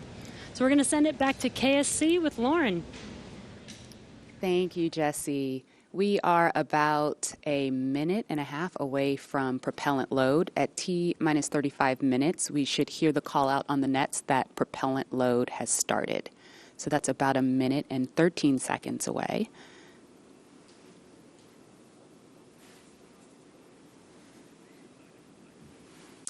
Hey, Marie and Lauren, I am getting goosebumps over here. It's just an exciting moment. When I was sitting in the vehicle, when we retracted everything, when all the prop was getting loaded up, I was just going through my crew notebook. I was thinking about, what my first step would be if there was a malfunction, because usually everything goes nominally when you fly to space, but you have to think about the things that you have to take care of, the first steps you have to take care of. And on my mission, I was calling out the abort calls, like if we had lost an engine, where would we go next, when the different abort calls around the country and around the world. So I think that's what those guys are probably thinking about now, and just really getting ready for this mission to go off. Absolutely, and we're just now about 20 seconds from when we expect propellant loading to start. Again, that's fueling of the rocket. All right, we're getting close. We should hear that call out any second now on the nets. So let's listen in. Propellant load has started. Fantastic. So prop load has started. We've started loading liquid oxygen on stage 1 and stage 2. And yeah, liquid oxygen and RP1, which is our rocket grade kerosene. So now that we are 34 minutes and 42 seconds away from the first launch of astronauts into orbit from American soil since 2011, we know that the launch escape system is armed, which happened just before fueling. Dragon prop load happened weeks ago, actually just a few miles down the road at what we call Dragonland. And those propellants, which are MMH, or monomethylhydrazine, that's our fuel, and NTO, or nitrogen tetroxide, that's our oxidizer, those not only feed the Draco engines that propel Dragon on orbit, but they also supply those 8 Super Draco engines of the launch escape system. So I have one right here, a little model. Oh, it doesn't come off the stand. Don't break it, Lauren. All right, I know, it's very nice. So as you can see, Dragon is actually broken up into 4 quads, and each quad has 2 of the Super Draco engines for a total of 8 of them. And as I mentioned, they are biprop engines. They have MMH and NTO as their oxidizer. Now, most abort systems from past space vehicles, I believe like Soyuz, Mercury, Apollo, they all had a pointy escape tower on top where there was essentially like a mini rocket engine or a series of rocket engines on top. And if they weren't used, that escape tower would have to jettison itself from the vehicle. If it was used, it would be used to lift the vehicle off of the rocket. Well, Dragon is a little bit different in that its escape system is actually integrated into the vehicle. And that's great for a couple of reasons. One less thing you have to jettison on a nominal flight. Right. And so they're pretty dormant, just those throttle valves open unless they're used, and hopefully they never have to be. And yeah, I mean, the other thing that offers you is the ability to escape from the pad all the way to orbit. Right. Because if you jettisoned your escape system prior to that, you couldn't. Mm-hmm. So yeah, that's little Dragon there. Again, All right. new era, much safer design. Yeah, absolutely. Thanks for walking us through that, Lauren. Again, the launch escape system is armed. That protects Bob and Doug so that if something were to go wrong, they can shoot off of the pad away from the rocket and parachute to safety in the ocean. That is such a crucial safety capability. And so now we want to go over to Hawthorne for an operational update with John. Thanks, Marie. We are counting down those final minutes. Everything is still looking good on the Falcon 9 and the Dragon vehicles for an on-time launch, but weather is trending the wrong way right now. And we're keeping our ears open in case we hear that the weather is going to be no-go for the rest of the count. Right now, we are counting down at T-minus 32 minutes. Stage 1 locks and Falcon 9 RP1 did flow rates begin are nominal. propellant load at T-minus 35 minutes, right on time. The propellants we use on Falcon 9 are a fuel, which is rocket-grade kerosene, also called RP1, refined petroleum. We use an oxidizer, and that's the super chilled liquid oxygen, or LOX as we call it. Those two propellants come together, but they don't light, so we need an ignition source to complete the fire triangle. For this, Falcon 9 uses a fluid called T-tub. You might see that just before first stage ignition or maybe later in the second stage ignition. You get a green colored flame as the T-tub comes out into the oxygen, and that ignites the main engines right before the rocket takes off or the second stage engine lights. Now currently in the fueling, RP1 fuel is about 10% full on the first stage. That's the bottom 2/3 of the stack of the vehicle you can see on the left. The first stage is that long white cylinder at the bottom plus that black cylinder called the inner stage. That's the entire first stage that we're loading with LOX and RP1 kerosene. That's the part that comes back to Earth. The second stage just above it, the white cylinder, and then above that will be the Dragon trunk and the capsule. Now currently the second stage is also loading fuel with RP1. That's about 8% full right now. We are loading liquid oxygen on the first stage. The second stage liquid oxygen load will begin at T-minus 16.5 minutes if the weather cooperates. So LOX loading will then continue on both the first and second stage until the last few minutes of the countdown. Helium loading is also underway into pressure vessels on the second stage. We use that to pressurize the tanks in flight as the propellant is being pulled out by the Merlin turbopumps. Dragon on board the spacecraft. You can see the astronauts are monitoring systems while propellant is loaded into the Falcon 9. Now when we Stage flew 1 cryo-helium load the has first started. demo flight last year and then the in-flight escape test earlier this year, the sounds inside the Dragon capsule were recorded. So as part of the training, the sounds of the propellant loading were played back to acclimate the crew to what they're experiencing now. I'm listening to some discussion on one of the back nets, trying to track where we are with the weather criteria. We're just passing another weather gate right now, trying to see whether or not the conditions are go. In certain situations, when the weather is no-go, you have to wait 30 minutes, and we are now inside of 30 minutes. But if the cloud moves away, if the conditions improve, we may be able to continue the countdown for another 14 minutes and reassess. So we're waiting to see whether or not we can continue the count. Currently we are. The range, they're ready to support with no problems in the air and the sea space area. But again, the weather, that's the one that's looking bad, and we're going to continue to listen. And as a reminder, today we have an instantaneous launch time. So at this point, if we hear a hold for any reason, we're going to have to stand down and target our backup launch opportunity on May 30th.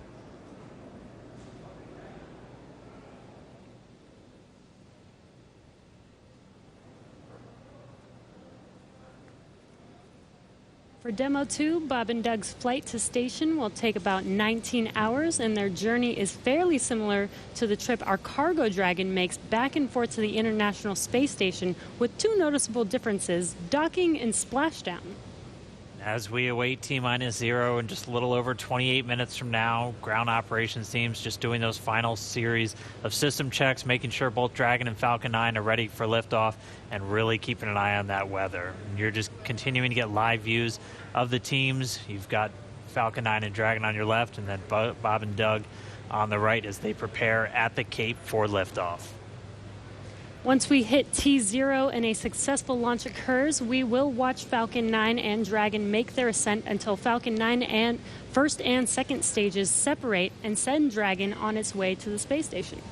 And once it gets on orbit, mission operators will prepare Dragon for on-orbit operations, where Dragon will execute a series of burns that are going to gradually raise its orbit to align more closely with the International Space Station. And you're seeing some of that track in the animation on your screen right now. After doing enough of those burns, they'll put Dragon... Oh, sounds like we're going to get a weather update real quick for the crew. Go ahead, SpaceX. Yeah, we're currently just evaluating a constraint on the field mill rule, which looks at lightning energy dissipation. We expect to have an update at about T-20 and more information there on whether we would be able to continue into the prop load or scrub at that time.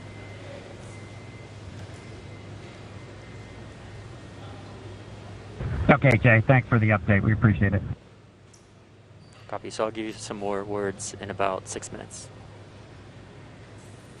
Okay, so it sounds like we're going to find out in about 6 minutes if we're going to have enough time. And John, I was referring to a couple of those weather situations where we have to have a certain amount of time. In this case, with the field mills, about 15 minutes. So they have until about 16 minutes and 30 seconds to really make sure that we're going to have enough time for that to dissipate. So we're going to be listening for that weather update in just a couple of minutes, but it is going to be a pretty interesting trip uphill for them once they actually get on orbit. And a very exciting countdown with 6 minutes to figure out if we are launching today. But targeting back to what we were talking about, next Dragon will make its approach and actually dock with the space station. This is a very different process from what we've seen with Dragon cargo deliveries in the past, which used a process called berthing. Now, berthing requires a spacecraft to approach the station and then stop so a crew member can maneuver the station's robotic arm to capture the spacecraft. Docking on this version of Dragon can be done autonomously. Stage 2 cryo-helium load started. Autonomously with no crew aboard the station. It's typically a faster process, both when arriving and leaving, but it does still require pinpoint accuracy to approach safely. Once captured, a spacecraft then gets attached to a common berthing mechanism. It's the same type of port that we use to connect each of the modules together on board station. It's a little bit slower process than docking, but the hatches are significantly larger than docking ports, which makes them perfect for bringing up large cargo items. Dragon will spend up to 120 days docked before preparing to return home. Following successful completion of Dragon's test objectives and cargo loading operations, the crew will close out the cabin, perform final system checks, and configure the vehicle for undocking. Once the automated undocking sequence is complete, Dragon will complete 2 departure burns using its Draco engines, pushing it away from the space station. And then after Dragon departs the station, it's ready for its trip home. And that'll have deorbit entry and landing and a number of other operations. If you're looking at this animation, it might look like we're playing the one we played originally in reverse, because that's kind of how it goes, but just a little bit quicker. All of the operations following the final departure maneuver will include things like trunk separation, closing that nose cone again, executing a deorbit burn, and once they're inside the atmosphere, deploying drogue and then main parachutes, and then finally splashing down off the Florida coast, at which teams will move in, get Bob and Doug up out of the water, and get them out of the capsule once they're on the boat. So we have 4 minutes now until we get that next expected weather update. Let's go down now to the team at Kennedy. Murray? All right, thanks, Dan. If you're just joining us, we are now T-minus 23 minutes and 48 seconds from the first launch of astronauts to the International Space Station from U.S. soil in 9 years. We're going to find out in less than 4 minutes if the weather looks good for that. And this will mark the beginning of a new era where more people will be able to fly to space than ever before. In fact, we took a poll a little bit earlier to ask you if you had the opportunity to fly to space, would you go? And 86% of those of you watching answered that you would go to space. That's an incredible number. I think, realizing that you don't have to be a military astronaut or a NASA astronaut to fly in space. You can be a regular just a regular person going up to space on a SpaceX type rocket. So I think that's why the numbers are so high. Yeah, and we are really thrilled to see all the folks watching along online. I know we certainly hope that that this is a go, but we're going to hear a little bit of a weather update in less than 3 minutes now. And Leland, I know they're waiting for a weather update, and they've come, almost all the way down the count. What do you think Bob and Doug are thinking about right now? We on SES 129, we were having some weather problems, and I think we were getting close to the countdown, and then it seemed like the sky just cleared up right above our heads. We saw it, and we knew where we were going. And we always know that you can have any types of delays, fuel prop delays, all kinds of things that can happen. But we've trained over and over and over again for these types of scenarios. And so, we want to be safe. We want to be safe for our families, and we'll do this another day if it doesn't work with the weather. I love that John I always says weather. It's that thing that everybody talks about, but no one can do anything about it. I know. And it is this interesting thing of just, succumbing to Mother Earth. She's going to tell us if we can go or not today. Right. Yeah. Well, if it happens, look at it this way. Bob and Doug got one really great rehearsal in, right? It's always best to practice and practice and practice, yes. So again, we're less than 2 minutes now from that weather update that is going to go directly to Bob and Doug, and we will quiet down so we can listen in for that, because I know we can't wait to find out what that is. And those of you watching that have been following along, we are eagerly awaiting to hear whether the weather is going to be a showstopper today.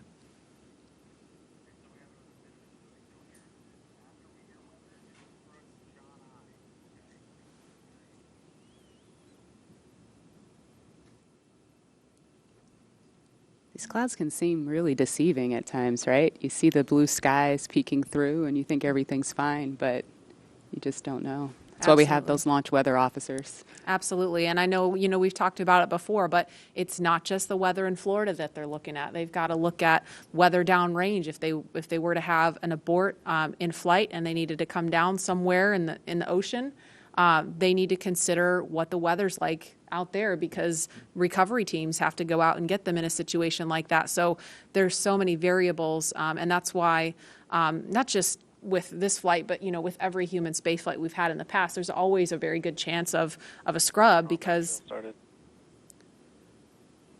you do have so much criteria that you have to meet. And we're going to listen in now. We're just seconds away from a weather update. Stage 2, RP1 load complete.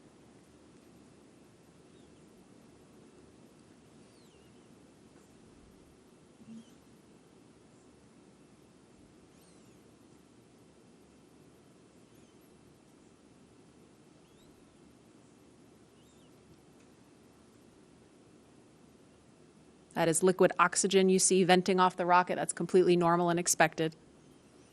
We're standing by for a weather update. Unless you can give us another 10 minutes, I don't think we're going to get there with any of the rules today. I'm going to give you 10 minutes. Another 10 minutes past T0. Oh, 1645 local. I think we'll probably be clear on all the rules, but not quite going to make it for this. Okay.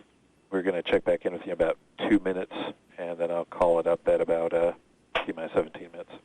Okay. Yeah, there's some of them are starting to count down, but we still have one above 2,000. So if that gets below,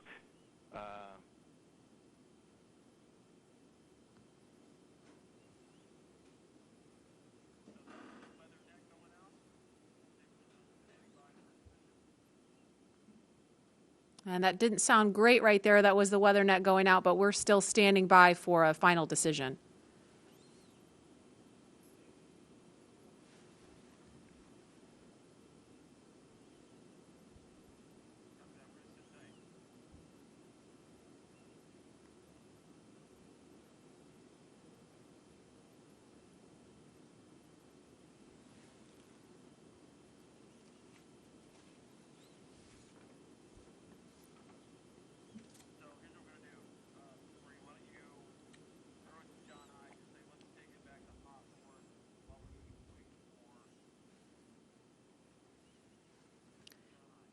And we're going to continue to listen in for an update, but in the meantime, we're going to go over to John Innsbrucker at SpaceX headquarters in California. John?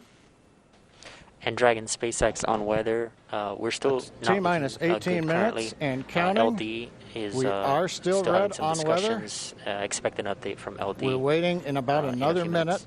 for one final check with weather.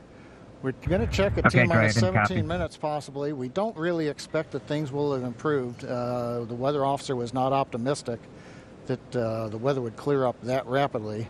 We did hear the launch director, Mike Taylor, joke that, you know, if we could move 10 more minutes past the T0, weather conditions may improve, but Mike was not able to do that. We have an instantaneous window today. So at 17 minutes, we want to make that call because shortly after that, we will begin loading liquid oxygen onto the second stage. So if we're not going to have the opportunity to launch, if the clock's going to run out, stand by. We continue to violate a couple different weather rules that we now do not expect to clear in time to allow for a launch today. We go ahead and end today's launch attempt. Launch control. Go ahead and end the launch auto sequence and proceed into the launch abort auto sequence, please. Launch abort has started.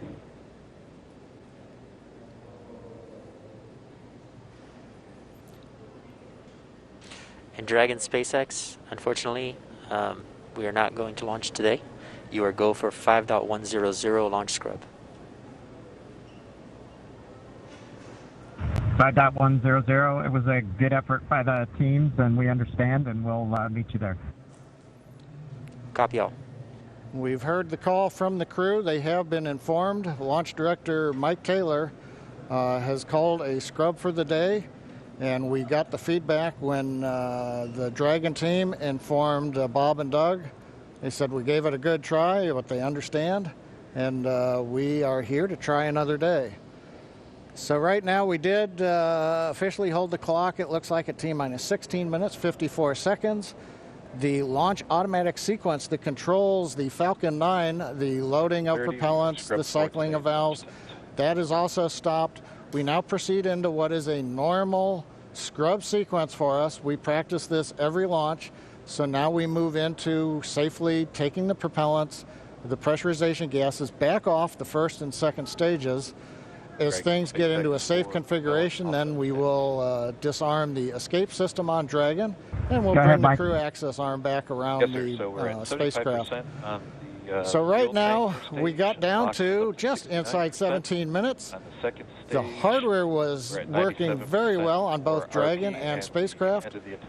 We had the fuel loading going on. We had liquid oxygen loading going on, everything but second stage. And the weather just needed a little bit more time to clear the conditions. We didn't have that time because we had an instantaneous window. And so with that, SpaceX launch director had to call upon the input from weather. Dragon, copy had to all, call about 30 a minutes. scrub Thank for you, the bye. day per the safety rules that we have for this flight. So right now the team is undergoing the post-scrub operations on both Dragon as well as Falcon 9, working with the range. No issues being reported right now as we start to go through that sequence. Everything looks good. And Dan, we had a good webcast going here until the very end. So, you know, we'll look at it as now we've had another great dry rehearsal. Last Saturday we did a dry one, I should say, and today we've done a wet dress rehearsal. But sorry, we just couldn't get there, Dan. Yeah, thanks, John I. And obviously, we can't control the weather. We came right down to the wire there, hoping we could just squeeze in between those cloud systems to get a launch today, but it wasn't to be. But it doesn't mean we're done. We're going to have another attempt coming up in just 3 days, so we're going to be doing this all over again, essentially, on Saturday, on the 30th. And that launch attempt is going to be coming at 3:22 p.m. Eastern Time, so a little bit earlier in the day. It's going to look largely the same to everything that we saw today, with the crew waking up, going through suit up, making their way to the pad. So we're going to feel a lot of deja vu, I think, on Saturday. Yep. But still exciting. Safety is always first, so if weather was not there for us today, hopefully Saturday it will be there for us, and we will have a safe launch on Saturday. Yeah, the initial weather report still had us at about, I think, a 40% possibility of violation. So weather a little bit better, but we're still going to be kind of rolling the dice. It is Florida in the spring and summer, so storms are always a possibility. Mm-hmm. One of the good things, though, the vehicle appeared to be in great health throughout the day, both Dragon and Falcon 9, so we didn't have to scrub for any technical issue. We're going to continue and follow along with Bob and Doug until they're out of that capsule, as again, they had started loading fuel onto the Falcon 9 rocket, so they'll have to wait until all that fuel comes off. They'll disarm the launch escape system, which still stays armed because they're still sitting on a partially loaded rocket, and then once they're able to disarm that launch escape system, the crew arm will swing back out. They'll make their way once again back the way they came, and then it'll be back to crew quarters for Bob and Doug for a few more days.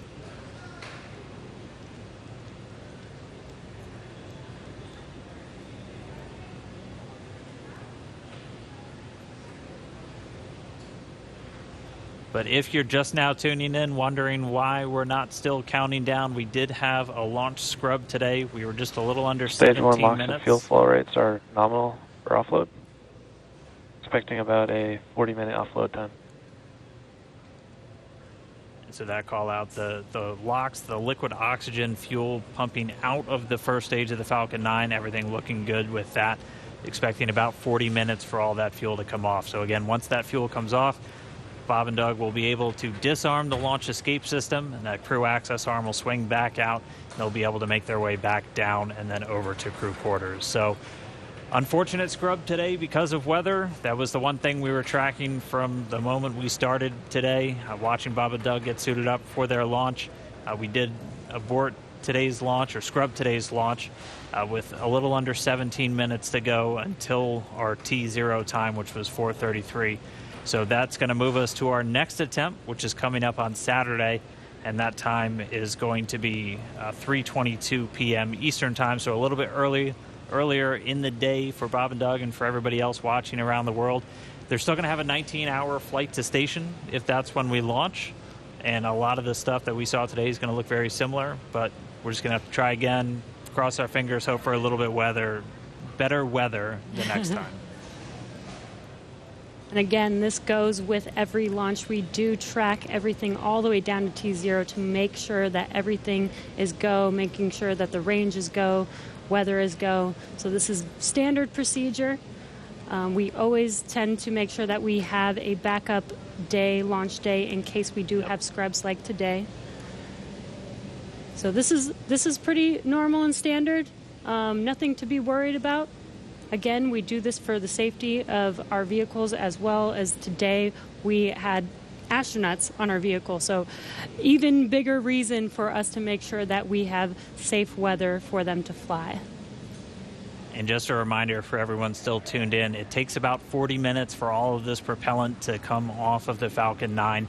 And while it is offloading that launch escape system on Dragon, which is designed to pull the capsule away if there's any issue with the rocket or anything on the pad, that is still armed. So we're going to continue to stay with this until all the propellant's off, and then we'll see the launch escape system get disarmed. Bob and Doug will be able to open up their visors again. The crew access arm will swing back out and link up with Dragon, and they'll make their way off and then down the tower at the pad. But if you're just now tuning in, no launch today. We did have to scrub because of weather. We're going to be moving to our second attempt on Saturday, just a little bit earlier in the afternoon. Just going to continue to stand by as this propellant comes off. We heard a call that everything was going nominally or as expected so far. And then once all the propellant's off, we should see Bob and Doug make their way out of Dragon shortly after.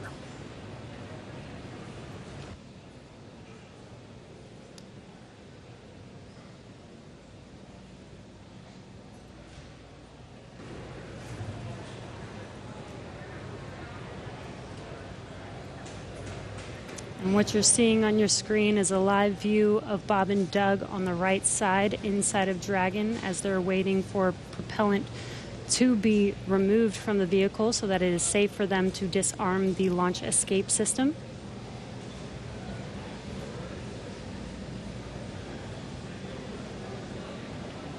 And this will take a bit of time, so we are going to stay live with you to watch this as they exit the vehicle eventually and come down from standing down on launch today. Up until the point of the scrub, we had a really clean countdown, weren't tracking any issues with Falcon 9 or the Dragon spacecraft, so always a good thing to see. We did have to scrub because of that weather.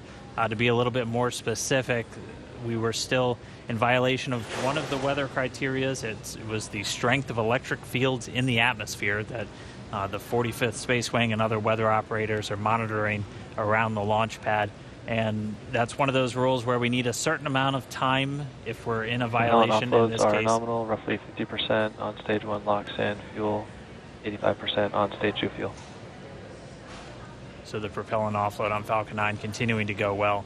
But we needed a little bit more time if we were going to be able to clear that launch weather constraint. And since we do have an instantaneous launch window today, we weren't able to make it. So we hope for better weather coming up on Saturday, where again our next launch attempt is going to be at 3:22 p.m. Eastern time, and we'll be able to go through everything. I mean, we saw them get suited up. They had a great ride out to the pad. All of their initial checks on both the suits with pressure checks and communication checks went well. Able to get the Dragon hatch closed, the launch escape system arm, and Falcon 9 started its fueling. Just not able to make a good weather window today. And as John I said earlier, it was just another great rehearsal today. I don't think you can get enough practice doing this. So when Saturday comes, or when the day that we can actually launch the vehicle, Bob and Doug and the NASA and SpaceX team are fully prepared with just an extra rehearsal on the belt now. Yeah, as we had talked a couple of times throughout our countdown, the weather is a lot more complex when we're launching humans. You have some more stringent requirements in place, not only around the pad, but in the case of this launch today, we were also looking at whether the entire ascent corridor, as we call it, so basically the entire way that they were flying up the east coast of the United States in this launch today, we're monitoring that weather because those are areas that if they have an ascent abort, or basically Dragon firing off of the Falcon 9 while they're flying into space, we have to make sure that conditions are good in the sea states around those areas, just so they're not going to be landing in the middle of a hurricane, which we did have a tropical storm forming right off the coast of South Carolina today, just to help complicate things a little bit. And people might be asking, if we knew the weather was going to be a little iffy today, why continue to count down? Well, that is the reason why we do all these checks all the way to countdown. In Florida, the weather is, pretty sporadic. Sometimes a thunderstorm or hurricane will pass through. Within 20 minutes, it's gone, and we could have clear skies for a safe launch. So we continued as scheduled.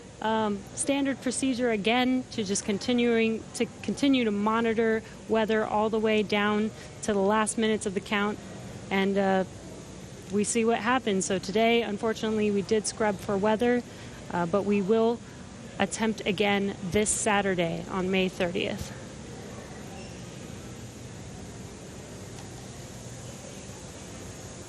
And Dan, Jesse, a couple of things to add on there. Right now we are 11 minutes after the scrub was called. Liquid oxygen and fuel are coming off of the first stage. Hard to tell from the view. It's still a little misty around the tank because there's LOX on board. But we're between half and a third of each of the fuel and LOX tanks filled on the first stage. So propellant coming out right per plan. The second stage fuel tank is offloading. That's going slower, but it's also a smaller tank. It doesn't take very long to either load it or to offload it. The other thing that we're working on is the high-pressure helium spheres, as well as the nitrogen spheres for the landing leg system. The pressure will be brought down on those, eventually getting it down low enough to where people can re-enter the pad area.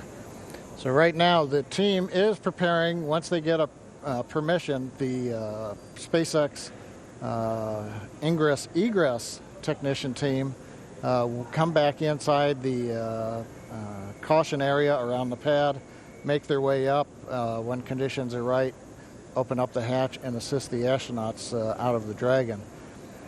I'd like to point out that for those who are wondering whether or not, having gone through this, putting propellant, pressurization gases on, getting fairly close to launch, whether that has done anything to wear out the Falcon 9 or the Dragon, the answer is no. If you can recall, the Falcon 9 is designed for at least 10 flights, and about the time we get up to a 10th flight, we'll be doing testing to find that we probably got enough margin to continue keep flying. So this is the very first flight of a new first stage and a new second stage. So we haven't even gotten through the first flight. And in all of our margin calculations, we also take into account the fact that we may scrub a launch. So even today's operation, where we have pressurized and we have stressed the vehicle a little bit, that's taken into account in our design and our qualification testing. The other good thing is that the most stressing part of the flight for the Falcon 9 on the first stage is the re-entry. So we didn't even get through that. So we're sitting here on the pad. It's a fairly straightforward situation and not stressing on the Falcon 9. And on the Dragon spacecraft, with the human rating factors to carry crew, there is enough factors of safety, margins of safety, redundancy, that just having 2 people on board and closing the hatch and even pressurizing the propellant system does not eat into the margins of the vehicle. Offloads continue nominally, 30% on stage 1 so launch, right now everything's 35% continuing to stage offload. 1 The automatic sequences that we use routinely, both at the launch sites, Kennedy Space Center, Cape Canaveral, even Vandenberg Air Force Base, as well as in our Texas test site for first and second stage. Those sequences are running. Propellant is coming off of the vehicle per plan. And we see Bob and Doug up in the Dragon spacecraft, just waiting when we can get up there, open the hatch, and help them egress and come on back down the tower. And the other thought I had, Dan and Jesse, is right now we are coming up on what would have been T0. And I'm wondering 10 minutes from now whether the weather officer would turn around and say, yes, it turned good. You just didn't have a long enough window. We only had 1 second and we needed 10 minutes. So we'll have to ask offline and say, hey, did the weather conditions improve? And one thing I'll tag on to that Dan was mentioning and Jesse was talking about, the launch opportunities. The launch window does move earlier on Saturday a little bit. So it just happened to be Orbital Dynamics said today, if you want to go to the International Space Station and you want to launch northeast, which is the approved trajectory, you have to go right at 4:35 p.m. Eastern Daylight Saving Time. You pick another day, the T0 moves. It's just luck of the draw. We might have been doing this at 8 in the morning when we were getting lightning, or we could have been doing it a few hours from now when conditions may have been acceptable. So in the end, we can all look at Isaac Newton and Johannes Kepler for orbital dynamics telling us when do we launch, and that stuck us right in the middle of a period of bad weather. So there's my science lesson for today, Dan and Jesse. Appreciate that, John. That helps soften the blow of just moving past that T-0 time. But for anybody, if you're just now tuning in, wondering why Falcon 9 is still sitting there on the pad as we move past that T0, we did have a scrub for weather today, just not able to clear all of those constraints. We keep a very close eye on the weather around the pad and their whole way Dragon uphill. SpaceX for weather.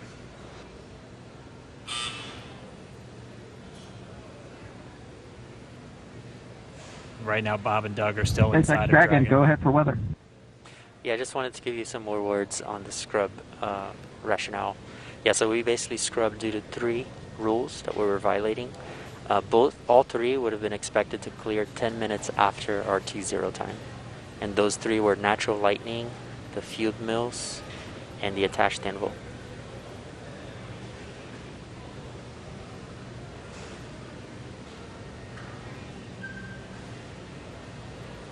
Yeah, we copy, Jay. We appreciate that update. We can see some raindrops on the windows, and just figured that whatever it was too close to the launch pad at the time we needed it not to be. So we appreciate that and understand that everybody's probably a little bit bummed out. It's just part of the deal. Everybody was ready today, and we appreciate that, and the ship was great.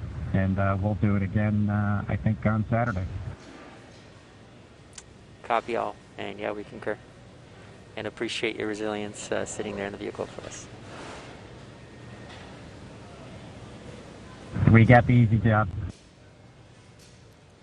Nothing better than being prime crew on a new spaceship.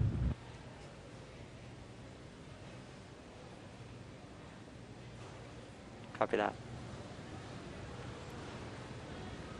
All right, some great words from Bob and Doug. They're feeling good inside Dragon. They'll be ready to go when we make our next attempt on Saturday. Right now, we're just still waiting for all of the fuel to come off the Falcon 9 rocket. After Stage that, 1 LOX and fuel roughly 20%, and Stage 2 fuel 36%.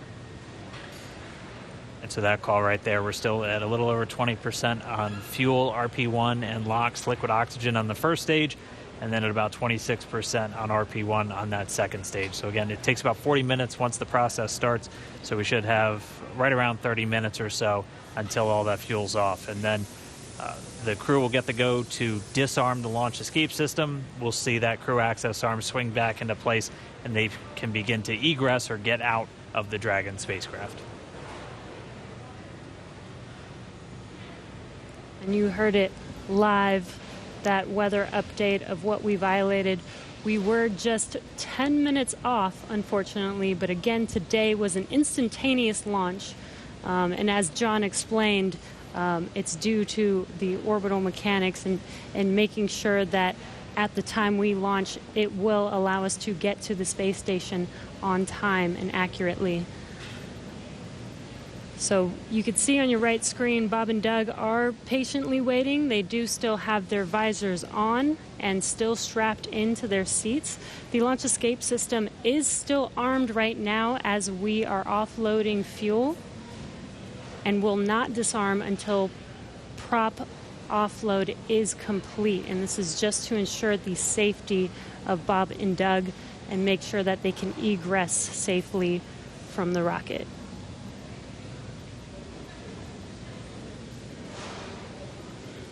And just a reminder, today, just this first attempt, we're going to be right back here looking like on Saturday for attempt number 2. Launch America is not going anywhere. still on the track to get Bob and Doug into space, get this Crew Dragon up to the International Space Station. So it's always good. If you're going to scrub, probably rather scrub for weather than an issue on either Falcon 9 or Dragon. And we weren't tracking any issues with the flight systems throughout our countdown today. Everything passed with leak checks on the hatches and the crew suits. All the communications working great. All the teams were ready to go. So as John and I said, always nice to have a little bit more practice, and we'll be right back at it on Saturday. What would this launch be if it wasn't even more exciting to try and launch today, and now we have to push it to Saturday? Really got to build the suspense. Yes. So. Hey, Dan and Jesse. Another thought crossed my mind while I'm watching the diagram here showing fuel is just about off. First and second stage, we're down under 10%. LOX is also just about off of first stage. 10%. Yep, we're getting the announcement. Fuel's roughly 20%. Stage 2 fuel's at 20%. Stage 1 LOX is under 10%. So just continuing to come off of the vehicle as expected. On the monitor, Bob and Doug continue with visors down. Their launch escape system is armed, as we've mentioned. If there is anything that were happen to go wrong right now, they still have the viable pad abort means, something that we demonstrated way back in 2015 on one of these webcasts when we fired the Dragon capsule using the 8 Super Dracos off of the launch pad and it splashed down offshore in the Atlantic Ocean. So they're staying there with the system armed until all the hazards are essentially removed and we bring the crew access arm around them. We're standing by a minute. We're going to listen to Launch Director talking to the weather officer.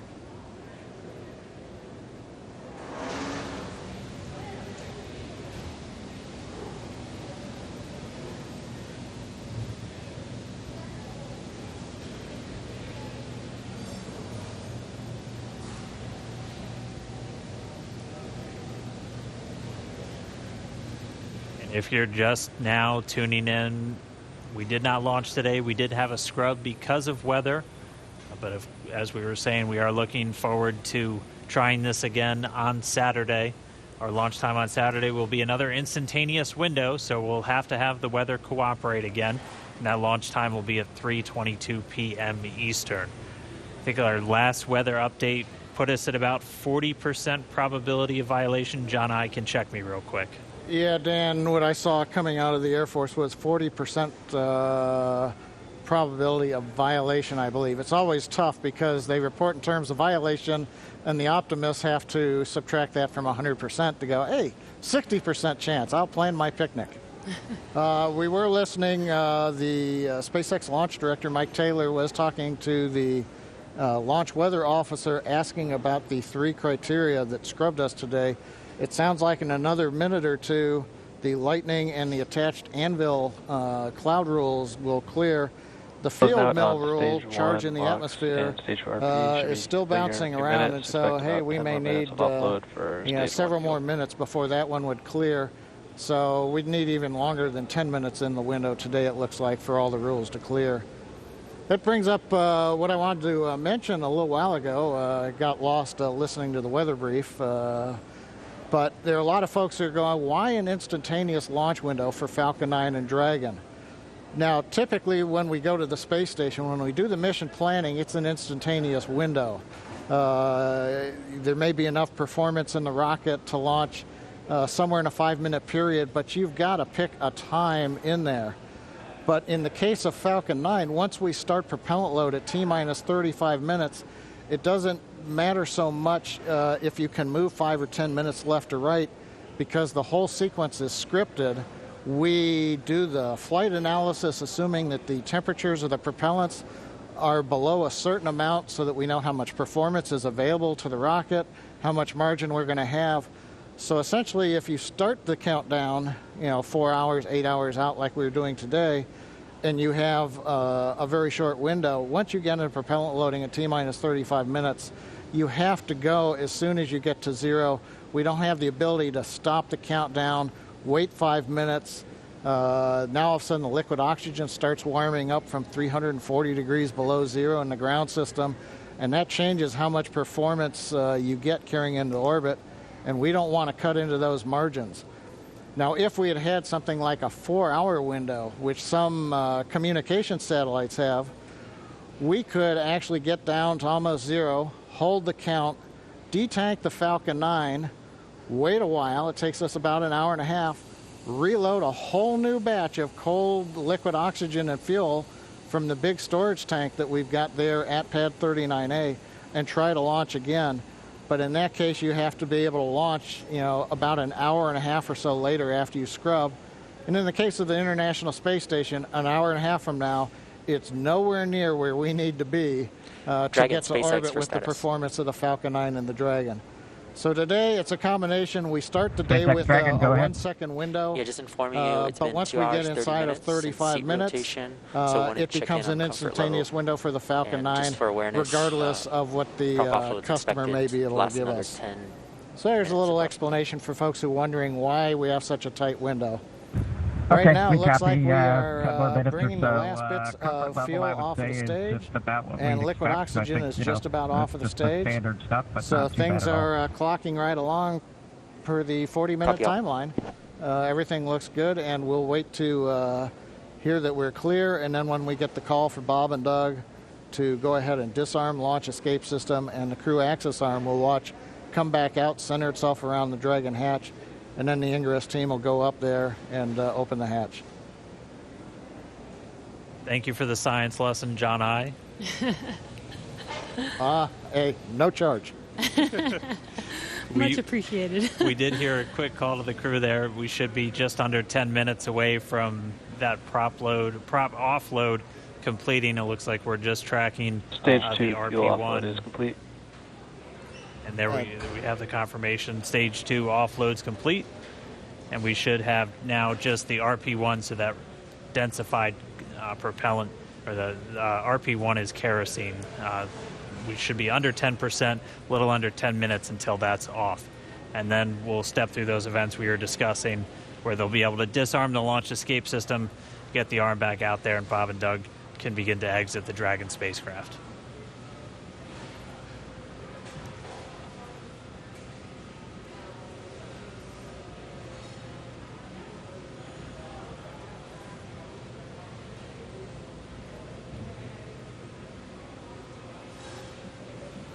Still not the friendliest skies in the background. That is Florida, though. The weather is constantly changing over there, which is why we always have to keep an eye on it through every single launch that we have out there. Bob and Doug are patiently waiting. As you can see, that is a live view of them on the Crew Dragon vehicle as they're waiting prop offload to complete. Second stage prop offload is complete. We are just waiting on first stage to complete. Stage 1 LOX offload is complete. Waiting on stage 1 fuel, roughly 5 minutes or so. And again, the launch escape system is still armed. We are waiting for a prop offload to complete before they disarm that, and then they will be able to egress from the Crew Dragon vehicle. And we just heard we should be just under 5 minutes away from the last of that fuel coming out of the Falcon 9 first stage. And then we'll see those events start to pick back up, and we'll see the crew arm swing back out. They've been in those seats for a couple hours now. They typically get inside of Dragon a little over 2.5 hours ahead of launch. So they've been strapped into these seats for quite a while. They are custom sized, though, so they're as comfortable and as snug as possible. Obviously, since they're going to be in them for a really long time, but most importantly, when you're doing that splashdown at the very end of the mission, it's your car seat, and splashing down or landing on land is not the most gentle of procedures in a capsule. So just really making sure that they're snug inside of that Dragon capsule. But we should be a little under 5 minutes away from the prop offload being completed. And as Dan mentioned, those suits are custom made, but the seats are also custom fit for each astronaut as well. They do remain on Crew Dragon for this mission for almost 24 hours so we do want to make sure that they are comfortable and make sure that the suits and the seats are comfortable enough for them to stay in that position for a while. I believe when they get into orbit, they are allowed to get out of their seats and get a little bit more comfortable, but it's a long ride for them. Yeah, once they do get on orbit, they are able to get out of the seats and actually out of their suits too, since for this flight path today, it was going to take them about 19 hours. So Bob and Doug would actually have had about 8 hours to sleep on board the Dragon capsule. So we weren't able to launch today, though. The rendezvous on Saturday should be very similar to what we would have had if we launched today, where it'll take them about 19 hours to get to the International Space Station. So they'll launch, and they'll have a number of different events that we'll be able to walk you through, including manual piloting of Dragon and just really putting the spacecraft through all of the paces before it arrives at the International Space Station. Because, again, this is a test flight. And this is this last test before we certify the Dragon spacecraft for regular crewed flights, which will just be bringing up those long duration, 6-month, maybe even a year-long missions. Right. And it should be a very exciting test flight because it's pretty much like an actual mission. When Bob and Doug get on the station, they will be performing some research while they're up there and performing tests and doing some final things for this demonstration mission. But, I mean, just for right now, we are just going to continue to stay with them until we see them come out of Dragon, because the launch escape system's still armed while we wait for this propellant offload to complete. That's just done as a safety measure. Anytime you have rocket propellants beneath you, you want to make sure that we have a good way for them to get out of the way.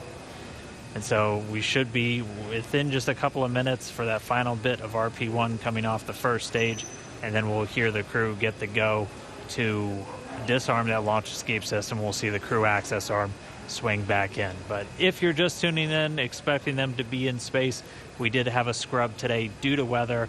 Our next launch attempt is going to be this Saturday, May 30th at 3:22 p.m. Eastern Time.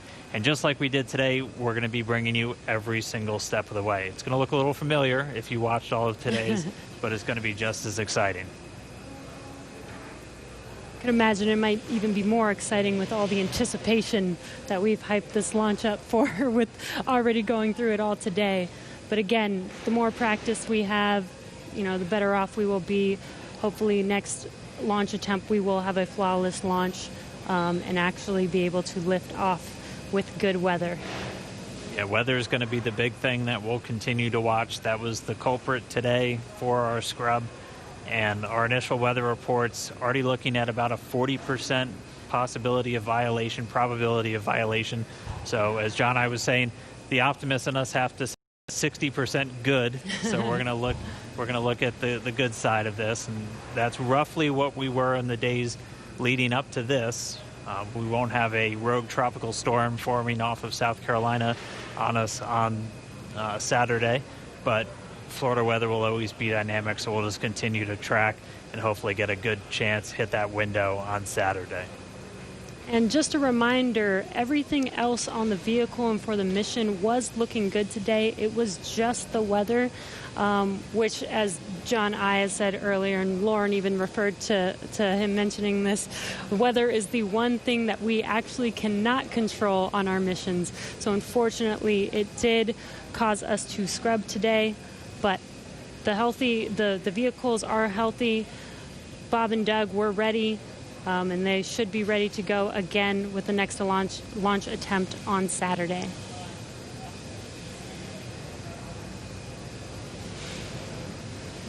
Just looking at our data, it looks like that RP1 is just about all out. So we'll just kind of stand by for a few more moments. Hopefully we get that call soon, John I. Yeah, I was going to, while we're waiting to hear the call that the last percentage of fuel is off, I was going to comment on Jesse's discussion about it was just the weather. I think during this countdown, there were more words said about the weather than everything else. Uh-huh. I'm listening right now to a weather discussion in the background. Yeah, and again, for people wondering if we knew that we did have bad weather, even from this morning. Again, we do monitor this all the way down to the final minutes of the countdown. And with Florida weather being pretty sporadic, sometimes we have even hurricanes coming through or bad weather coming through and passing 20 minutes later and having good weather for a launch. So this is why we continued to attempt to launch today, but unfortunately for T0 today, weather was not on our side. Yeah, and Jesse, this is John again. I dropped off to listen to a weather discussion. They were just giving the times. The lightning rule went green, so we could have gone without a lightning concern. The attached anvil rule cleared, but the field mill rule is expected to clear at 58 minutes after the hour. So that's another 4.5 minutes from now. So we were close, but we needed about 25 minutes later launch time. It does remind me, at risk of offending some people, but the old saying that says it's better to be on the ground wishing you were flying than flying wishing you were on the ground. Yes, definitely. Safety first, always, and making sure that when Bob and Doug do fly, they are flying safely and as planned. So again, this is standard procedure for us to make sure that they do have a safe flight to the International Space Station. All right, well, for now, we're just continuing to stand by, expecting the call that all of that prop has now been offloaded from Falcon 9. All right, venting vehicle tanks to nominal TPC set points for crew ingress.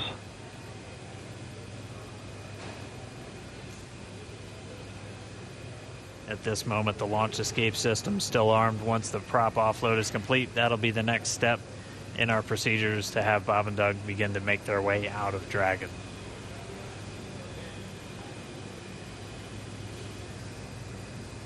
LD, count on one. LD.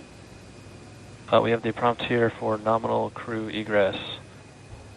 Okay, so we're ready for launch escape system disarm. As affirmed, ready for launch escape disarm. MD copies. You guys are ready? We'll. Yeah, launch team's ready. Go ahead and advise the crew. Hey, Dragon SpaceX, you copy that discussion. So with that, you are go for disarming launch escape system per section 2 of 5.100. We'll put that in work. Section 2, disarming the launch escape system. All right, that was the call we were waiting for, propelling off of Falcon 9. So Doug Hurley, Bob Behnken now going to disarm the launch escape system on Dragon. And once that's disarmed, those 8 Super Draco engines will be out of the mix. SpaceX Dragon launch escape system has been disarmed into Alpha Decimal 3. Copy that. We concur. And showing then confirmed the launch escape system has been disarmed. And Dragon SpaceX, with that confirmation, you are go to open your visors and proceed to Section 3. Okay, we'll open the visors and go to Section 3.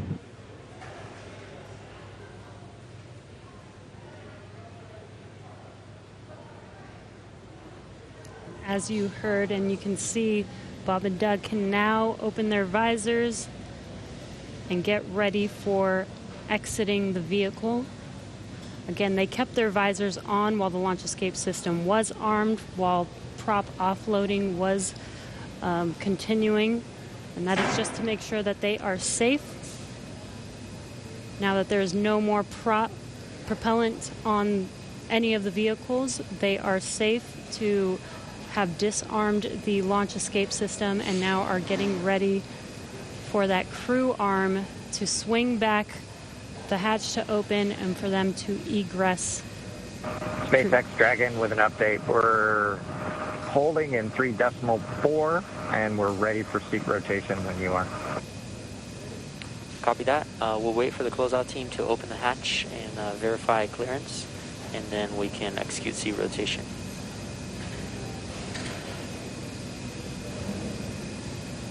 Dragon cap.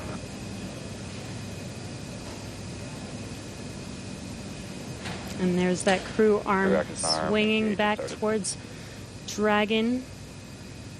Once that crew arm is in place, they will be able to open the hatch on Crew Dragon.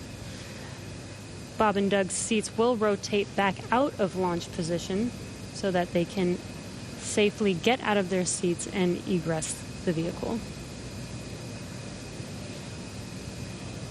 And we heard they'll have what they call nominal egress, so just the normal procedures for getting them out of the capsule. That means the same closeout team that was there to get them in will be able to assist as they come out. They'll arrive and get that hatch open, and then they'll be able to rotate the seats. That'll rotate Bob and Doug pretty much forward, where they'll be in the original position that the seats were configured when they made their way into Dragon. It just gets them a little bit out and under the displays and makes getting in and out of the capsule a little bit easier.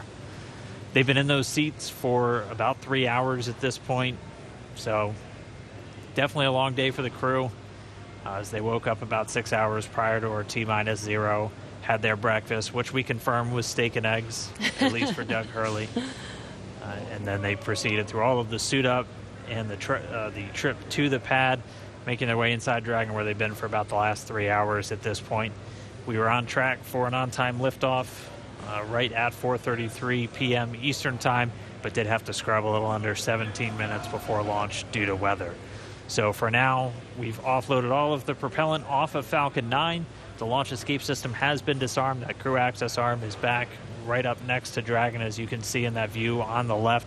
Pretty soon we'll see the teams arrive to get the hatch open, get Bob and Doug out, and they'll make their way back to crew quarters and their quarantine. It is important to note that throughout the entire process of them getting into Dragon, suiting up all of those different steps, they maintain that same quarantine that they've been in since for about 2 weeks now, and that is specifically for events like today, where we have to scrub and just go to another day. So we don't want to break that quarantine once we're putting them into that launch vehicle, and that's a standard quarantine that we have for any crew members flying to the International Space Station.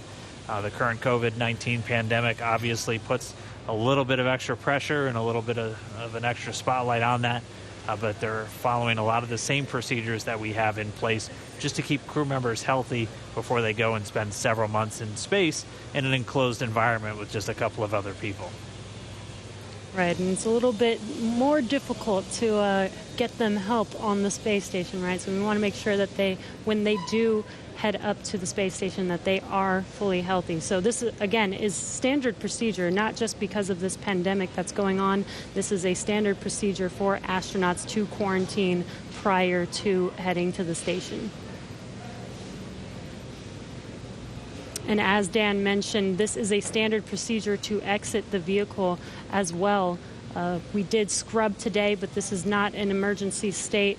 This is standard procedure. This is something that is practiced and rehearsed and made sure that we do follow our standard procedures to make sure that everything is still safe. Bob and Doug exit safely and go back into quarantine and get ready for our next launch attempt. Looks like they're getting a chance to stretch their legs, though. Yeah. Yeah. Dan, Jesse, I'm monitoring along in the scrub procedure right now. They're getting the goes to get the folks back to the pad, the crew that'll open the hatch. So they have notified the team chief, launch engineering, to return to the pad. As a reminder, around the pad, the Air Force and NASA set up roadblocks to make sure nobody gets into the hazard area. So they will head to the roadblocks, they'll pull them open so that they can drive to the pad. So launch director, I think, is estimating it's still about 15 minutes for the crew to drive all the way down out to 39A, get up the tower, and then begin operations on the hatch.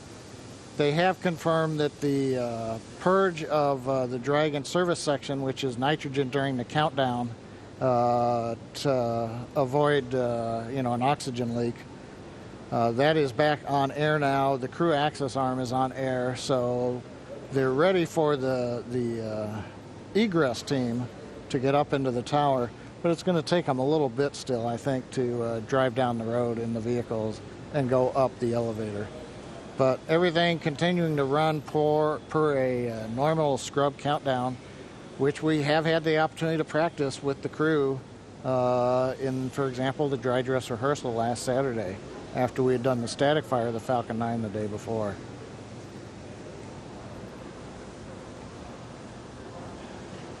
And I've been seeing a few questions, people asking, why aren't we just trying to launch tomorrow? As John and I was talking us through, there's some very specific times you have to identify when you're going to be able to link up with the International Space Station. You'll only have so much fuel, which can only generate so much energy to make sure you're going to intersect with the station, which is flying at over 17,000 miles an hour. So you're hitting Dragon one bullet SpaceX with another comms. bullet. Some of our other launch attempts are able to make it Go to ahead. station, but have much longer Yeah, Dragon, times. to prevent us from losing comms, we're going to be switching to umbilical at this time. I'm going to be unmerging Countdown 1, but we'll keep you updated here on Dragon Ground. Okay, yeah, we see the Egress countdown with a little over 3 minutes. We'll stand by for your next call on umbilical. Copy. The crew getting a call, they're just going to reconfigure some communications. But as to why we're not launching, say, tomorrow... And core and Countdown 1 loops are merged.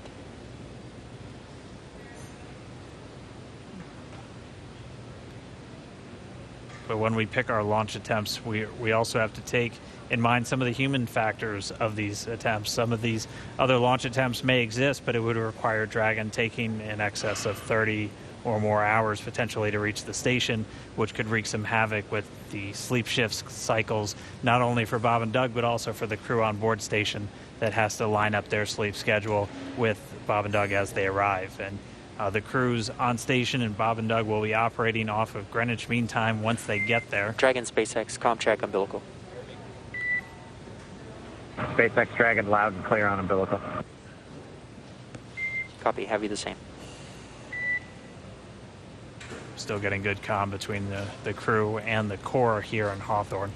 But really, just to sum it up, we pick our launch attempts for a number of reasons, not just can we make it to the station, but just how long is it going to take to get there. And that's why Saturday is going to be our best option. We're going to be targeting that one at 3:22 p.m. Eastern Time for our next attempt. And it'll be a little over 19, maybe a little over 20 hours until we actually arrive at the space station, if we're able to get off the ground on Saturday.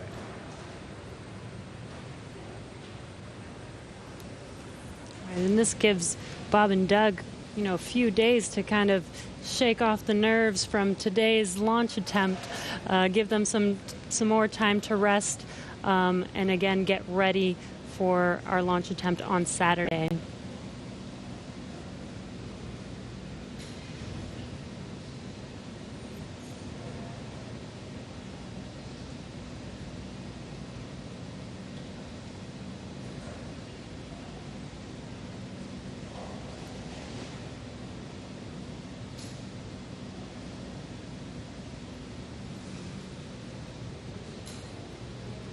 And if you're just now joining us, we did scrub our Demonstration 2 mission today. And as John mentioned, we are waiting for the Egress team to make it back to the launch pad, head up the tower, and help the crew, or help Bob and Doug egress the vehicle.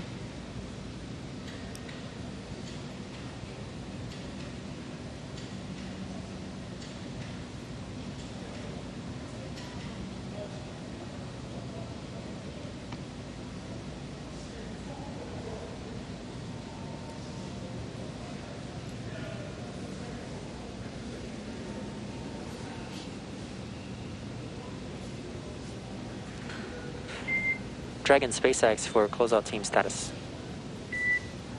Go ahead.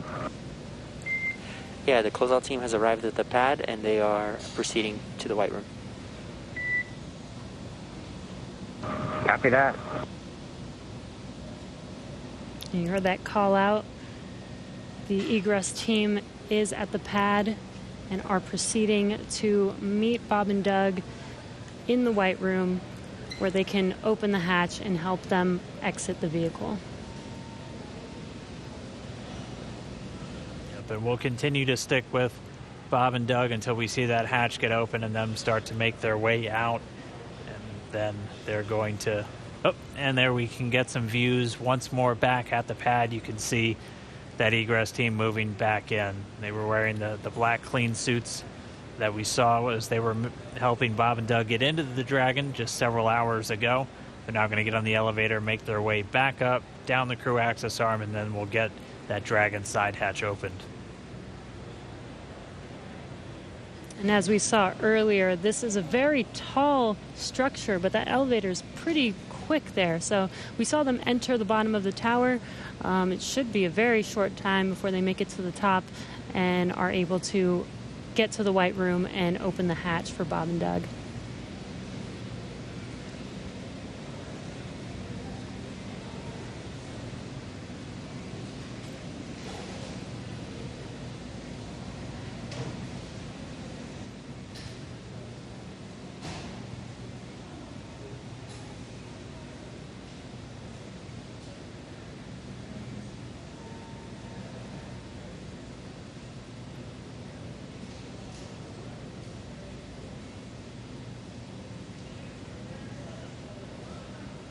If you want.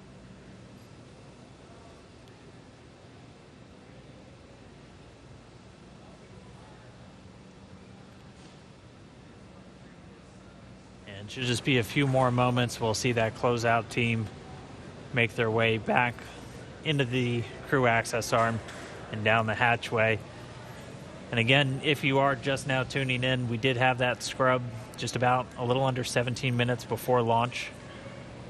Our next launch attempt is going to be this Saturday, May 30th. At launch time, it's going to be another instantaneous launch time. It's going to be 3:22 p.m. Eastern time over there in Florida.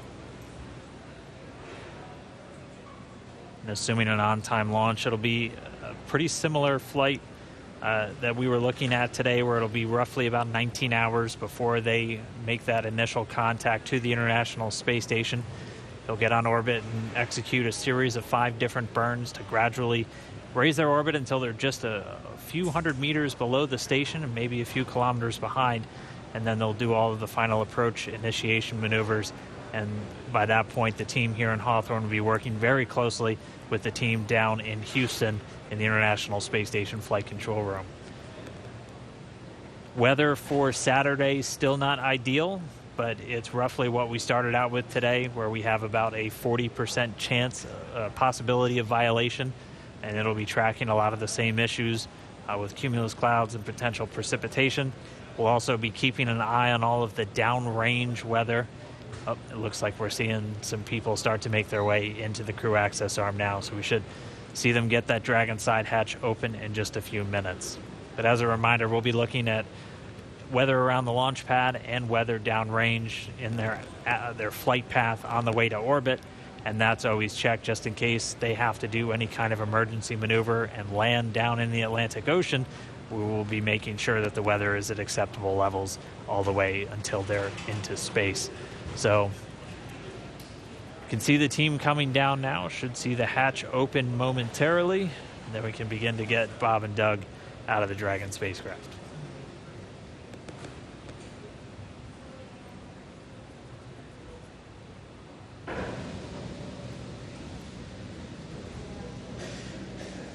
And again, we are staying live until Bob and Doug are safely out of Crew Dragon.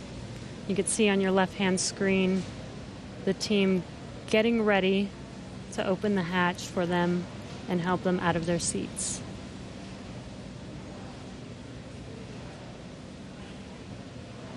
And at this point, the launch escape system has been disarmed. That was done after we successfully offloaded all of the propellants from the first and second stage of the Falcon 9 rocket.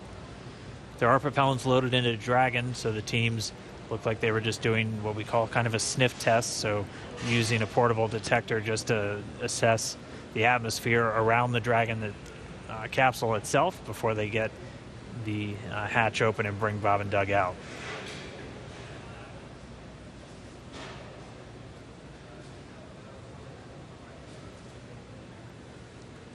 All of this is standard safety procedures for egressing the vehicle. This is to ensure the safety of the crew as well as Bob and Doug. Dragon, SpaceX for status. Go ahead. Yeah, the closeout team is at the White Room. They are configuring the crew arm for egress, expected to take no earlier than 10 minutes. Okay, 10 minutes. Thank you.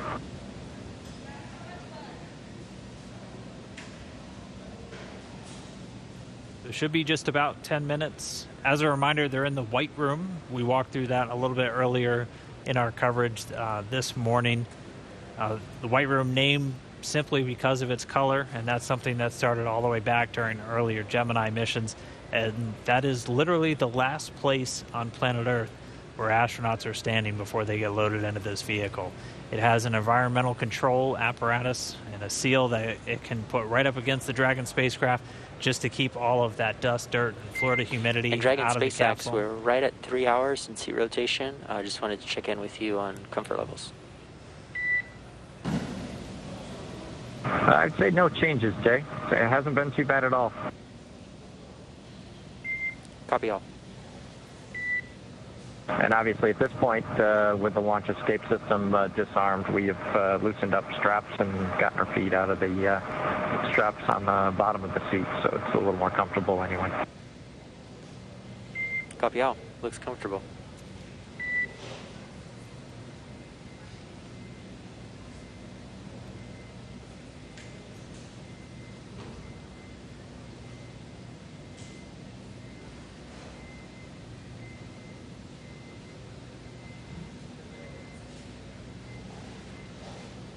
Right now, the closeout team just going to take a couple of minutes to configure the White Room.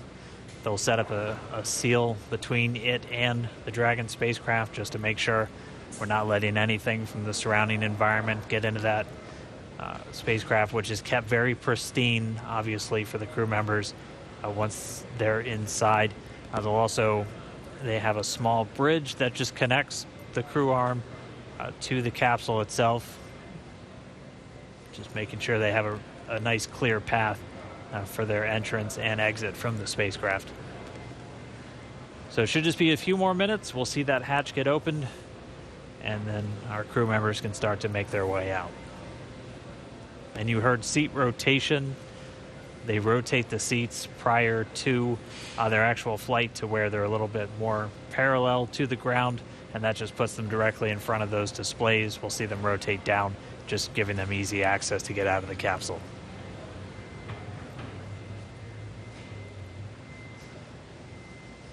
And as Dan mentioned, we want to keep FOD out of the capsule. FOD is foreign object debris, so that's basically anything that does not belong inside of the vehicle. So not just like dirt and dust, but just anything that was not meant to be inside of there should not be there. So we are doing everything as a standard procedure to make sure that we do keep FOD out, especially since this is going to be another attempt and another opportunity for FOD to enter the vehicle. As they're exiting, we still make sure that we keep everything basically like a clean room.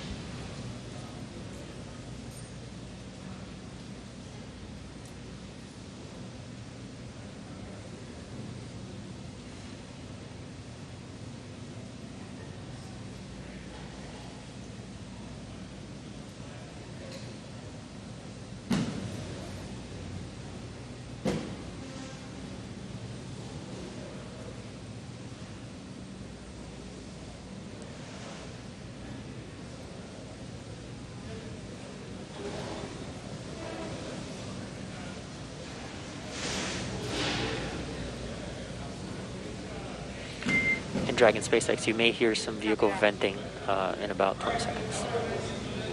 Copy.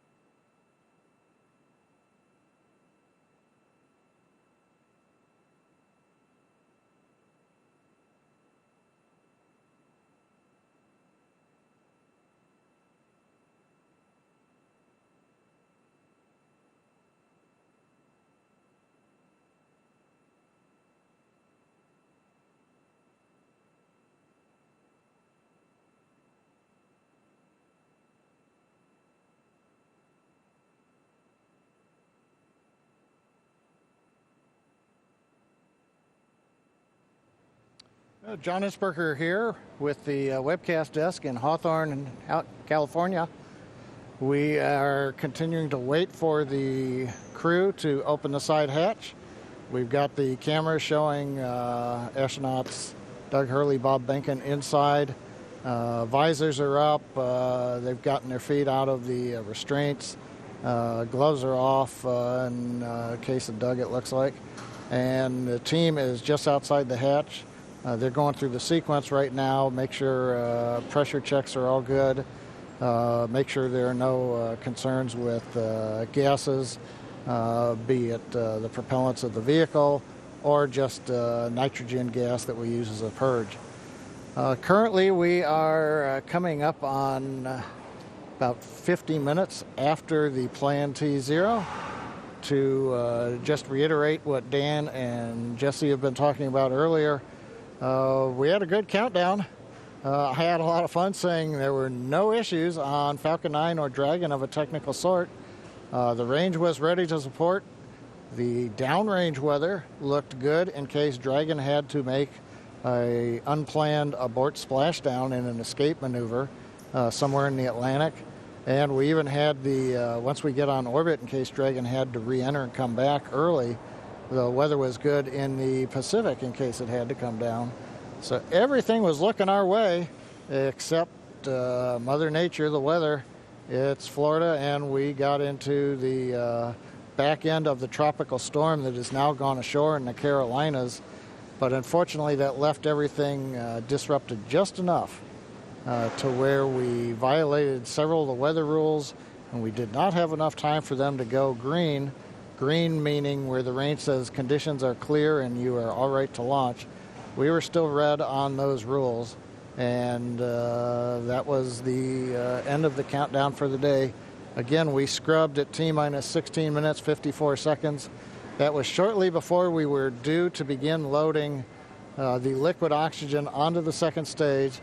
That was both the logical breakpoint in the countdown procedure where we could take a scrub without loading one more propellant on the vehicle. And at the same time, that was when the range gave us the final bad news that we weren't going to get green conditions before the clock ran out of T0. So continuing to watch right now as the crew works to get the hatch open. They send final commands, making sure that everything's go.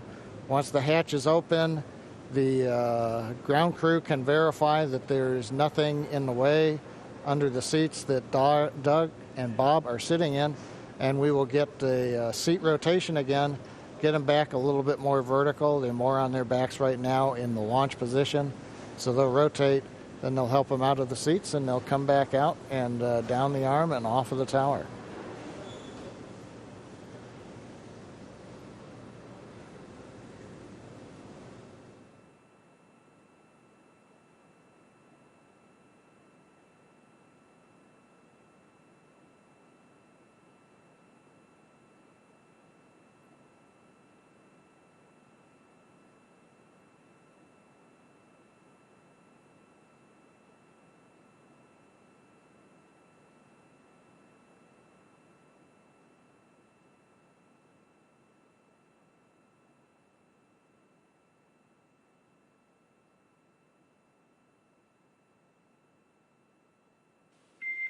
Dragon SpaceX, for status, it looks like the closeout team is inflating the hatch seal, the arm seal right now. Okay, yeah, we can see some folks outside the window.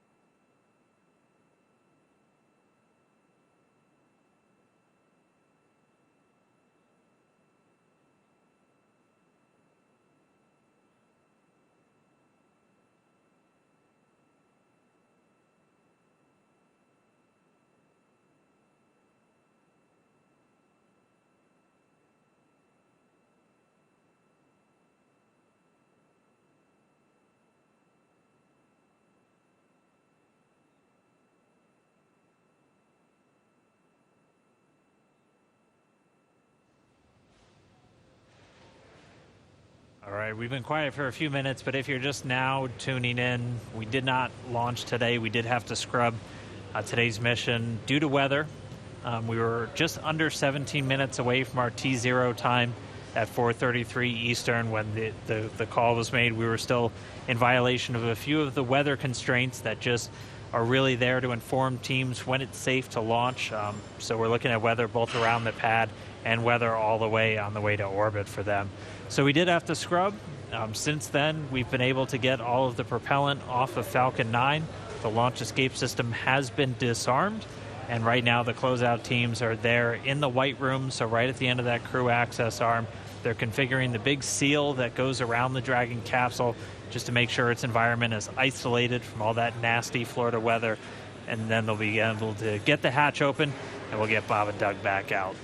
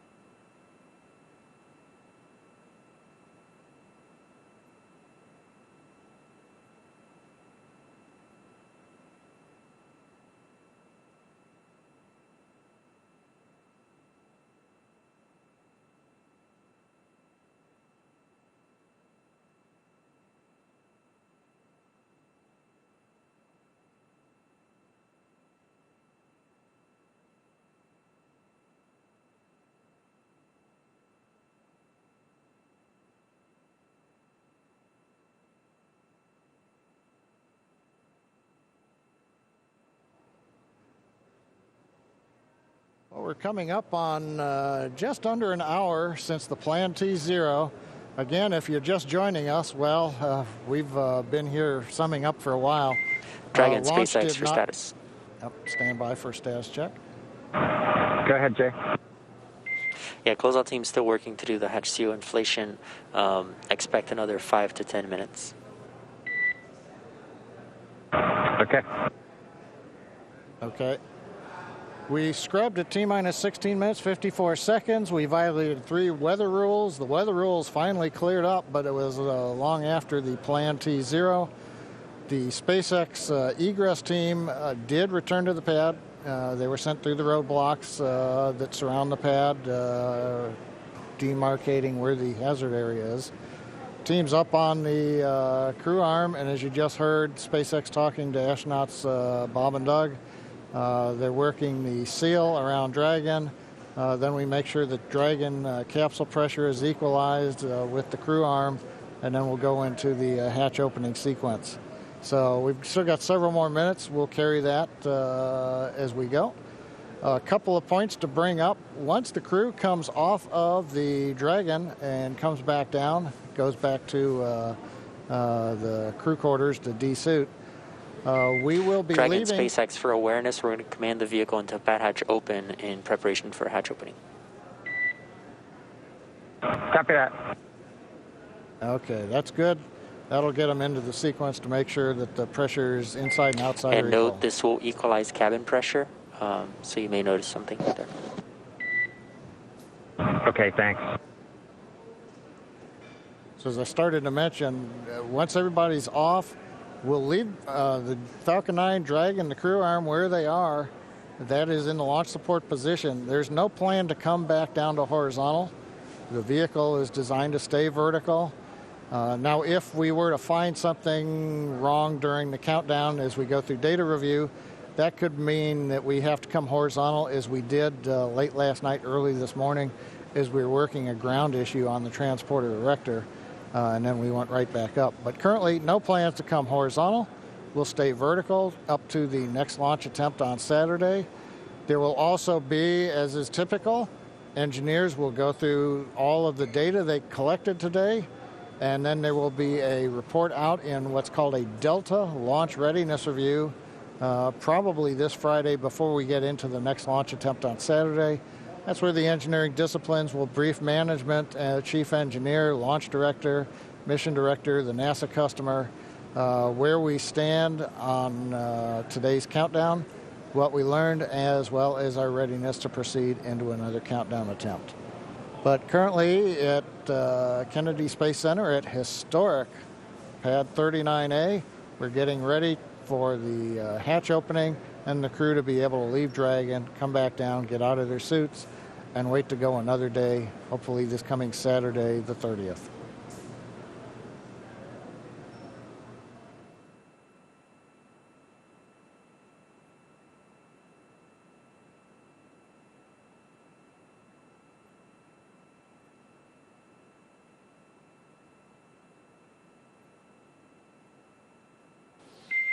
And Dragon SpaceX, sure you see the vehicles in pad hatch open. The AVVs are now open, and that nitrox injection is complete. Yep, we felt it and heard it, and copy all.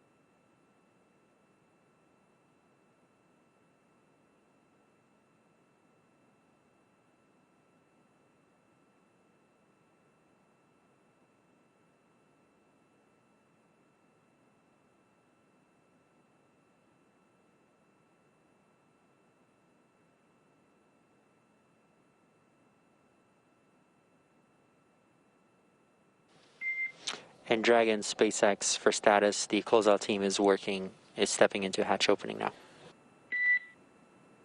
Copy.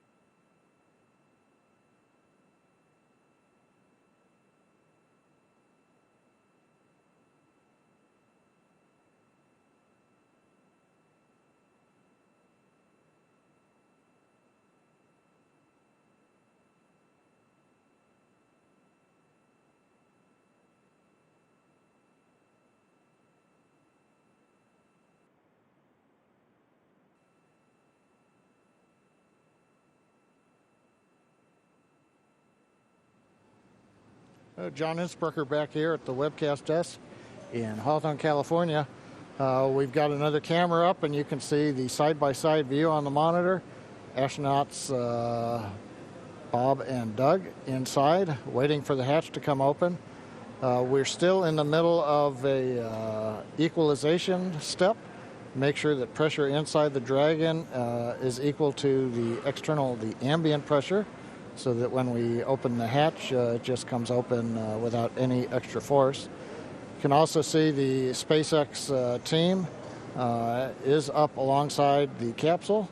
They are removing essentially the thermal protection devices.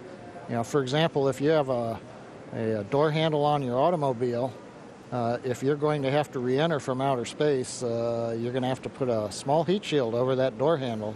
Otherwise, any kind of protuberances, cavities could be subject to burn-up. So they have to take their time, make sure that we get all of the thermal protection safety devices off, so that they can then get access to the mechanism to go ahead and bring the hatch open. So what you are watching right now on the left monitor is the Egress team going through the steps. This is typical. We're not hearing any chatter over the pad net that they're having any problems. They just take their time and make sure that everybody's ready to bring the hatch open when they finally get there. So currently we are T plus 1 hour and 11 minutes or so since the planned launch. Obviously, we're still on the ground as we're going through the post-scrub operations to bring astronauts Doug Hurley and Bob Bacon out of the capsule. And you can see now hatch is coming open.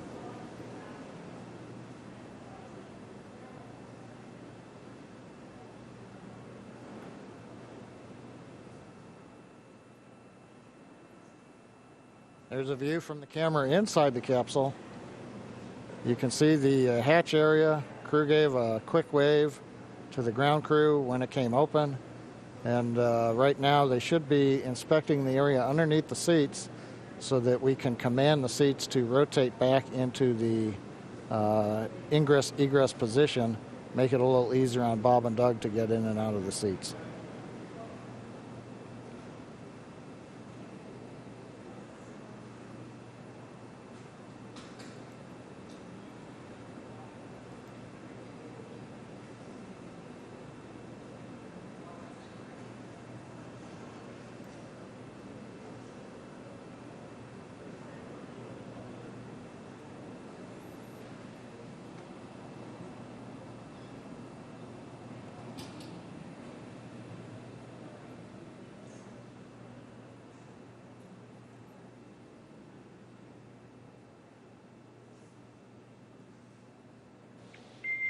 Dragon SpaceX, just for awareness, they have a few more steps in their procedure, and they should be calling to us for seat rotation shortly.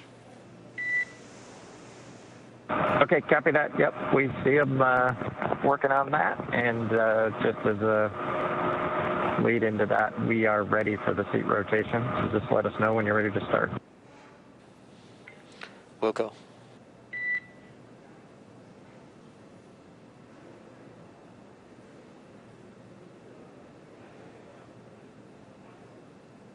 Here's the confirmation from the Dragon team talking to the astronauts that they are just about ready to send the seat rotation command. Again, the ground crew is verifying, making sure that none of the cargo that's packed in Dragon underneath the crew, nothing is in the way, nothing came loose. You're looking at one row of crew seating, but there is, as we've mentioned before, Dragon's designed to carry up to 7, but on this flight, for example, much of the cargo that we're carrying is loaded in various areas down below where the astronauts are seated. So they're just verifying nothing's in the way so that when they send the rotation command, the seats will pivot without encumbrance.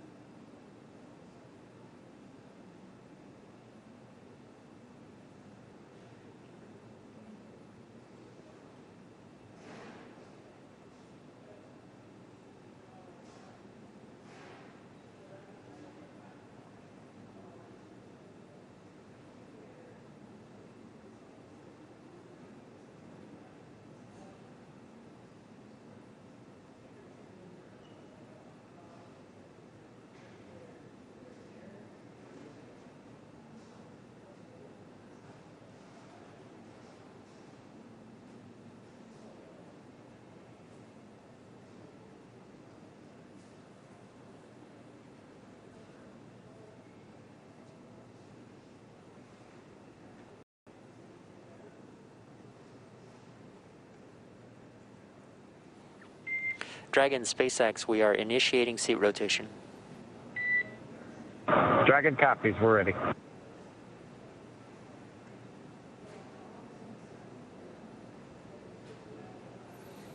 That call out from the Dragon core up to the crew, letting them know that we are sending the commands from the ground to rotate the seats, and you can see astronauts Doug Hurley, Bob Behnken rotating in their seat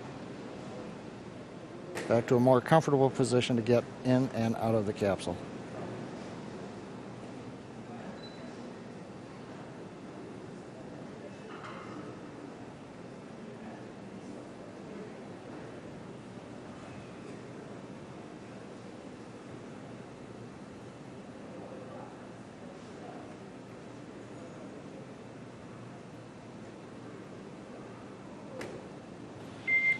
Dragon SpaceX, seats are upright. Thanks for the valiant effort today, helping us test our scrub timeline, and we'll see you Saturday. Yeah, we appreciate those words. Everybody did great today. It was a great practice, and we'll do it again on Saturday. Everybody stay safe, and we'll talk to you on the loops. Likewise. Well, Dan, we've heard it. They've got rotated. The hatch is open. The ground crew is going to work to get the astronauts out. The SpaceX Dragon team, like the SpaceX Falcon 9 team, is going to be coming off of console now as we turn it over to the folks on the pad. So while we didn't launch, it was a pretty good countdown and scrub sequence. So we've got that good lesson learned under our belt. We look forward to Saturday having even better results when we get close to T0. That's right. Always great when we don't have any issues with the capsule or the rocket, which we didn't today. Just had to fight that weather. And we'll be doing the same on Saturday. We are looking at about a 50% probability of violation. That's about where we were today. We did see it was all just a matter of trying to line up correctly. And didn't make it today, but we're going to try again on Saturday. Right, and it sounds like we were just about half an hour away from making the launch attempt today with weather, with 50% weather chance on Saturday. Hopefully we have a better day at T0 for liftoff. But we're definitely going to all be back. Jesse, myself, and John I will be here in Hawthorne to take you along every step of the way. We hope everyone else tunes in also, because this is really going to be a monumental moment. We're now going to look towards Saturday for America once again launching U.S. astronauts on American rockets from American soil. With them getting out of the capsule, though, that's going to do it for us here at Hawthorne. We're going to send you back down to Florida for one last check-in with our teams there. So over to you, Marie, Lauren, Leland, if you're still sticking around, and we're going to be looking forward to Saturday. All right, thanks a lot, Dan. Yeah, we're just all sitting here. We watched Bob Behnken just climb out of his seat. Looks like he is out of Crew Dragon now, and Doug Hurley following suit. No pun intended.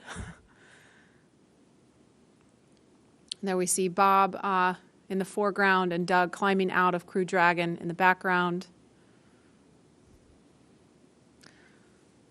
Pad closeout team looks like helping them out. So any minute they're going to be basically just reversing course, coming back the way from whence they came. Leland, I know you had a scrub years back.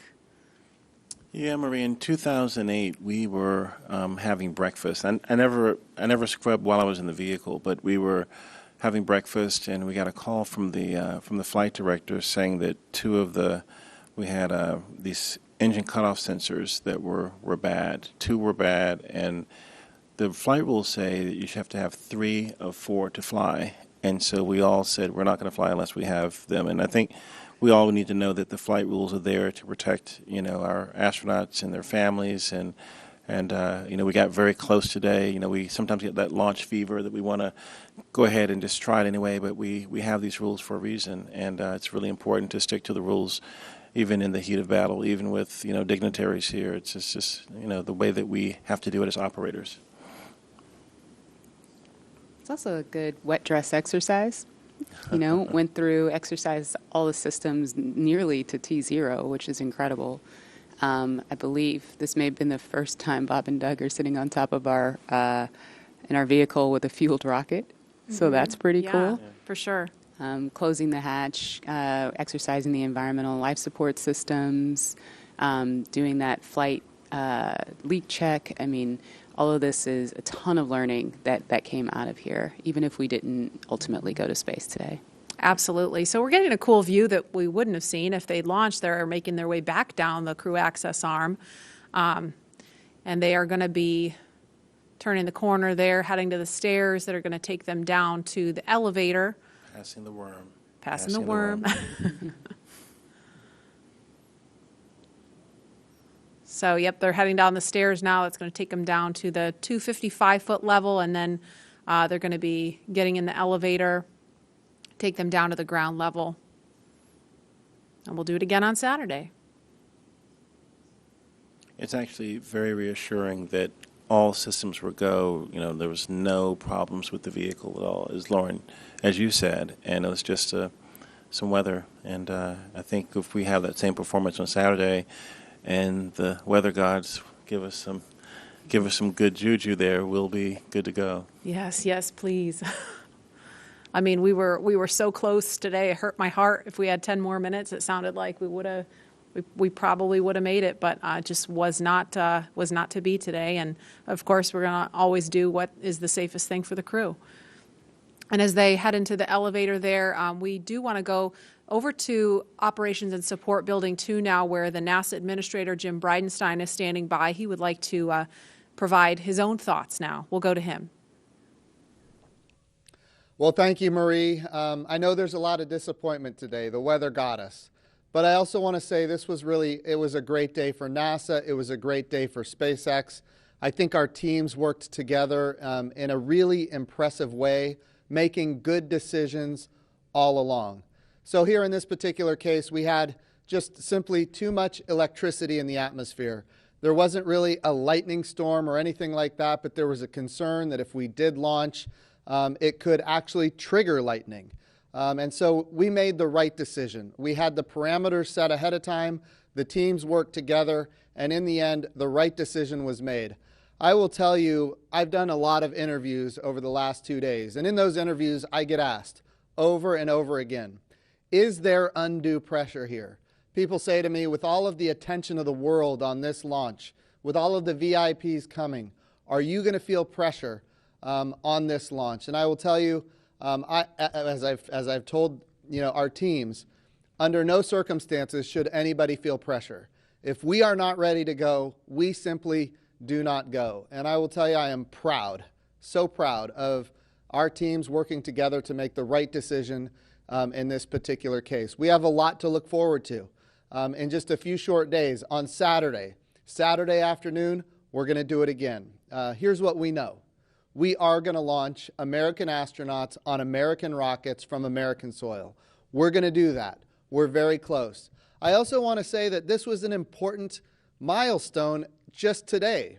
We did a wet dress rehearsal. We haven't done a wet dress rehearsal with our astronauts full gear before. We've done a dry dress rehearsal. Now we've done a wet dress. So we learn a lot every time we do these things. This is no different. And we get a lot of great data from doing what we just did. So today was a good day for NASA. It was a good day for SpaceX. And we've got a lot to look forward to. So I want to say congratulations to both of the teams. And let's go. Let's go get this done. I know we're up for it. Saturday is going to be a great day. And here we go again. So thank you to everybody for all the great work. Marie, back to you. All right, thank you so much. Those were some great insights from Jim Bridenstine, the NASA administrator. The crew's making their way back to astronaut crew quarters, where they're going to remain in quarantine until Saturday. They've been in quarantine for 2 weeks, and there they will stay to keep them safe and healthy for our next launch attempt. Again, we had to stand down from launch today because of unfavorable weather conditions around Launch Complex 39A, but we're going to be ready to do this again Saturday, May 30th. The new launch time will be 3:22 p.m., and our coverage will begin live here on NASA TV at 11 o'clock in the morning Eastern Time, Saturday. So be sure to tune back in on NASA television and nasa.gov/live if you're watching along online. And we will be back here to take you through it every step of the way. Thanks for sticking with us, and we will see you back here Saturday.